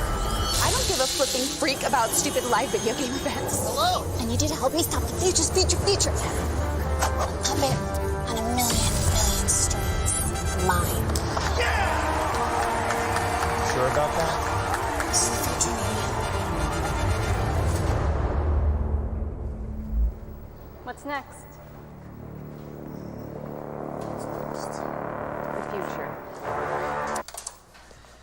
So then, you know, we kind of wrap it up after that. I'm thinking it's like a 4 or 5 year deal. Huh? I mean, huh? Right? I think it's shit garbage. Fucking shit garbage. I mean, it's a dumb idea that'll never work. And you're an asshole for thinking it up. Who thinks this shit it up? was me. I thought this shit. An asshole thinks this shit up. We're not doing. That was supposed to be me, right? My face. Is that even legal? All Devolver Digital new hires release wholly any work likeness attribution and/or image rights upon execution of an employment contract, clear as day. Basically, we can do whatever we want with your likeness. Even if it is some stupid deepfake video abomination or whatever. Enough of this. You, less talking, more typing. I don't like it. Why is this lagging so never much? buy it. We produce video games at Devolver Digital, and damn good Sorry ones. guys, let me refresh this. This is like lagging. You don't understand. This is art. This is painting with light. This is cinema. Well. Listen, Slimes, it is a goddamn white-hot arms race out there. A hype-eats-hype, media-fueled intimidation game, a boss mode, knuckle-fuck nut-kick. And we are falling way the mother-effing Emmer shit behind. Melissa, do the numbers. Yeah, so in the last... It's bad, people. Real type bad. We need a fresh perspective.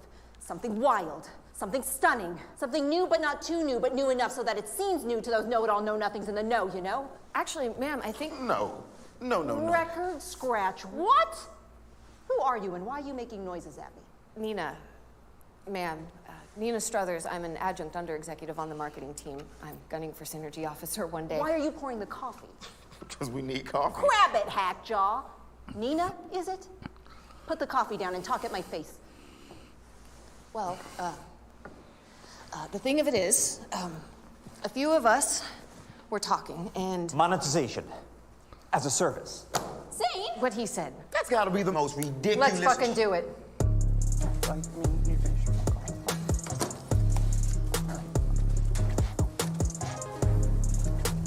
For 4 decades, and counting, Devolver Digital has been at the absolute bleeding edge of technical, social, and humanitarian progress in the burgeoning videotainment market. Now, that's no accident. The global research and development teams at Devolver Digital Incorporated have worked tirelessly to deliver to you, the unwashed consumers, so many breakthroughs in the video game entertainosphere that it's arguable as to whether the countless problems we've successfully solved were ever actually problems in the first place. Devolver Earliest Access delivered games to the marketplace at the exact point of conception. A developer even thinks of an idea and that shit's already for sale. Boom! Devolver Digital Screen Pay allowed loudmouth consumers to not only throw money at their screens, but to throw money at our federally unregistered offshore corporate bank accounts. Cha-ching! Devolver even jumped ass first into that crypto-litho broth before electric car barons made it all the rage with Loot Box Coin, the market's first and justifiably last physical cryptocurrency that lived entirely off of the blockchain. Blam! Last year, we spent money we didn't even have to fill the void trapped huge when your mad thirsty consumer soul when ETH was canceled. Devolver Land Expo straight up revolutionized the very concept of marketing as the industry's very first quadruple A playable video game trade show that you could download and play as a video game and video game play as a video game. Progress can't be stopped though, no. So this year, Devolver Digital is taking aim at the blisteringly lucrative subscription service video game market. Welcome to Devolver Max Pass Plus.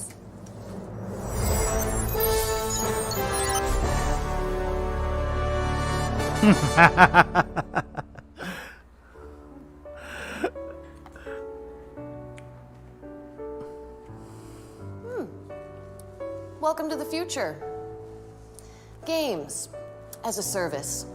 A razor-edged industry shuck jive that has served to convert what was, traditionally, a one-time purchase into a potentially lifelong chain ball commitment to reoccurring payments for video games that Well, let's be real deal about this.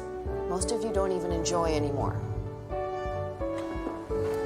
Devolver likes to take things further. Dive the big dive, you know? Take the leap, push the envelope, toad the wet sprocket. Go big or go home, and baby, we ain't got no home to go home to.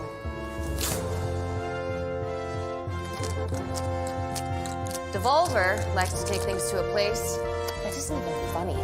So much is creepily possible and uncomfortably prescient. That is why monetization as a service. Give me some more.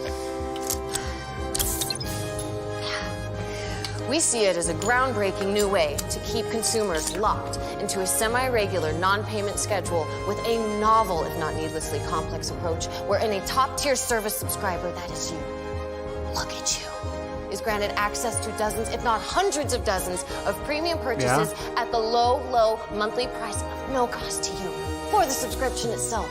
Hit me again! Wait, what? That is the Max Pass Plus difference.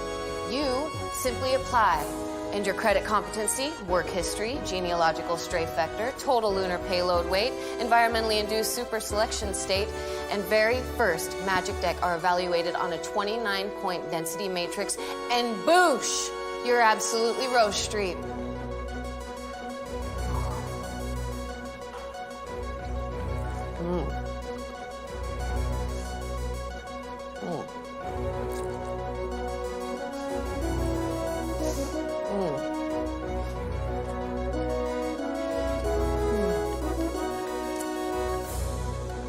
From there, you are granted direct access to purchase anything in our constantly growing collection of video games and video game related junk for free.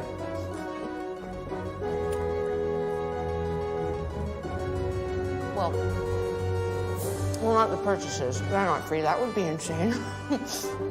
But access to those purchases, though, totally freezies. So it's not free. Let's check a look. At some of the video games that amazing consumers like you can look forward to, if you get approved, of course, with Devolver Max Pass Plus.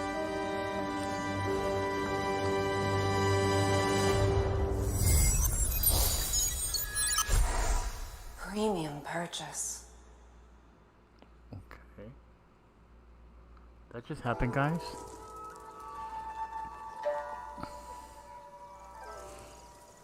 Hey, 単なる幻に過ぎぬ。その喪失を嘆くなかれ。己の行いを悔やまずともよい。武士道というは死ぬことと見つけたり。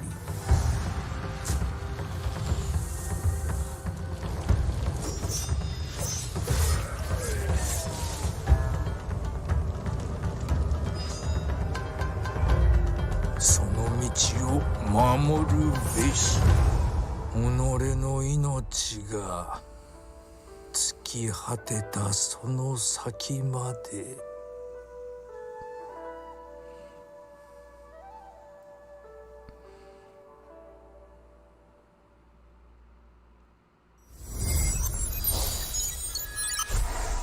Premium purchase.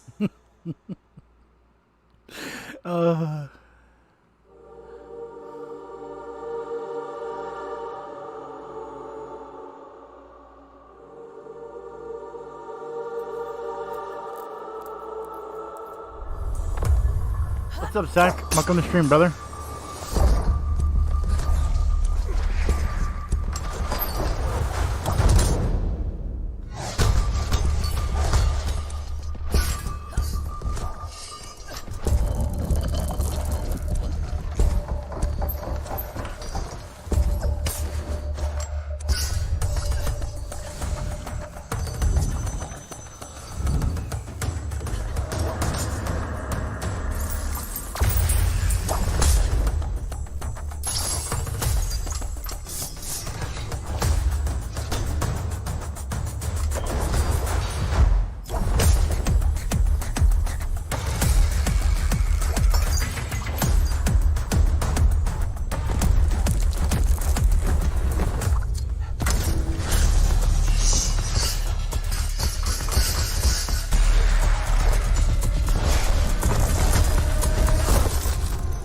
Yep, pack sec.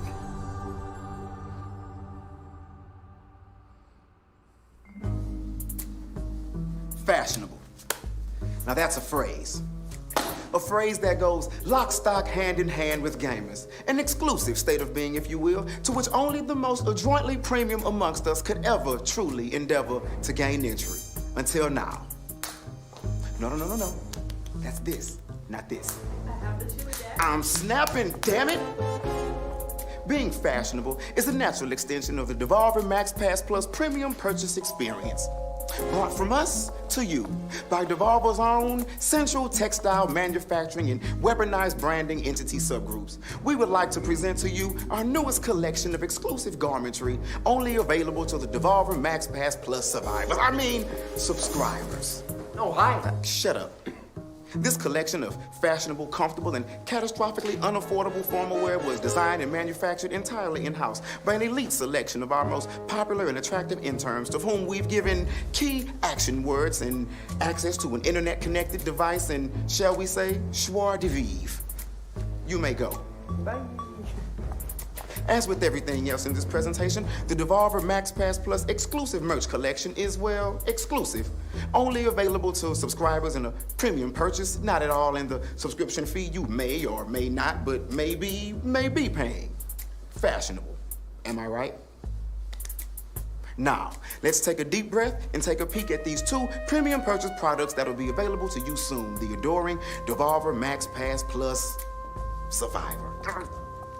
Subscriber. Oh, man. Yeah.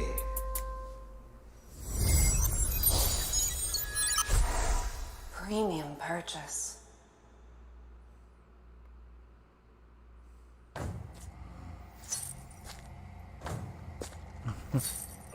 Shattered sky and boiling sea. Is a ruined world our gift to thee?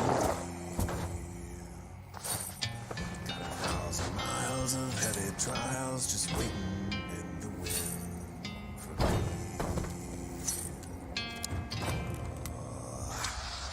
With a howling storm and a raging fire, I'll see it through this foolish life. It's a hope that feeds this funeral pyre. Gotta bury it in my hand.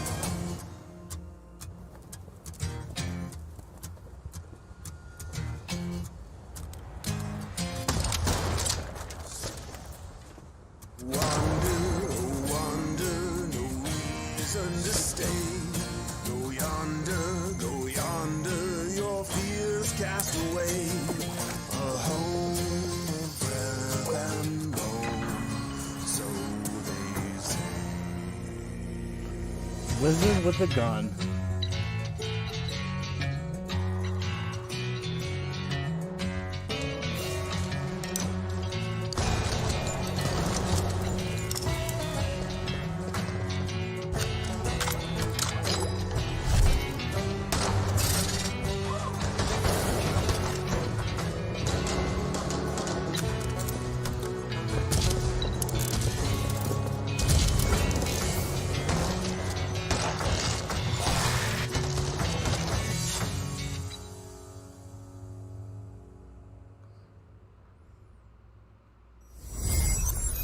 Ha! Nice, throw it. Premium purchase.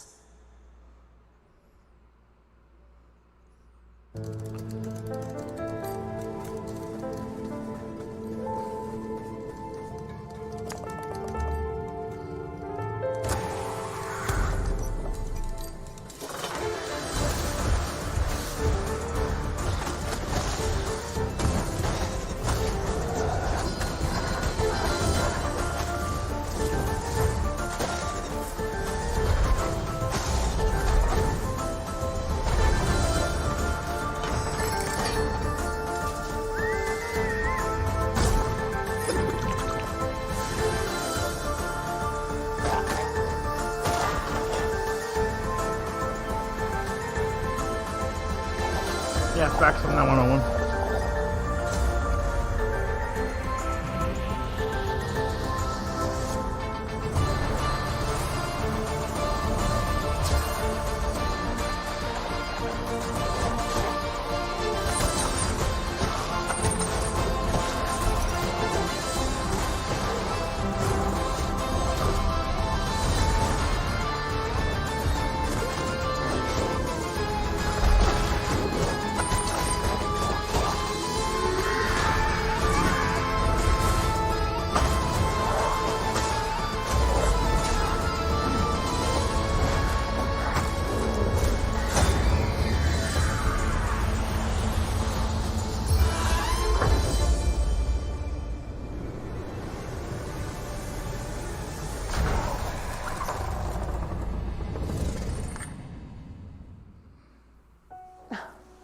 Since 1975, Devolver Digital and the many incredible developers we've partnered with have produced what can only be appropriately described as an imperial buttload of incredible games that consumers worldwide have purchased, never actually played, and then made public claims about the game's quality in order to substantiate their place in online conversations about whether or not an indie game is still indie if it has a publisher.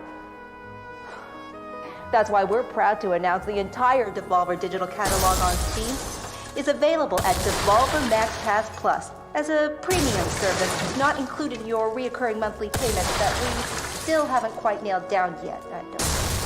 Each of these gems will be available at a reduced rate for a bafflingly limited amount of time, with discounts ranging from, why not, to fuck me, why are my pants wet?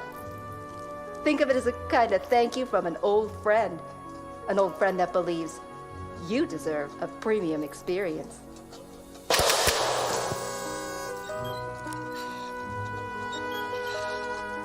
Visit DevolverMaxPassPlus.com for more information.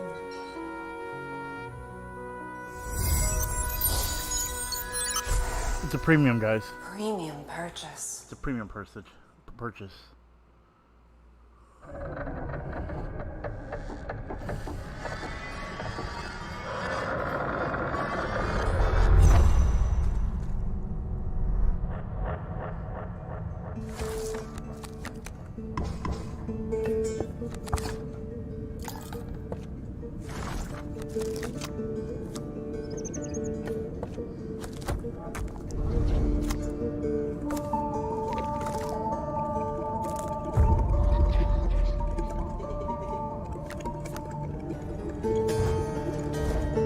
This looks interesting. It's weird. It's right up my alley. It looks like it has puzzle elements.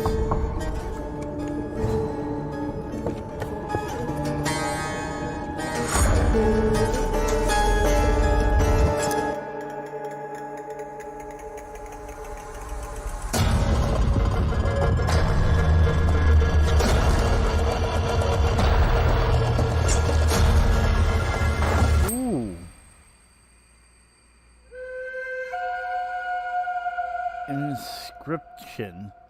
I may have to play that.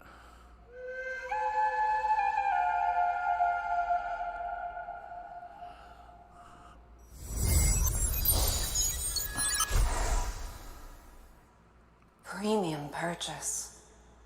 How you doing, huh? Okay, that was not the way I wanted to say before. Hey, kid! Do you love video games? That's not. I'm a grown man. What are you doing in my bathroom? Do you love video games? Yes, I play them quite a bit. Do you want to pay for video games? Not at all, no. What if you could play a game for free, but then later we charge you for cool stuff and make you watch ads for minimal benefit to you, the consumer? Well, that doesn't sound as great. Tumble time, it's tumble time. Pick up your phone, it's tumble time. Ignore loved ones.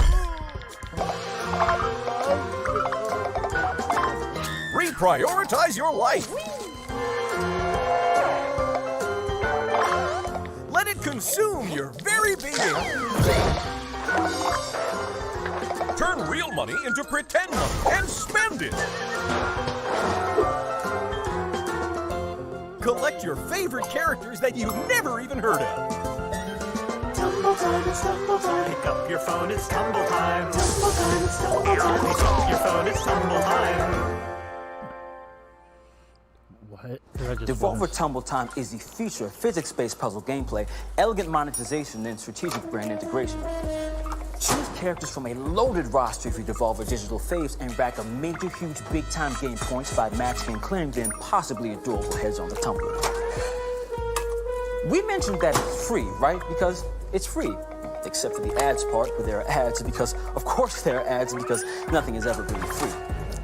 Get hype. Where are these hot dogs coming each from? Character's special move and clear chunks by creating Where and are these hot dogs activating coming from? chaotic chain reactions. Pre-register for Devolver Tumble Time on the App Store and Google Play by visiting DevolverTumbleTime.com. Swoop! Hey! Nina!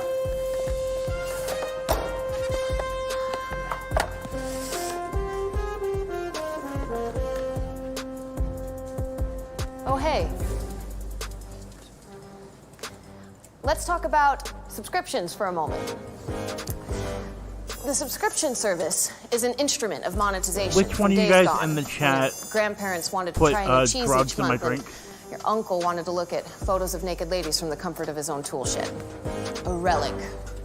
An unwieldy, physical beast that we have haphazardly let slip into the digital realm, leaving us with nothing but ones and zeros to stand in for our stinky dairy product imperfect knockers.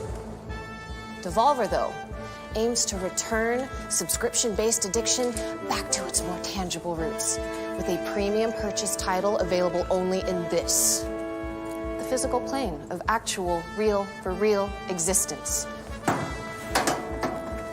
Is that? Goddamn right it is. Introducing Demon Throttle by developer Doinksoft, the creators of Gato Roboto. It is coming to the Nintendo Switch as a physical box set, and only a physical box set through our good friends at Special Reserve Games. Oh, you heard me right. Demon Throttle will not, I repeat, will not be available in any digital format and is only available for you to purchase as a retail product and put on your shelf and to never play or to sell at ridiculous scalper prices to anyone who missed out on its initial offering starting today. Check a look.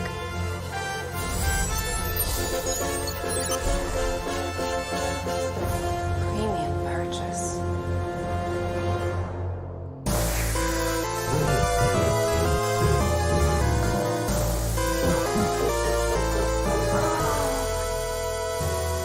That demon just my right. Or something.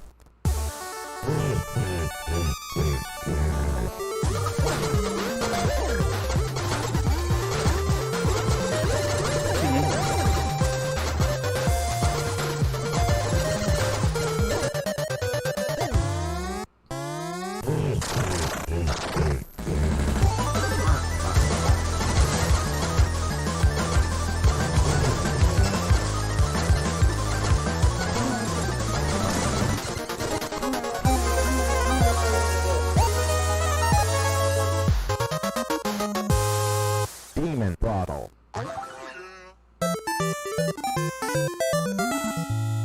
Huh? I mean, huh? Right? I love it. It's good. Really good. Great work, Stilts. Well, it wasn't all Who'd me. have thunk? Big moves by a guy from... Where are you from? Technically, I'm not supposed to be here. That's great, I'm buddy. filming. Okay, now bring it home. Hit me with the big move. What's the punch? There isn't one. He does not have... Videotapes. Nina! Tape. What she said. What's this now? Well, we put the entire thing on a tape and then sell it. Right? Like this, right? Right here. Videotapes. The trick, though, is that there is one and only one, and we sell it to one buyer. We put only the entire thing just the one on a tape. Just the one? Just the one. Sell it. Okay, and since there's only one and the buyer keeps it, and we broke the little tab on the inside so you can't copy it, it is non-fuckwithable. Here. A non-fuckwithable tape, right? NFT for short. It's gonna be a thing. Can we do this? Can this be done? It's actually already been done. Okay, the one copy of this entire presentation on tape, the one in this player right here, is available online. For the first Devolver Max Pass Plus Triple Platinum Elite Gold Star Magnum Double XL tier subscriber to go to devolvermaxpassplus.com and buy it. Okay, it is totally non-fuckwithable. It does no damage to the environment, to the energy grid, or the global technology supply chain, because it's just this old tape, right? That Caleb found in a box marked Nancy's Fancies, okay, in the back of an old filing cabinet in the birthing wing, and it's also a tape.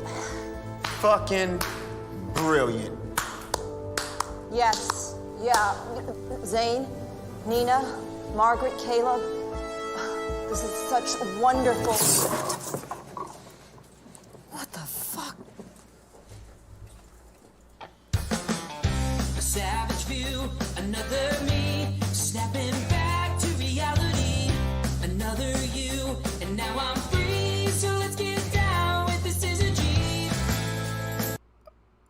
Okay, so that was actually pretty cool. That everybody loved from Borderlands 2, which was Tiny Tina telling you a story. Yeah. So to have her, By the way, guys. right, and the fact that she's the the bunker master here, right? She's gonna By the be way, telling guys, you this I D&D just got game. my That sounds awesome. I want to be a part of that. I'm my excited, Max of Plus, course, yes, my for the movie Devolver because they've Max shown all Pass the Plus silhouettes for the subscription. team. Now let's see what the characters look like. I've But then extended also, it. Hold I on. think, we look past it all the time. I'm Gearbox extending it publishes another a lot of 6 games. months. Very true. So what they could possibly have up their I'm sleeve, extending what it another surprises 6 they could months. have for us today, that's a I'm big extending part of another this 6 equation, months. Even though we immediately jumped to Borderlands. I'm extending Borderlands. And when you talk Gearbox, you got to talk about Borderlands. I get it, but I'm excited for this one, Greg. All right, ladies and All right, gentlemen, cool. we don't have to wait any longer. Without further ado, let's Hold on one turn second, things guys. over to our friends. Go ahead and at enjoy the Gearbox show, guys. Be right back.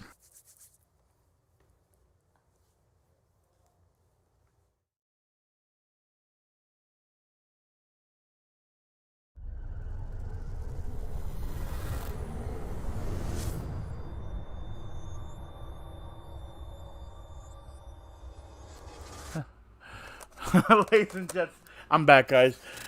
My mom thought I was actually like extending a real subscription, guys. So anyway, let's go to the next one, guys. Now that that one's over with. Gearbox University, our aim is to broaden your intellectual horizons and enrich your global perspective. Gearbox University was founded in 1999, just 15 years after this 80s orientation video was made. We offer numerous degrees across a multitude of fields, including sociopathology, supply chain management, and storytelling with a European-sounding accent.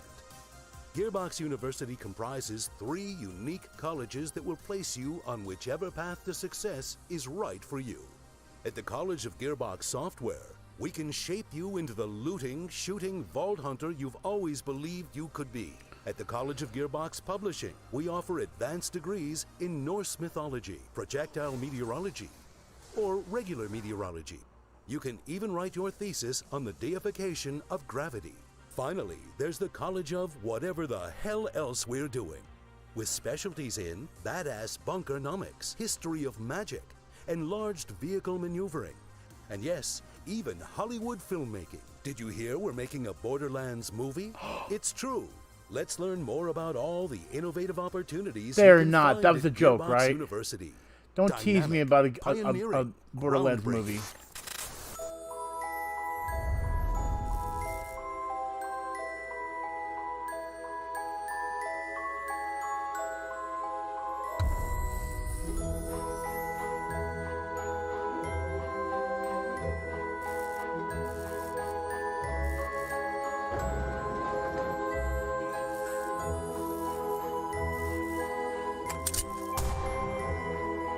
Yeah, that's a fact, Bryson.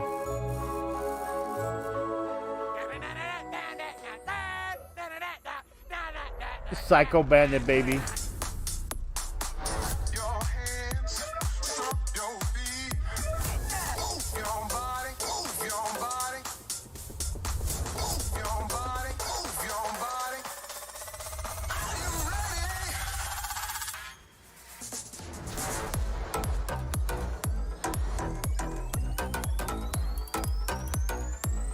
This is probably the most excited one for me all night is the Gearbox Borderlands. I wish I never got to play Borderlands 3 though, but I played all the other Borderlands.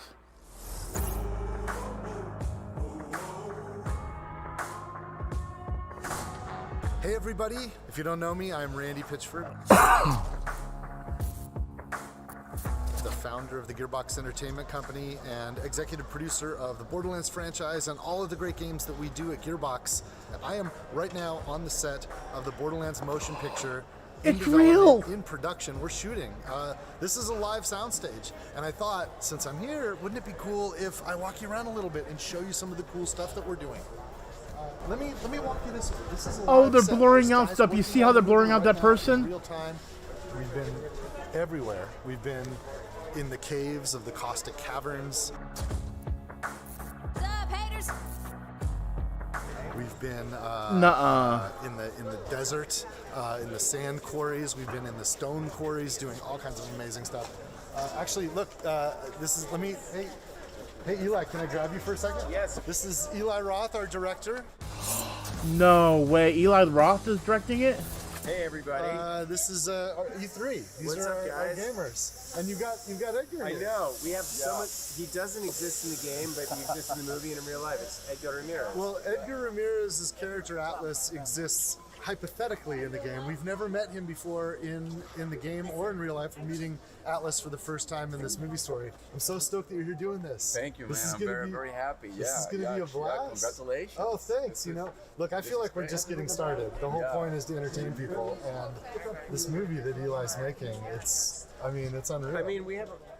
I don't want to say what we're filming, but it's lots of blood, lots of guts. It's totally bonkers, but it's also very Borderlands. I have learned how to twirl a Vlad off. You know what? I think we should show this. Yeah, we could show that. This is this is the stunt one. That's this is video game fans will recognize this is the Infinity. It's a Vlad off Infinity, and you've gotten pretty good at twirling. Well, they have ones that actually, this one is light, so I could really learn to twirl because I don't want to smash a real one. Good at that. But Kate's amazing.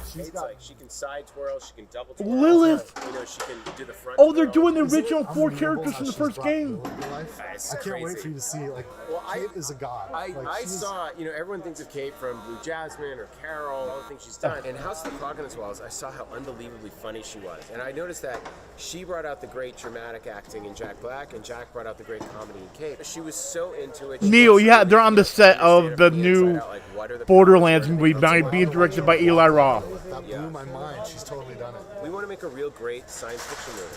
We don't want to just make a great video game adaptation movie. I just want it to be a great. Well, that's the key, right? Great you just have to make a great sci-fi movie. Period. And it's really come to life. So for Borderlands fans who play the video game, if you have people in your lives that you want to introduce to Borderlands but aren't going to play the game with you, this movie's how you do it. You can bring your family, your loved ones, bring them to the movie. We want this and introduce them to Borderlands. They're gonna love it. We want this to be like a gateway drug for the non-Borderlands fans. I mean, look, the great thing about the game is there's so much to it that you're telling 80 hours of story every time. I mean, people can live in the world, so we have to create a different experience. And the experience has to be thrilling in a different way and exciting. Have all the things that the fans love. Easily the best cast I've ever worked with. But just a world. Claptrap! Jack Black is playing Claptrap! No way! Oh my God! Kevin Hart is playing Roland. It's like we see way Florian's playing. Oh my God! Ariana is. No way! He's playing Roland. A man on a mission. He's playing Roland. He's watching playing Kevin full action star. go full action star. I think he's really going to surprise people. And Jack Black is Claptrap. Lisa is trying. Lisa, our trying to first get a AD. shot. Go get him. You go to work. All right, come with me, guys. Come with me. I'm going to see if I can find Ari and one of the producers and Emmy. The Arods are legendary. Hey, Ari. Can I interrupt you, man? Guys, this is Emmy and Ari from Arad Productions.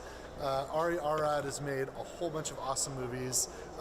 You're probably familiar with the Arads from Marvel, right? Because Avi Arad was the founder and the CEO of Marvel Studios and original Marvel Studios before when they did Spider-Man and all those. Yeah, I worked on that one. You worked on, and then the X-Men, and then the Avengers, and I think it's gone from there. These are the most successful movies of all time. Here is my handle.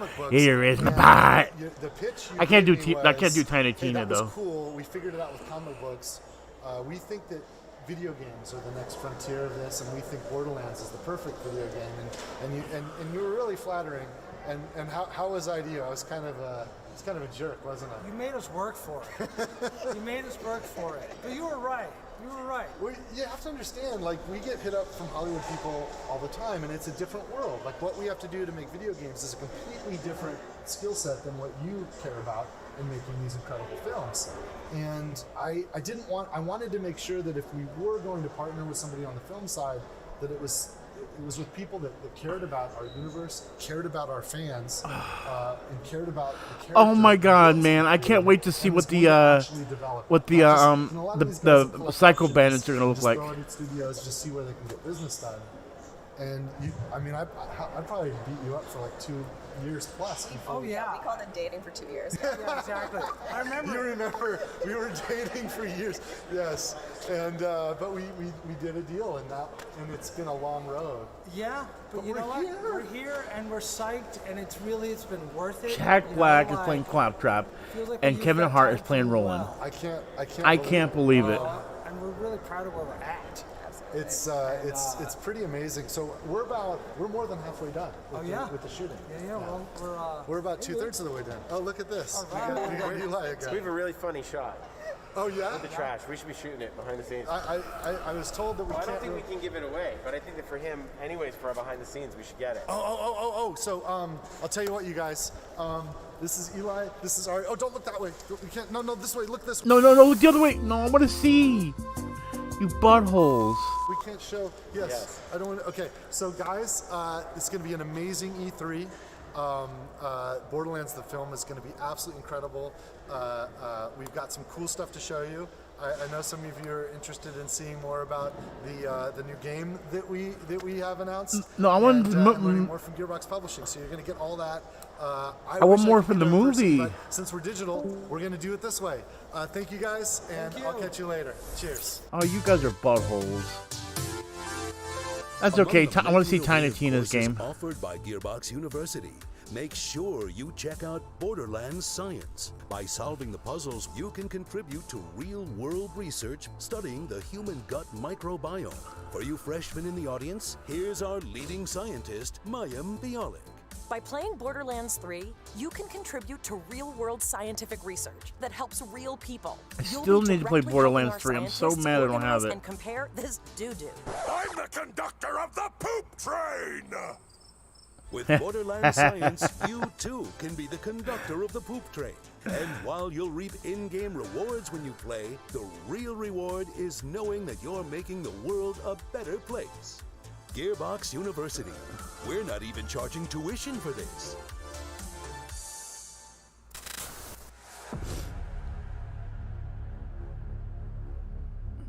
The Homeworld game started in the mid-90s. It would be the first ever truly 3D RTS. Oh man, I can't. Well, Bryson, Neo, you already beat me to it. I was about to say to him, no way, I can't wait to see that. See the that tool. Was a big deal oh wait, in anyway. The late 90s.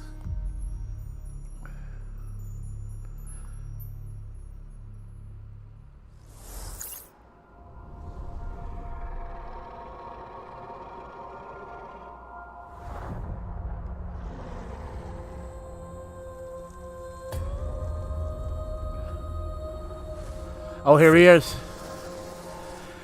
Neo, you know about this game? They announced it yesterday when I did my E3 or my It stalks the ocean floor. I can't wait for this. You cannot hide from fate, but you can make your own.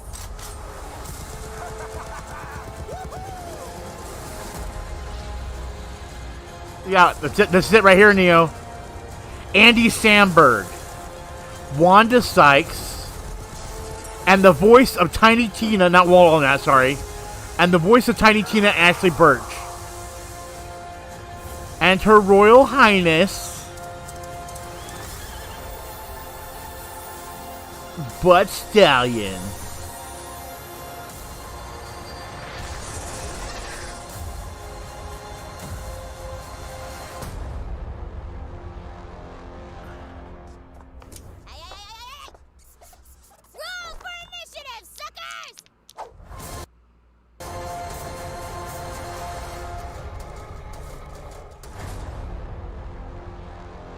I will be getting no matter what. Quick question. We're not talking about yet, right? That is correct. It's my favorite. Hi, I'm Kayla Belmore, and I'm senior producer on Tiny Tina's Wonderlands. This is the part I haven't seen, So though. what's really unique about Wonderlands is it's a looter shooter, which is pretty classic for Gearbox software, but for the first time ever, we're setting it in a brand new fantasy environment.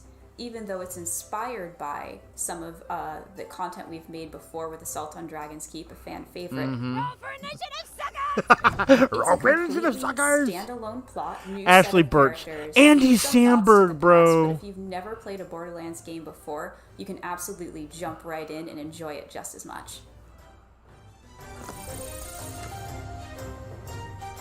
So we're absolutely excited to talk about all of our new enemy types. So that is one of our wyvern enemies. You will absolutely be fighting them. They're not your average wyvern. So of course we've got goblins. You definitely can't have a fantasy game without goblins, but again, we like to make them our own. Thank you so much, everybody. I hope that you are as stoked as we are about Tiny Tina's Wonderlands. Follow us on our social channels to find out the latest and greatest news. Enjoy the rest of the show. This franchise has been around for so long.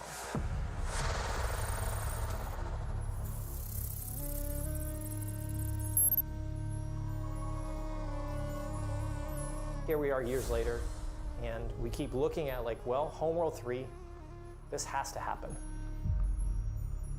I don't care either way, just to be involved with Tiny Tina and Ashley Birch. Ever since I first heard of Ashley Birch, before even Borderlands existed, I've been a fan of Ashley Birch. But unfortunately, Ashley Birch is a lesbian. But if she ever decided to go straight, I would bow to her feet. In the wilderness, hunt down pets, gather rare resources, and explore the untamed world. Once you've plundered all you can carry, return to your village and use those resources to forge Viking-worthy gear. You must protect the seed of Yggdrasil at all costs, or this world and everything in it will be destroyed forever. So take heed. Ahead things rise when the sun sets. Destroy these dark spirits before they destroy the seed. Each victorious knight makes way for a new day, to venture into new lands, build to greater heights, and face fiercer creatures. And with great risk comes great rewards. But be careful, you're of little use to Midgard squashed by a troll.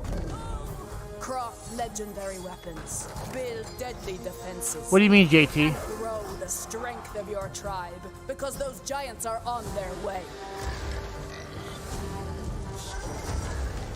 And it's time for us to end their path of destruction.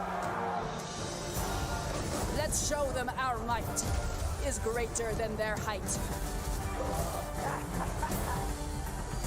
As the saying goes, Valhalla! Can't wait!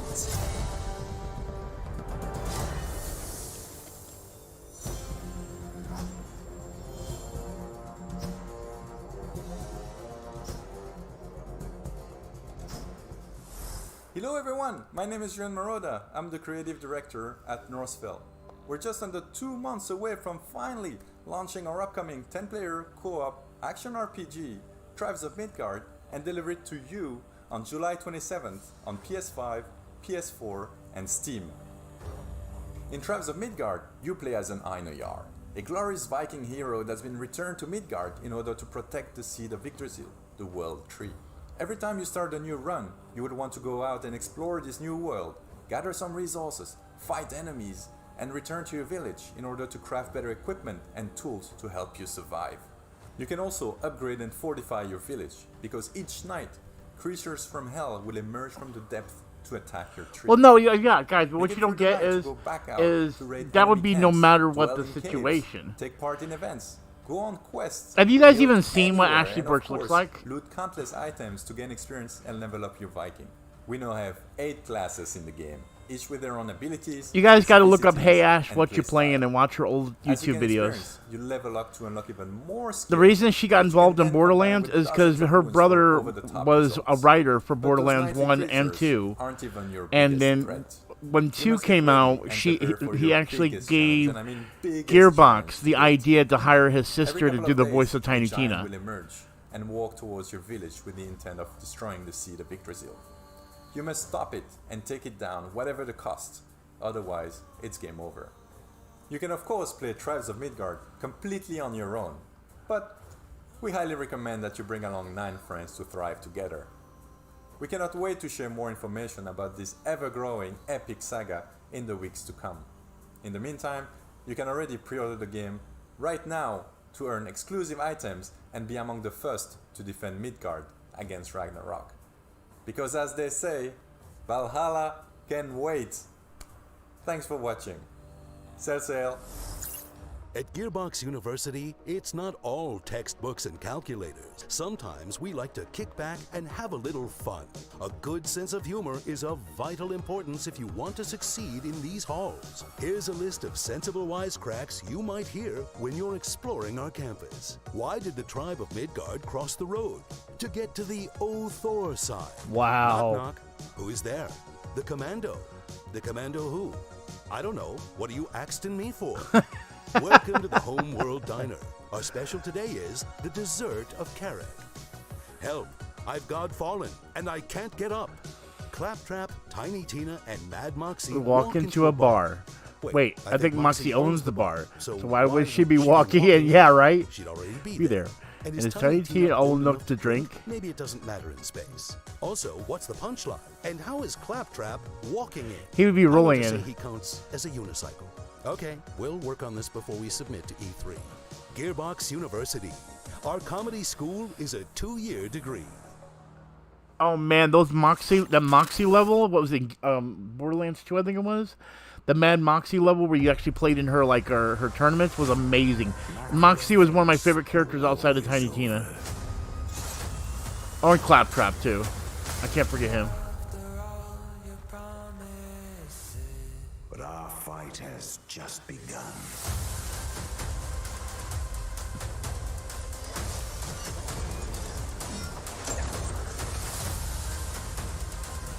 Our duty is to carry the burden of war. Or just savor the victory.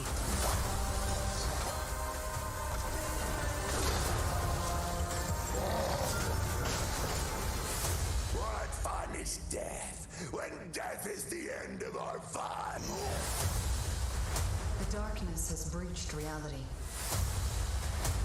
It is time, my champion.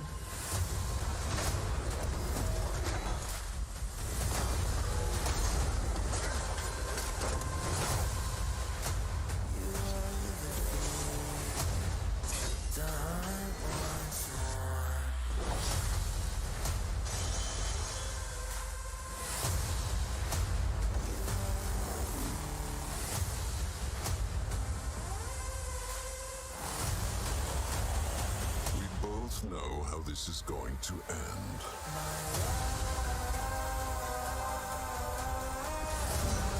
Time for your madness to end, brother.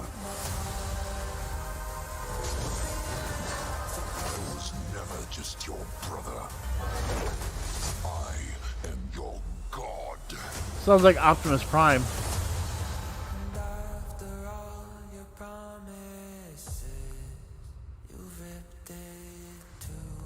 Godfall does look badass.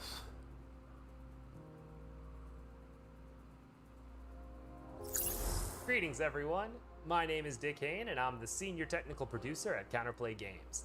First and foremost, on behalf of everyone Wait, his name is CPG Dick Hain? and Gearbox alike, I want to thank you for You know being that part of you got Godfall's there were journey up jokes. until this point. It's crazy to think that Godfall just launched in November of last year. Our developers have been hard at work ever since. In fact, this past February, we launched the massive Primal update, which included new content such as additional rooms in Tower of Trials, Primal gear, Ascension levels, and much, much more. But I'm excited to announce today that on August 10th, we will be launching Godfall on the PlayStation 4. Not only that, but owning Godfall on the PS4 entitles you to a free PS5 upgrade, and we will support cross-gen play, so PS4 and PS5 users can seamlessly co-op together. And if you've been struggling in the Ascended Tower of Trials, don't worry, we're adding matchmaking. But really, matchmaking and the PS4 edition are just the tip of the iceberg because we are so excited to launch our first ever expansion, which we've entitled Fire and Darkness. Fire and Darkness will take players into the Fire Realm for the first time ever, where they'll be met with new challenges, enemies, bosses, trophies, cosmetics, and so much more. But alongside Fire and Darkness, we're also releasing a free content update, which we're calling the Lightbringer update. The main component of the Lightbringer update is a new endgame loop, which we're calling Lightbringer. In Lightbringer, players will fight off the darkness that threatens Empyreon and be rewarded with a new loot type, Cursed Loot. Cursed Loot will challenge the player to complete particular objectives in order to lift the curse and awaken them. Basically, if you thought Primal gear was tough, you ain't seen nothing yet. And then, of course, we want to make fashion the forefront of Godfall, so we have added a huge library of cosmetics to both the Lightbringer update and the expansion alike, all of which can be unlocked by simply completing objectives in the game. Thank you so much for your time today. It is an honor to be speaking here, and I hope you enjoy the rest of your E3. There's a really unique tone and vibe and feel to Homeworld that hasn't been emulated since.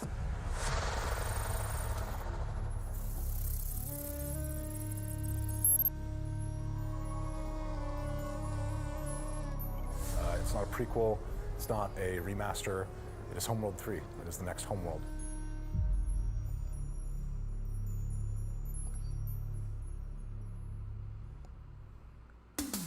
We're glad you've chosen Gearbox University for your higher education endeavors. As you engage in your academic pursuits, don't forget to try out our extracurricular activities. Show off your shutterbug talents in the photography club.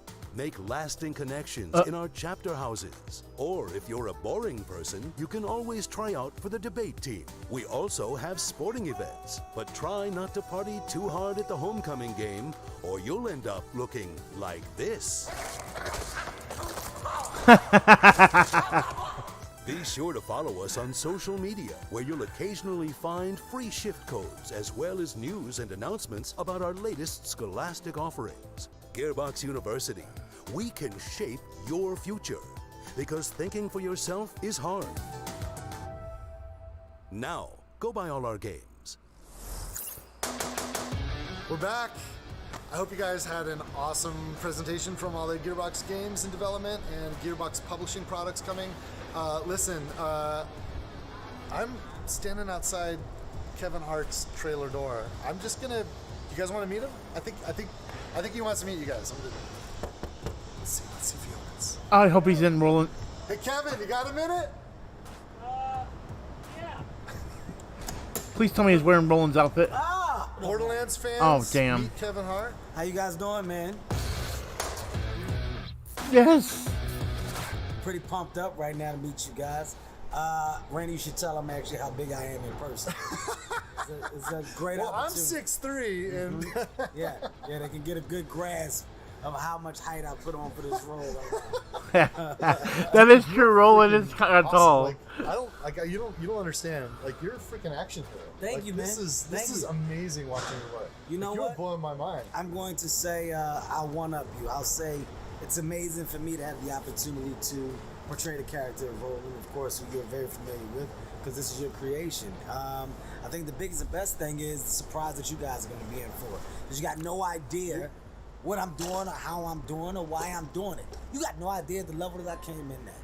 You got no idea how much preparation I decided to put into this particular character in this role. You got no idea. You got no idea. You don't even know what's under this jacket. OMG! It's metal! You got no idea. My job is to come in, not only be prepared, but to shock. And I think right now this is what we're doing. We are doing it. I've seen some pretty, like, it's intense. No one's ever seen you like this before. No, I can honestly say, man, Eli is doing such a phenomenal job. He's doing Oh my God! It's also fun to work with him. Like, he's working his ass off. Well, everyone's working their ass off. Absolutely. You got an amazing cast. Kate, Jamie, Ariana, myself, Flo, our director, Eli. Oh Jack my Black. God! Put an amazing Did you guys just see So, Tiny Tina? Shouts out to you, your team at Gearbox. Shouts out to Lionsgate, for seeing that this is something that could be phenomenal. Shouts out to the world of Pandora knowers.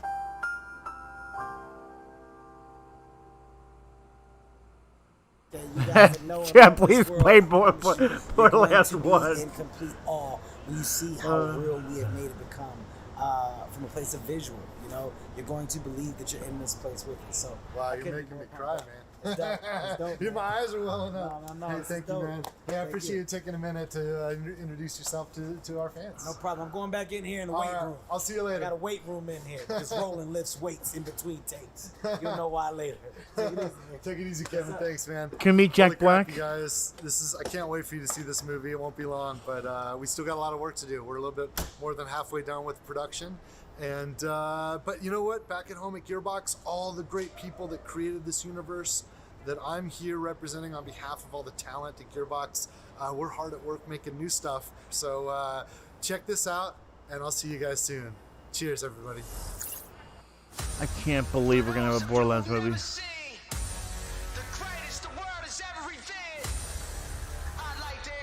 Myself. Let's go! I'm out here making them mad, cause I got it. Too good at being too bad, cause I got it. Stop reaching and being sad, cause I got it. I just got it, yeah. I just got it. Let the blood sport begin! I'm out here making them mad, cause I got it. Too good at being too bad, cause I got it. Stop reaching and being sad, cause I got it. I just got it, yeah. I just got it. Jesus H. Reindeer games, my dude!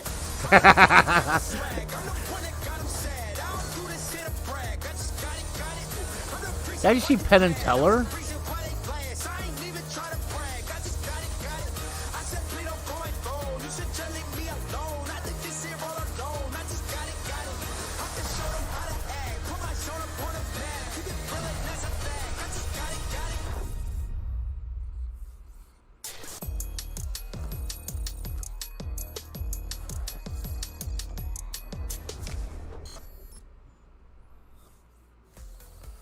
So far, that's the best. That's been the best one so far in my eyes. All together, past couple days.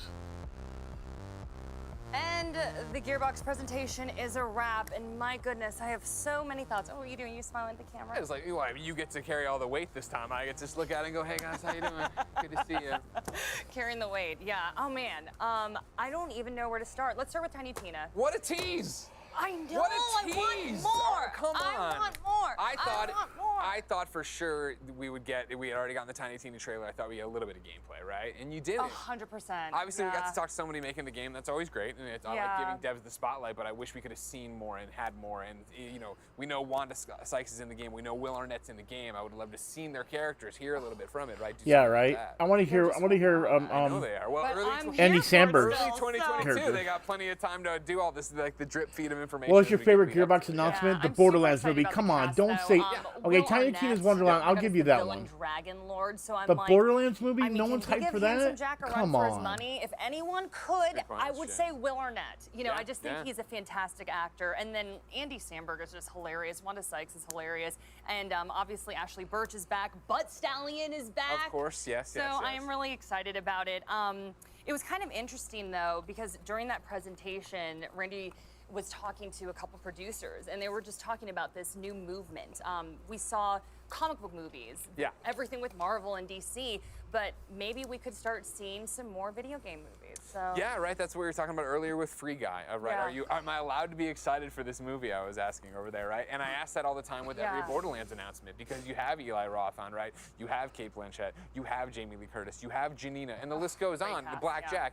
We at the very end there see Kevin Hart, and it's like that's a stellar cast. And again, those silhouettes they've shown for us look so spot on to what you'd expect these characters to be, that I do wonder, if this is the one where we turn the corner, similar we're talking about turning the corner with comic book movies. Yeah, right. This will be the one for video games. Even though I know Detective Pikachu, I'm not throwing shade. I'm not throwing Pikachu shade. I'm just saying. Or Sonic. One that's very straight up, like this is what. Why did you guys say something about Sonic? Silver screen, is that what it's going to be? I think it always comes down to story and if they capture the world correctly. But obviously, we want to talk about video games a little bit. I know one of the better jokes is I'm Godfallen and I can't get up. I know you were a big fan of Godfall, so. I wasn't. I wanted it. You guys see 53% for Tiny Tina's Wonderland. I played a little bit of it and liked it, but I fell off because it was so content light. Blessing on my team actually played a lot of it. He liked it. He's came back recently because of a lot of stuff they talked about there. Okay. And that's the thing I think that slid under the radar with Godfall. Yeah. Is that nobody, and I shouldn't say nobody, but the majority, when you look at Metacritic for Godfall, nobody was like, the gameplay is bad, the gameplay loop is bad. It was just, we need more. And I think what's interesting about Godfall, if you haven't been paying attention to Counterplay games, right, is this idea of they had this giant Primal update. They're about to give you the Lightbringer update, which is free and going to give you a whole new endgame, let alone Fire and Darkness now, which is paid, but is a full-blown expansion with all this different stuff, let alone the free loot items, let alone the new characters, let alone the new weapons. Like, Godfall's an interesting one where it's been building since November in a way that, it came out, and I remember getting, I think, like on IGN a 6 or 6.5, I remember, and that seemed to be the vibe of it, that the gameplay, and what I played of the melee combat is fun, right? It isn't a looter shooter, it's a looter melee combat game, which you don't see as much of, and to see it as gorgeous as it looked on PlayStation 5, now to see it coming to PlayStation 4, now to see it with a free update if you buy it on PlayStation 4, so when you can get a PlayStation 5, you can get it. I think Godfall might honestly be, from the perspective of new information, one of the more interesting ones there, because there's a lot going on. I mean, we have some of the video up right now, and the game looks absolutely breathtakingly gorgeous. I want that sword. I just want all of this. Animation-wise, it is just absolutely gorgeous. But really quickly, we could talk about video games, Borderlands all day, but we're going to have to send it over to Golden Boy and the gang in just a second. But first, we've got some more in the production of the Borderlands movie from CEO Randy Pitchford, who's on location in Budapest, Hungary. So let's see what he got. I am in Budapest. I am working on a movie. The fact that that I've been there from the very first moments of Borderlands and have executive produced and did a lot of design and development and even storytelling with all of the Borderlands games over the years. I just happen to be the guy that's helping these guys make sure it's an authentic Borderlands movie. And I've loved a lot of the interest that Hollywood's gotten in video game IP, and I love the fact that Hollywood's investing more and more in video game IP. But I will say that, like many people, some of the video game movies have disappointed me, and I'm really just it's not my movie, but I'm doing everything I can to make sure that this team of incredible filmmakers, this director, this cast, this unbelievable crew has all the support in the world from us, and has the access to myself and all the members of Gearbox to make sure that the authenticity is there. And we're doing everything that we can to make sure that's the case. I don't want to spoil anything for the movie, but it's just unfreaking believable. It's a blast. I can't believe this is happening. Yeah, I can imagine if your video game you created is being turned into a movie. Welcome back, everyone, as we're here with our media friends, and we just had the Gearbox presentation. Randy Pitchford there giving some words with a hot take, saying video game movies have disappointed him. Man, spice that Randy Pitchford, Dan. Yeah, I mean, look, video game movies have traditionally been a tough nut to crack because video games are an active experience. Right. Movies are a comparatively passive experience. How do you translate that adequately? But I do think in the last several years, you're seeing movies like the new Tomb Raider, like Pokemon Detective Pikachu, and even like what we're seeing with Free Guy, for example, where hopefully they're going to break through that mold. With a franchise like Borderlands, you have a real opportunity there, but I'm just kind of champing at the bit to actually see the movie. It was cool to see behind the scenes a little bit, but I want to see more beyond just like silhouetted production still. So hopefully we'll get that pretty soon. Please. But did you see the cast list, though? The cast list is awesome. Andy Samberg, Wanda Sykes, Will Arnett, Ashley Birch, of course. Who else am I missing? Yeah, I mean, well, that obviously for Tiny Tina, but then on the other side, you got, Kevin Hart, who we saw. Kevin Hart, Jack Black. Oh, she just messed up badly. She was naming all of Tiny Tina's cast, not the movie cast. Into this, whether it be the game. Yeah, she messed up badly on that one. I was like, Andy Samberg's not involved, and I realized she was naming. Everyone's attracted to Borderlands as an IP. Like, everyone wants to be a part of it. You're a voice actor. You're an actor in general. You're Butt Stallion. You're getting in there somehow. It's true, which is crazy because that was my nickname back in high school.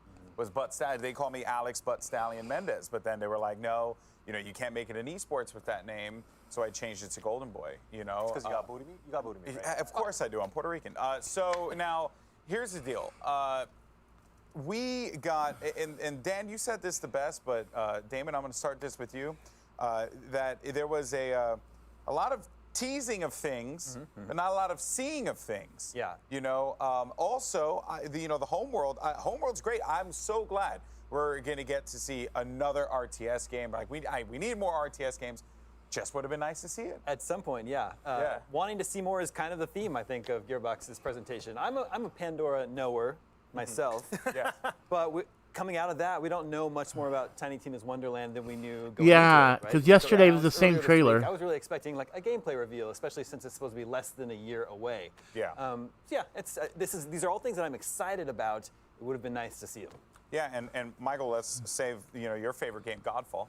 I'm just messing around. We were joking. We were talking about Blessing, and Blessing, was a fan of Godfall. Blessing, by the way, should probably be on this couch next year. We got to make it happen, Poppy. But let's talk about Godfall because, these are the types of games that No Man's Sky, for example, is a great example. The game that comes out, and you're like, could have been so much more. Yeah. And I kind of feel like Godfall might be going down that path of like developing its identity and becoming even better than what it was, or what the developers had hoped for on release. Yeah, so here's the thing, is like, when a game comes out, it's not always like straight up dead.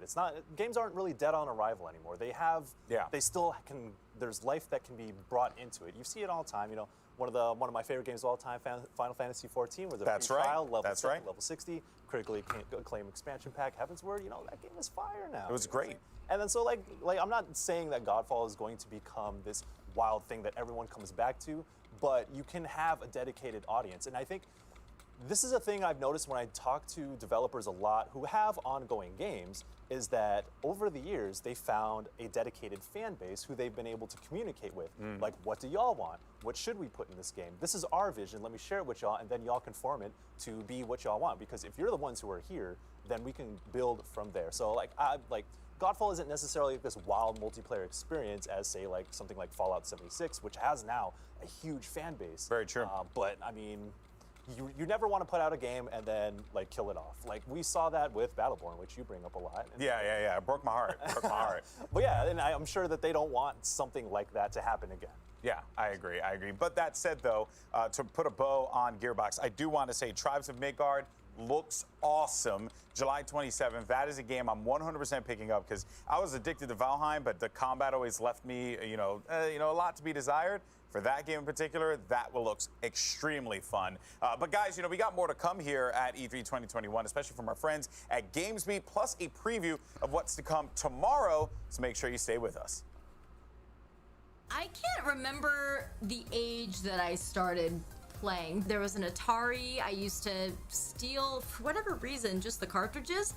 Not really putting two and two together that I can also play the games, but I love the cartridges, E.T. being one of them. My parents, somewhere in their house, if we rummage around and look for the treasures, I think we would be able to find a coveted, or less coveted, E.T. the extraterrestrial game.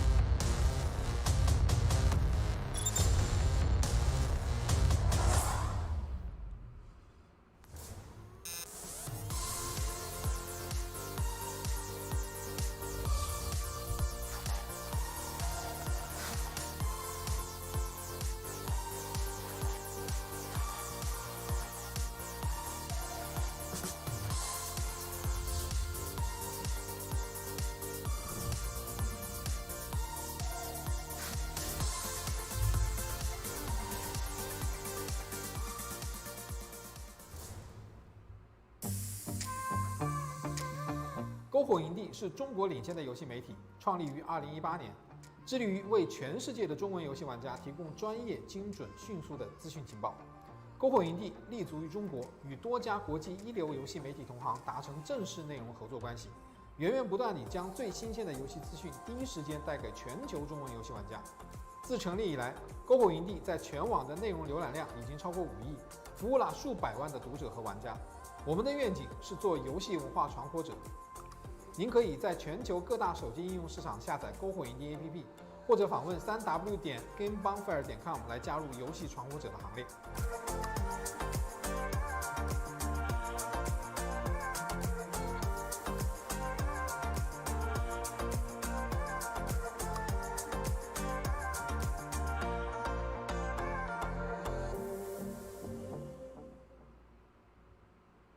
As a part of Play for All, GameSpot will be bringing you the latest gaming news and announcements, interviews with developers, the biggest press conferences, and lots more. Play for All is our yearly online event that combines the excitement and announcements of E3 with charity live streams the following week, with lots of special guests who are going to help us raise money for able gamers. So join us in June for E3 and Play for All on GameSpot.com, YouTube.com/GameSpot, Twitch.tv/GameSpot, and as a part of E3's official broadcast.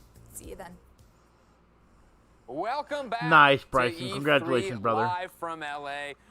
It's been quite a show. It's not over yet. We're going to look back, ladies and gentlemen, at some of the most historic and iconic moments in E3 history. But I have to apologize for the people who are going to do this, all right? I don't know if you understand what GamesBeat is. It's a great site full of great people like Dean and Mike.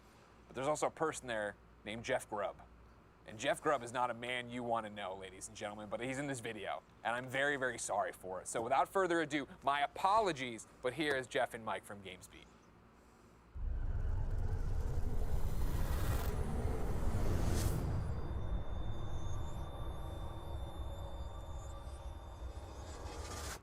It's the internet. You're busy because it's E3. I'm Jeff Grubb. I work for GamesBeat.com. Joining me is Mike Minotti, who's going to say hi to all the good people right now. Hi, good people. Mike, it's time to learn to love E3 again because we're jaded games journalists. I understand you put together a bunch of stuff to thaw my cold, dead games journalist heart. Memories of E3. You ready to just take me through it right now? I'm happy to do so. Yeah, you know, my heart only has warmth for E3, so, you know, yeah, you can call yourself jaded all you want. I am just a ball of E3 love, and I'm going to roll it over you. Of E3, of gamer Christmases past, future, and present, yes.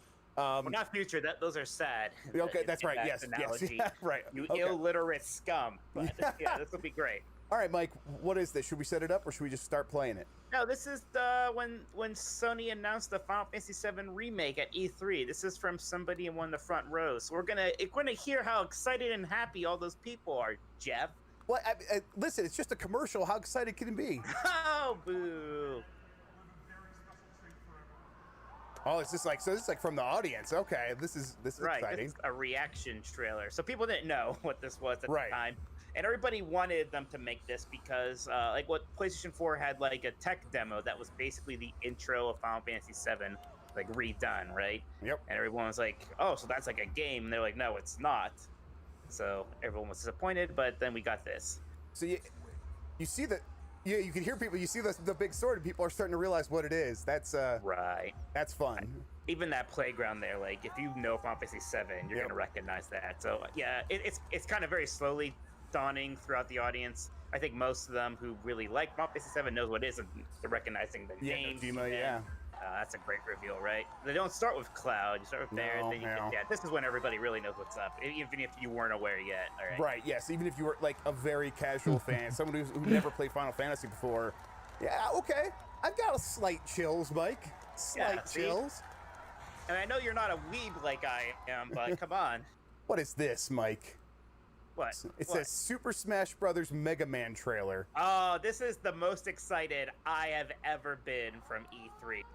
I love Smash Me with Brothers, Sonic. But Mega Man. I remember when they favorite dropped video Sonic in. character. And this was back when there were very few third-party characters. Like this point right here, like I knew who it was from that. Yes. I lost it, Jeff. I was so. You can ask my brother because I was watching with him.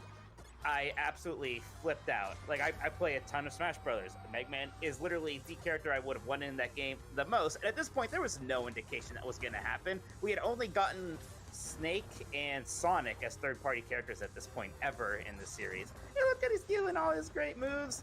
It's an incredible remixed version of Mega Man 2 music. The beautiful CG art. This is still the best Mega Man has ever looked, by the way. Is this, like, Smash Brothers version of him? The kind of, like... It like captures the proportions of the 8-bit sprite. Like, it's kind of staunchy. Mike, I'm sick of hearing about things that you love. If you're not gonna bring anything that I oh, okay, wait, what's this? Okay, all right, maybe this might do it for me. Yeah.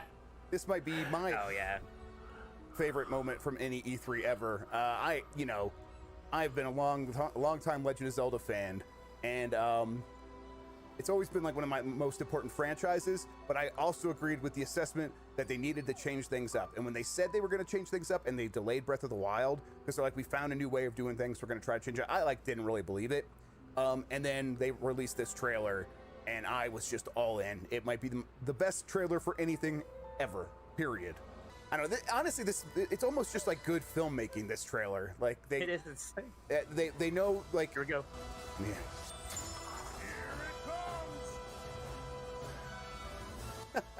Oh, here he's gonna laugh. The bird's gonna laugh. I love it for some reason.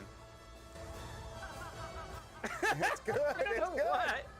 It's really good. Here it comes. I think about that all the time. I don't know. Just the way they frame that in that song, it gets me pumped up. Like, yeah, here it comes indeed.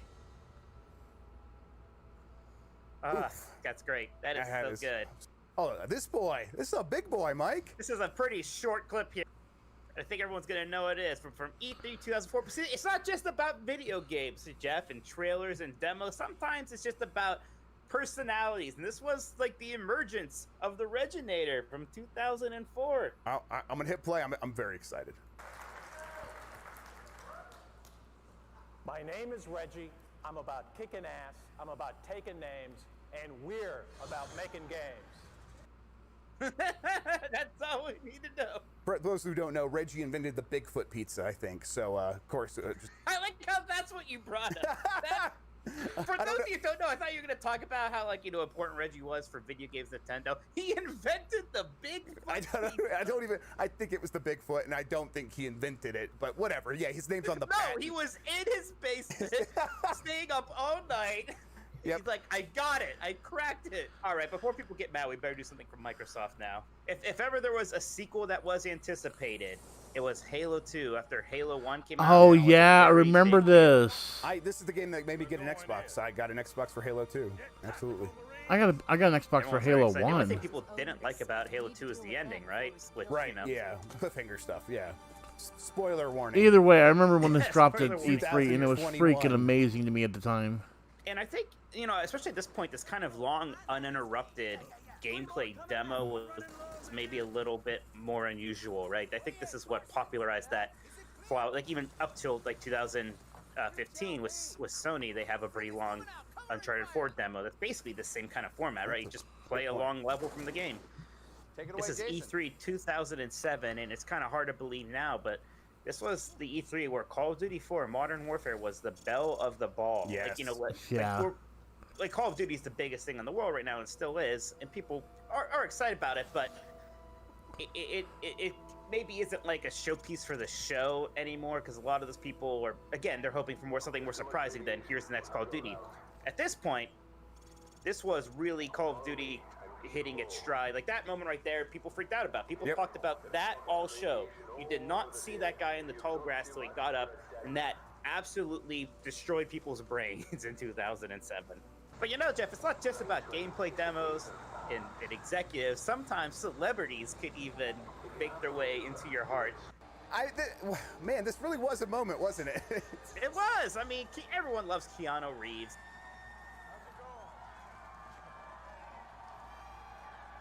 I'm not one that gaga and goo over celebrities, but this is pretty neat. And remember crowds?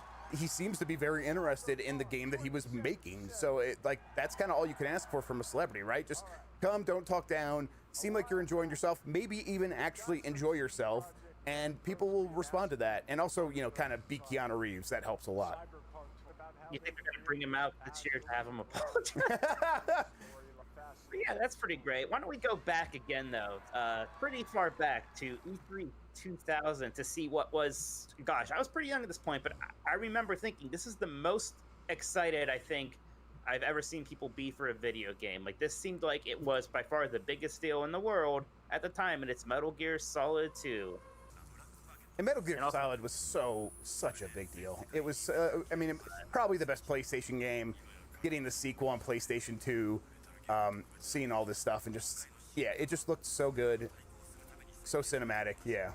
So you have to understand, like at this point, the fact that we're seeing raindrops like bouncing off of objects, and we're seeing this like these light bloom effects, like this was all pretty nuts at this time. This games just didn't look like this before this point. Yeah. and it was this perfect storm of the best artists in the world working with the best technologists in the world to make a video game. Yeah. All right, Jeff. You want to close this out with maybe the first E3 moment? I do.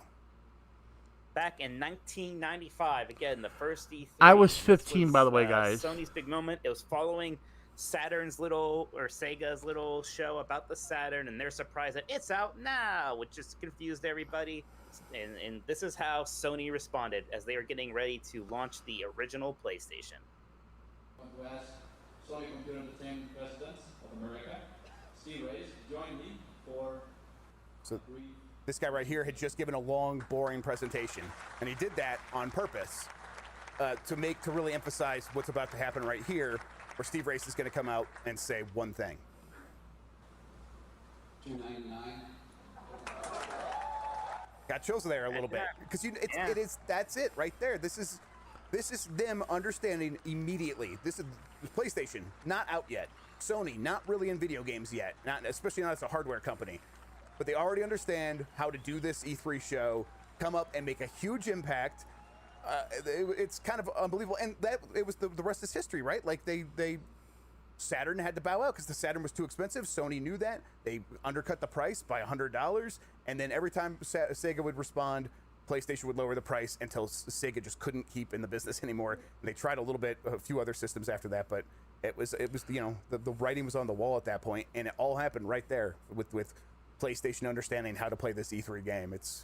Yeah. See, there's all sorts of fun. I didn't even talk about giant enemy crabs and weird Elder Scrolls 6 announcements years before we'll ever see it. But there's all sorts of fun stuff, Jeff. Imagine all the fun stuff that's happening right now and what will happen in the future. So just admit it, Jeff. Admit that you love E3. All right, I'm a fan. I admit it. I'm not just a games journalist. I like games too. Don't tell anybody. No, we're telling everyone. Okay. I'm calling your mom, calling your wife. All right, that's going to do it for us, everybody. Thank you so much for watching. I hope you enjoyed the rest of the show. I hope we didn't keep you too long. And if you tuned back and you're just getting here right now and you're confused, good. Yeah. We don't deserve us. I hope your favorite game gets announced next. I'm sorry. All right, everybody, have a good one. Enjoy the rest of the show. Bye.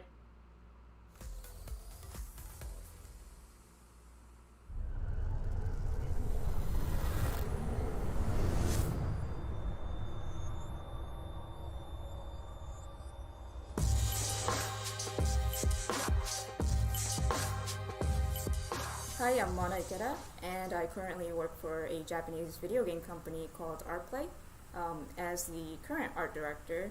And previously, I worked on Bloodstained Ritual of the Night as the communications manager, and I also drew the box art. So that's just kind of a summarized version of myself.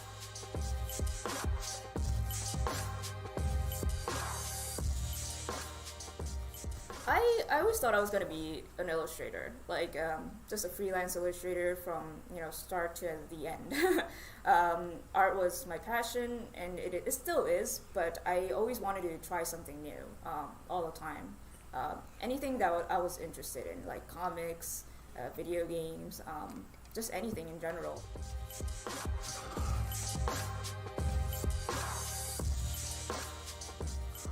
For me, art directing is something that improves the overall gameplay, and and also the game designer will know, like, oh, there was these kinds of ideas, because when I started to do this job, like, they didn't really have an idea of what they really wanted to do visually. So it's basically like, oh, I want to make this kind of game, but I don't know what it looks like. And for me, that's where I come in and kind of help them kind of fill that in.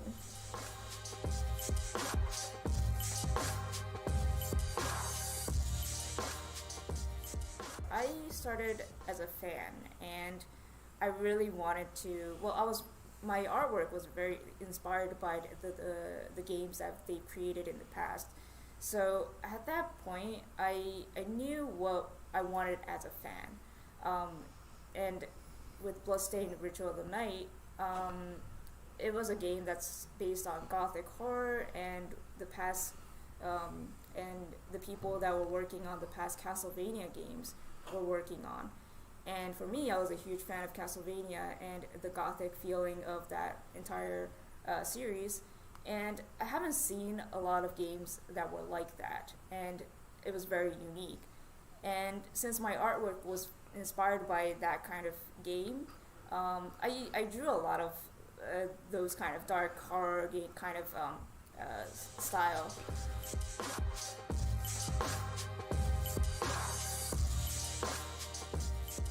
I was someone who knew from a very young age that I wanted to be an artist and do this specific type of work. And even though I didn't really know or I had one specific goal, I still struggled to do so. And I'm sure a lot of people can relate to that because they wanted to be something like a specific job they want and they can't achieve it, even though they try really hard. And for me, I think that's totally fine, and they should try something else that's new, because if I didn't take this chance of becoming a communications manager and also the translator for the company, I wouldn't have been in this art director position at all. I would have been like, I would be like, no, I want to do art as a career. I'm not going to take this translation job. And I still, to this day, be a freelance artist taking on these mundane work that, that I had no art direction whatsoever in. And so I feel like for those who are struggling and, thinking of quitting their passion job, because it's, like if you're working on something that you're very passionate about, you get very emotional about it. And I'm sure a lot of people feel very down when things don't go right, or things that they're worried about, doesn't get resolved doing the same kind of work over and over again. So I feel like for those people, like in a very similar situation as when I was struggling as an artist, I feel like they should try something else that's new. So for me, video game was like my second passion, and I really wanted to be involved in some way. So I decided to take on that job and be a translator. But in the end, people, when you're very passionate about something, people recognize that. And I was both passionate about video game and art. So in the end, I became an art director that I never thought I would be able to do. So I feel like for those people, take the chance, even if it might not be something that you really want to do as an end goal. You should take the chance if it does change your career.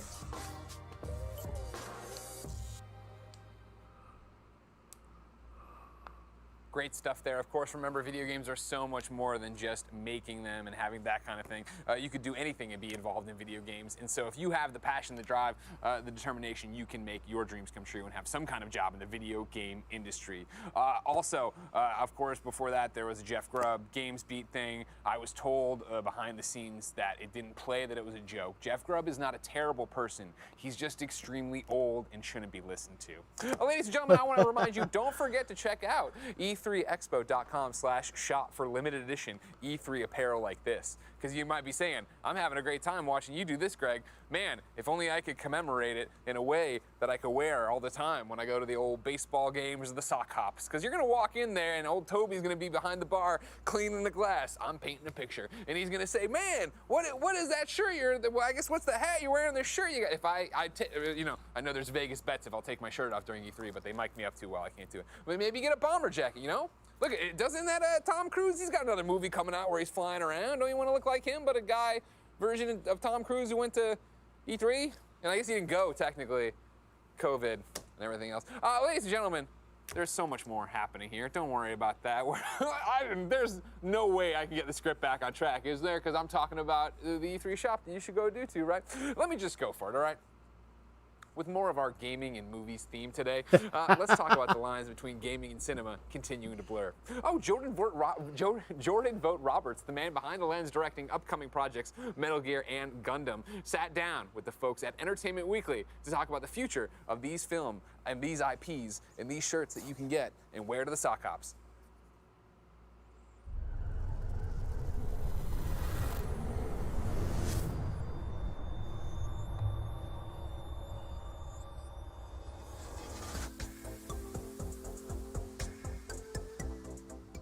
Hello, E3. This is Nick Romano with Entertainment Weekly magazine. Thank you so much for joining us today for a panel discussion with filmmaker Jordan Vogt Roberts. Jordan, thank you so much for being here.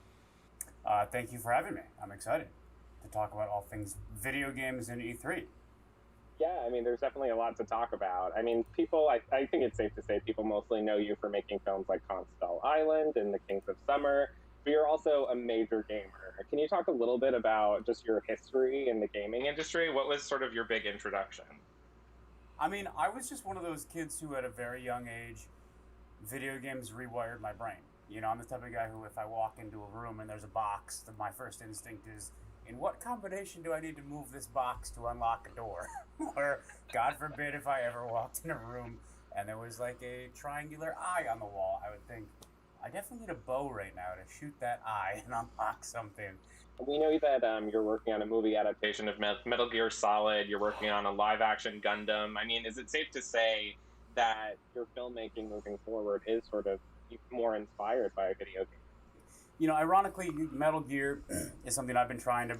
I got you, Ryan. Sisyphus push I'll up see the you in hill custom, brother. For 7+ years. That game and Kojima-san's world means the world to me, and that's something that I'm very proud of what we're doing, and I think that it is very sort of Kojima punk rock, twisty, and then Gundam likewise is, you know, the godfather of like otaku culture in a lot of ways, without exaggeration. You know, like it is the grandfather to modern anime and thus most Japanese things that we love.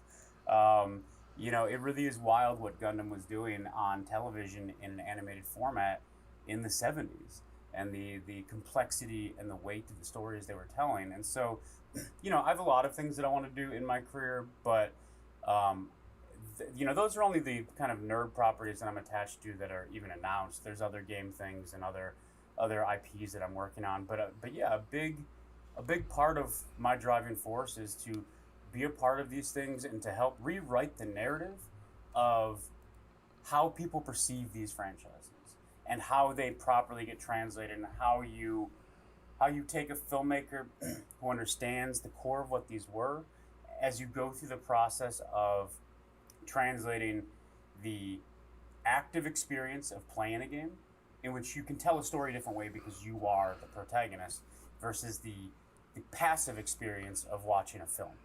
And so those aren't one-to-one translations, and so I think you really need to understand when playing a game what it elicits from you, why it makes you feel certain ways, what the tone that it evokes is, you know, what those real idiosyncrasies that kind of make up each game is, and how you then translate those things to the passive experience of watching a film. And so it's, you know, it's just something I've been obsessed with for a long time, and I feel very fortunate to be able to be a part of these projects. In terms of Metal Gear Solid, you know, I've documented all of your tweets about the long process of adapting this movie. I mean, what do you think it was about the original games that had such an impact on you and kept you motivated to keep this project alive? That game came out same year, same month, basically, as Ocarina of Time.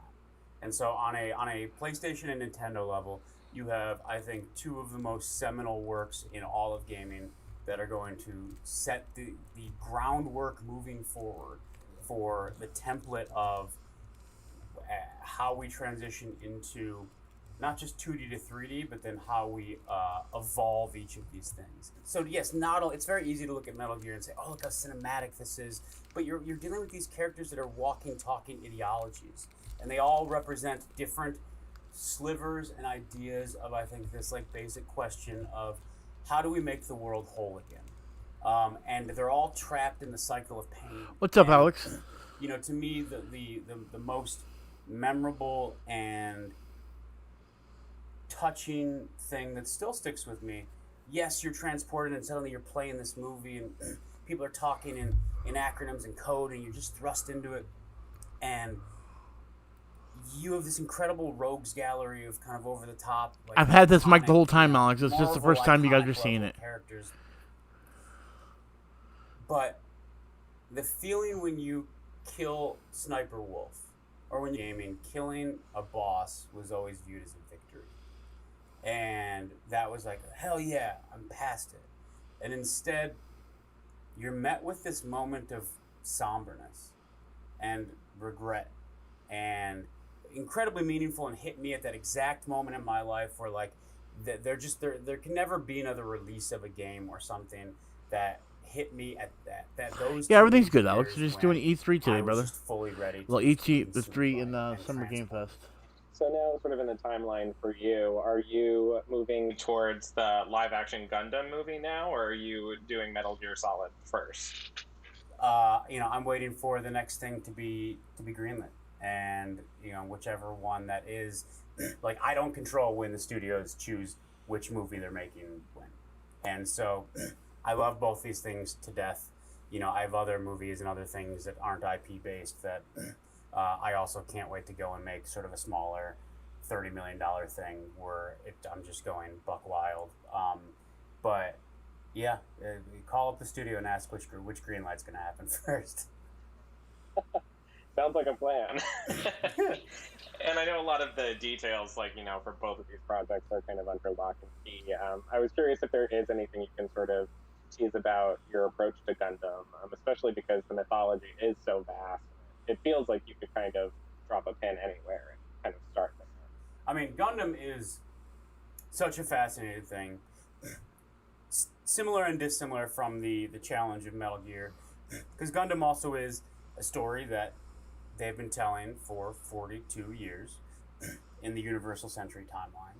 Then in addition to that, they have several other alternate timelines with other series, some that go on multiple series and movies, some that are just one-offs. And so my goal is for all of the people who might say, I don't know where to start, I want to be able to create this film and give them an access point where you can say, this is where you start.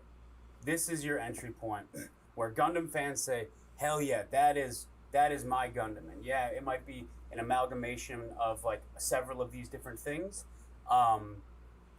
different timelines and whatnot, but this is true to what Gundam is, and this captured everything I love about Gundam. And then outsiders have this feeling of, and I feel this way about Metal Gear too, but having this sentiment of, oh, this is something that I just didn't know I wanted to be obsessed with. Well, Jordan, with our final few minutes, I wanted to ask, because obviously it's been a crazy year for a lot of people.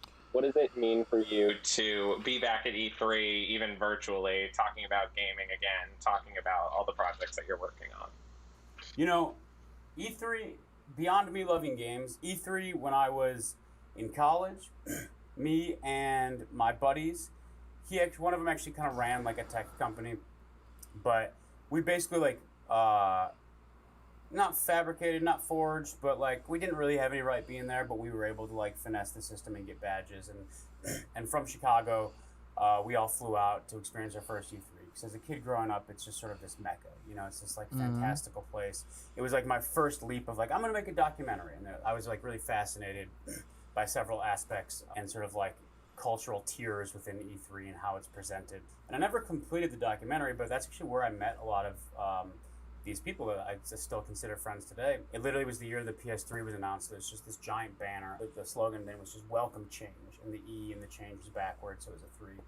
E3 actually was this really pivotal changing moment in my life where I was in Chicago making shorts. And I came out to LA, and I remember being at LAX, and I remember being at the convention center and just thinking, oh, I'm moving to LA. I feel opportunity here. This is where I'm supposed to be. You walk in Cacophony, the massive wall of sound that is the West Hall, where you're just bombarded left to right. It really is a cacophony. It's a barrage. It's carnal sound. But it was amazing. And so it really, E3 changed me. It's the reason that I ended up moving to LA. Something about that trip made it. I never thought I'd move to LA. Something about that trip changed something in me where I said, this is where I'm supposed to be right now. And that wasn't even about video games. It just was about, here I am taking some of my first steps as a filmmaker in college, trying to make this documentary, and something just felt right. And so I've gone to so many E3 since then. My friendships and relationships, as I said, I'm fortunate for them to have grown in the game world and to be collaborating not only with developers on commercial campaigns, but also with their IPs. And so to be able to be back in even this small way, you know, I think we're all struggling with how we reintegrate into the world right now, and what that means. We've all gone from being like, this is great, we're at home, we're all homebodies and recluses, to being like, oh my God, how do we interact with people? And so, yeah, being able to be there in just the slightest, and just for it to be a thing, it means a lot to me, because E3 really did change my life. Well, we're so happy and honored that you could make the time today. Jordan, thank you so much. This has been a treat. Thank you so much. Yeah, absolutely.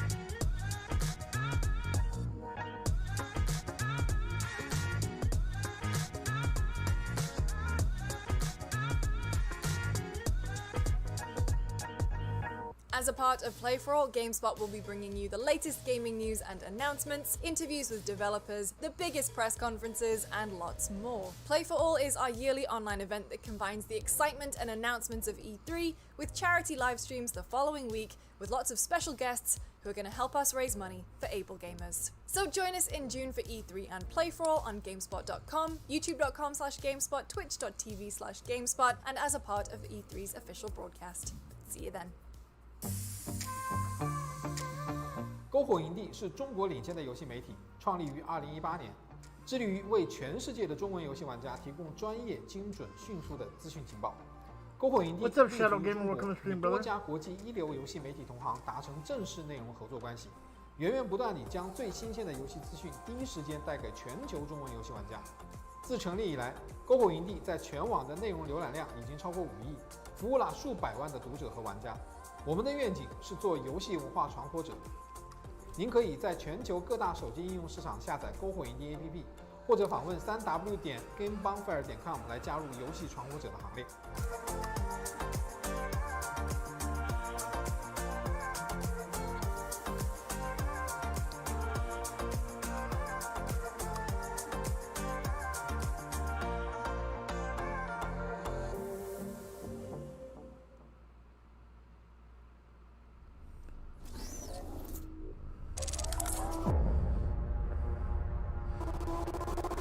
I'm wondering if we're getting anything else, Bryson, because I feel like we're just going to advertisements and then they're going to end the stream. This is like a Razer commercial. Oh, binge. I don't know what binge is.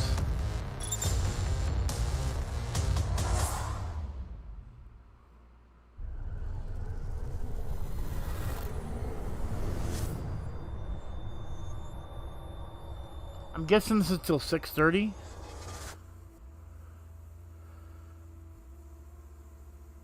Hi everyone, my name is Christian Holub. I'm a writer at Entertainment Weekly, and I am here to host a panel for this year's E3 about real-world game worlds, the differences and the ways they intersect. With me here are our panelists, Gary Whitta, screenwriter, Daniel Erickson, former creative director at BioWare, Juan Vega, narrative designer at Netflix, and Rihanna Pratchett, writer and narrative designer. Thank you guys so much for joining. Interesting fuel for this convo, and I just wanted to start out with a big basic question, which is like, how important would you say is it for video games to reflect real world events and movements? A lot has happened in the real world over the past year. I think we can all agree. My sense is that, you know, it was all about escapism, you know, but yeah, how would you guys kind of generally talk about the importance of making games that reflect aspects of the real world, especially as our real world is changing so much? I think that's a very difficult question to answer in kind of a holistic way. It really, you know, depends largely on what kind of game you're setting out to make. You're right. Games have always been and remain in large part escapism. They're an escape from the real world. One of the reasons why Animal Crossing was such a hugely popular game during. Yeah, I think this, it's a little bit harder when it comes to E3s now, Bryson, because of it's just not being able to go to the conventions personally. I mean, I benefit, even though I really didn't get like a ton of views today from E3 being online. You know what I mean? Instead of going to the convention itself, because I could never go myself. At the same time, in the last couple of decades, we've seen video games really emerge as a legitimate art form and a legitimate platform for political and social commentary. You generally tend to see that stuff in smaller budget indie movies, and for the same reason in smaller budget indie games. If we were to do an exercise right now and think about like what are the games that that deliver really kind of make you think political and social thematics, they're going to be at the lower end of the budget scale. Whether or not video games will ever really dare to kind of tackle political and social real world kind of issues at higher budget levels is that maybe that's a question for us to talk about. But I think most of the interesting work in terms of games as an art form right now is being done at the indie level, and again for kind of monetary capitalist reasons that really aren't that difficult to figure out. On that note, I think it's interesting that when I think about the diversity front, I don't think that everything has to have diversity as sort of a core piece for it, but I do. What's exciting to me is it always feels like the diversity that is inherent in the artists is something that needs to come forward, and we're getting a lot more space to do that. So the grand exception to some of the concepts that Gary was talking about was working for BioWare. So BioWare had LGBTQ content all the way from the beginning, because primarily Dave Gator, who is the lead writer for Baldur's Gate, was queer. And he, right from the beginning, pushed this as, hey, I'm going to have representation in the game. We're going to have space here. We're going to have... And this was interestingly not controversial and then super controversial, and then came to the point where I just saw today that BioWare changed its logo for Gay Pride, right, for Pride Month.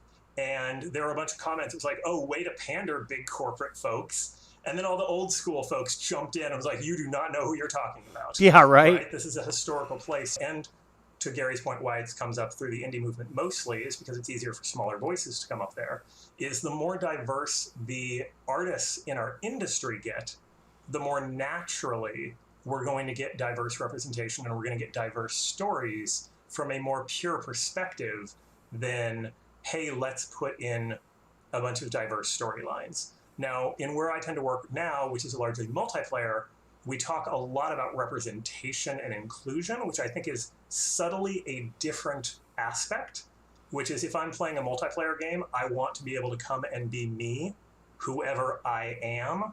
But I think that's a different space than artistically representing the experience of a diverse group of people. I also think from a writer's perspective, from a creative perspective, we're drawn to diversity in all forms, because we want to explore the path less traveled. We don't want to tell the same stories over and again. We want to find the new experiences.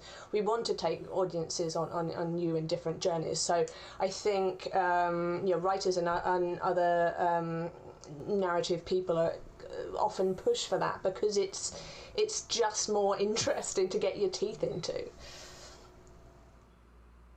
I think once the stories reflect what's actually happening in the real world, people will see themselves like through their favorite medium, and I think that's what really builds a connection and what gets people like really involved and interested and hooked. It doesn't necessarily have to be in their stories. It can be in diverse stories. It can be in like Rihanna said, like new things to them. But I think it's actually I personally think it's important to advocate for who tells the story, and when you have a diverse pool of candidates telling stories, you're going to have diverse stories that have a lot of coverage, and it doesn't feel like it's being shoehorned in. Do you think that kind of stuff is changing for the better in terms of people of diverse backgrounds and stuff kind of able to get to the point where they're making games, not just kind of the types of small indie games that Gary was talking about, but getting positions at bigger companies and hopefully not feeling alienated or pushed out?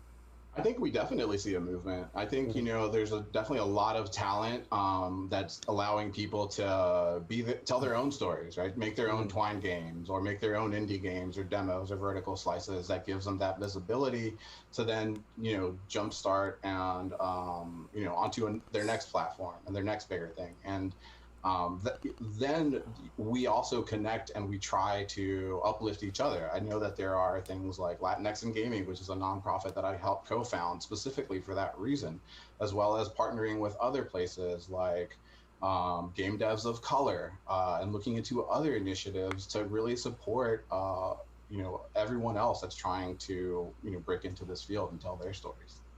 Yeah, I just want to add something to that. I think this whole conversation, we've been talking about different aspects here, but they're all really part of the same conversation.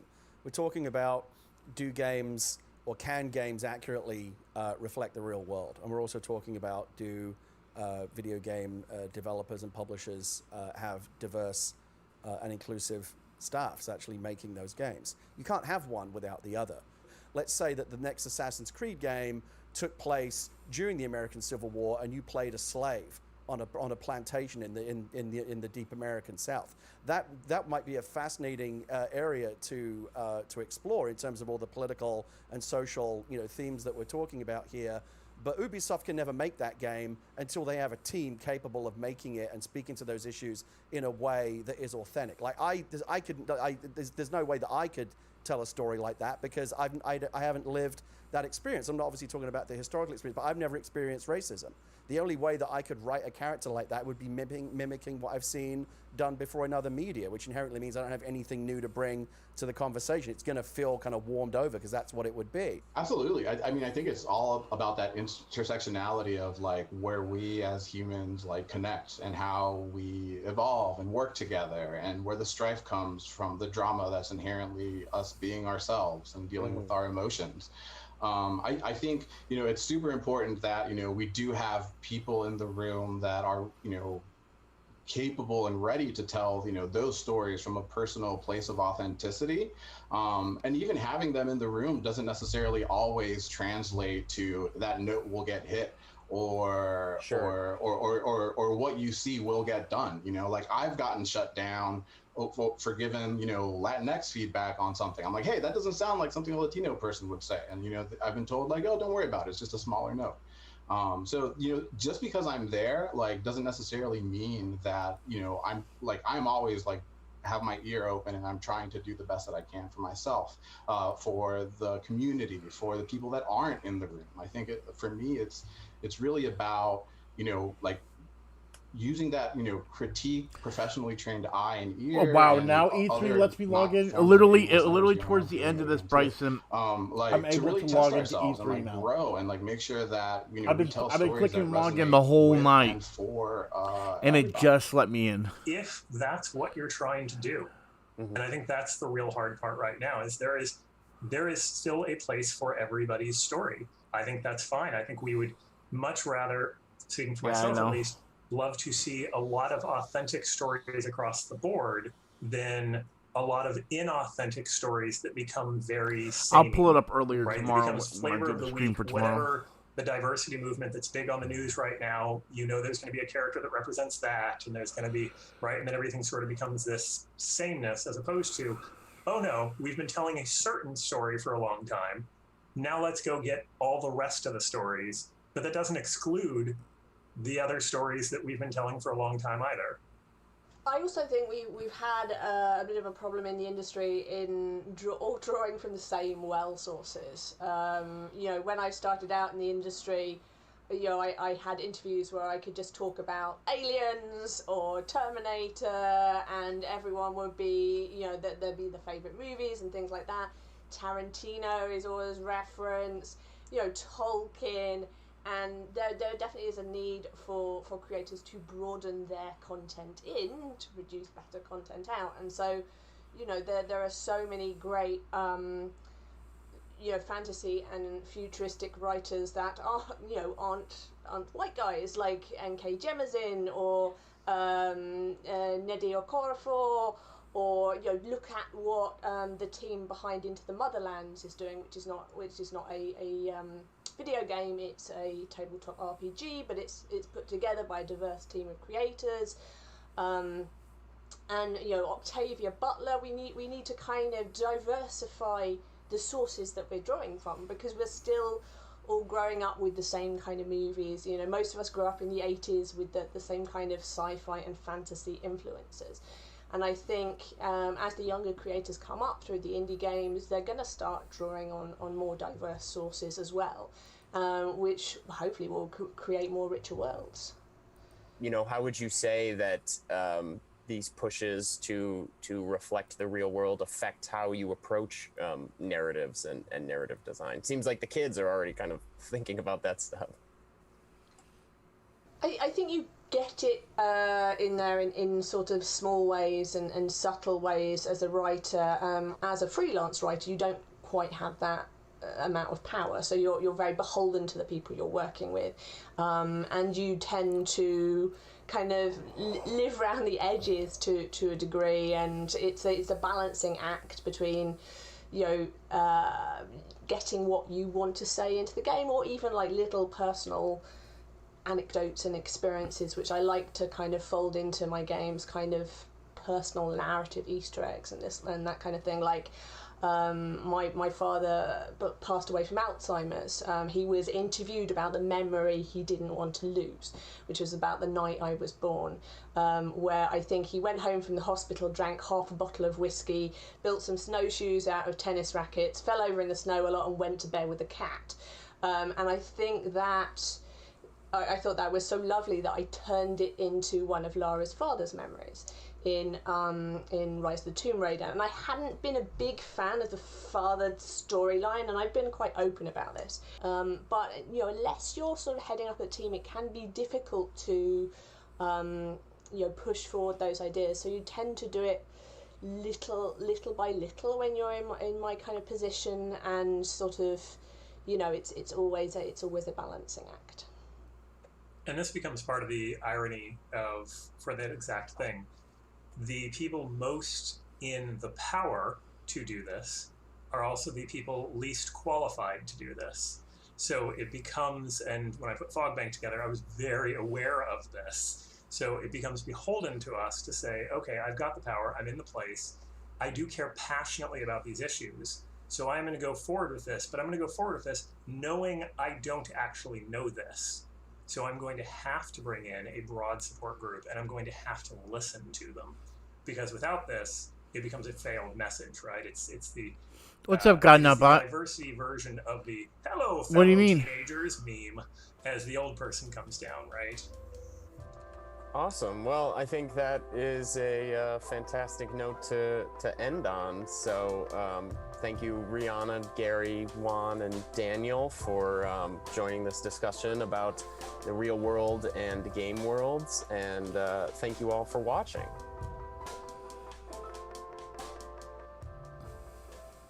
Mental health. I know it's an uncomfortable topic. It's hard to talk about. Taking a hard look at yourself can be really difficult. Looking in the mirror and knowing something's wrong. But do not be afraid to identify your weaknesses, address your trauma, and do self-work. It can be a painful journey to take on, but you are not alone. We all have our struggles, and there's help out there. We got together some experts for an informational and candid discussion about mental health and the work that still needs to be done. Okay, so E3 is just going to continue doing... I guess they're doing what they usually do, like, regularly, guys. They do E3 panels that might be more of, like, topical conversation. So, what I'm going to do is, I know people want to play Customs tonight, but I may have to cancel Customs tomorrow night. Well, actually, I don't play Customs Sunday. So, what I'm going to do is, I'm going to go ahead and end this Anita Sarkeesian, here, guys. Gordon Bellamy, Hold on a and second. Mike Wilson here to talk. Anita, could you please introduce yourself and tell us a little bit about what you do? Okay. So what I'm going to do, guys, is I'm going to go and end it right here for this stream. YouTubers versus Tech Talkers. I have no idea what that is, bot.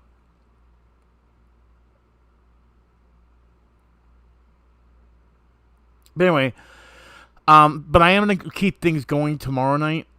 when I do the E3 tomorrow, so I can do the full coverage. Tomorrow's gonna be a lot more interesting stuff anyway.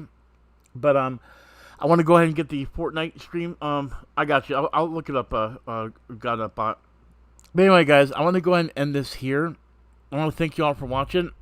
We will be doing E3 coverage and Summer Game Fest for tomorrow too, so be ready for that. I'm glad you guys stuck around with me, did, and I appreciate that. But anyway, guys, as always, I am Puttyman with Gamer Pods. We're heading on over to some customs, guys. If you like Fortnite, come check us out. If not, I will see you for the second day of E3 2021 tomorrow. And as always, Puttyman, Gamer Pods. Peace out. I'll see you guys in the next video. Or stream. Or live stream video. Live stream. Peace. I wanna take you for a ride.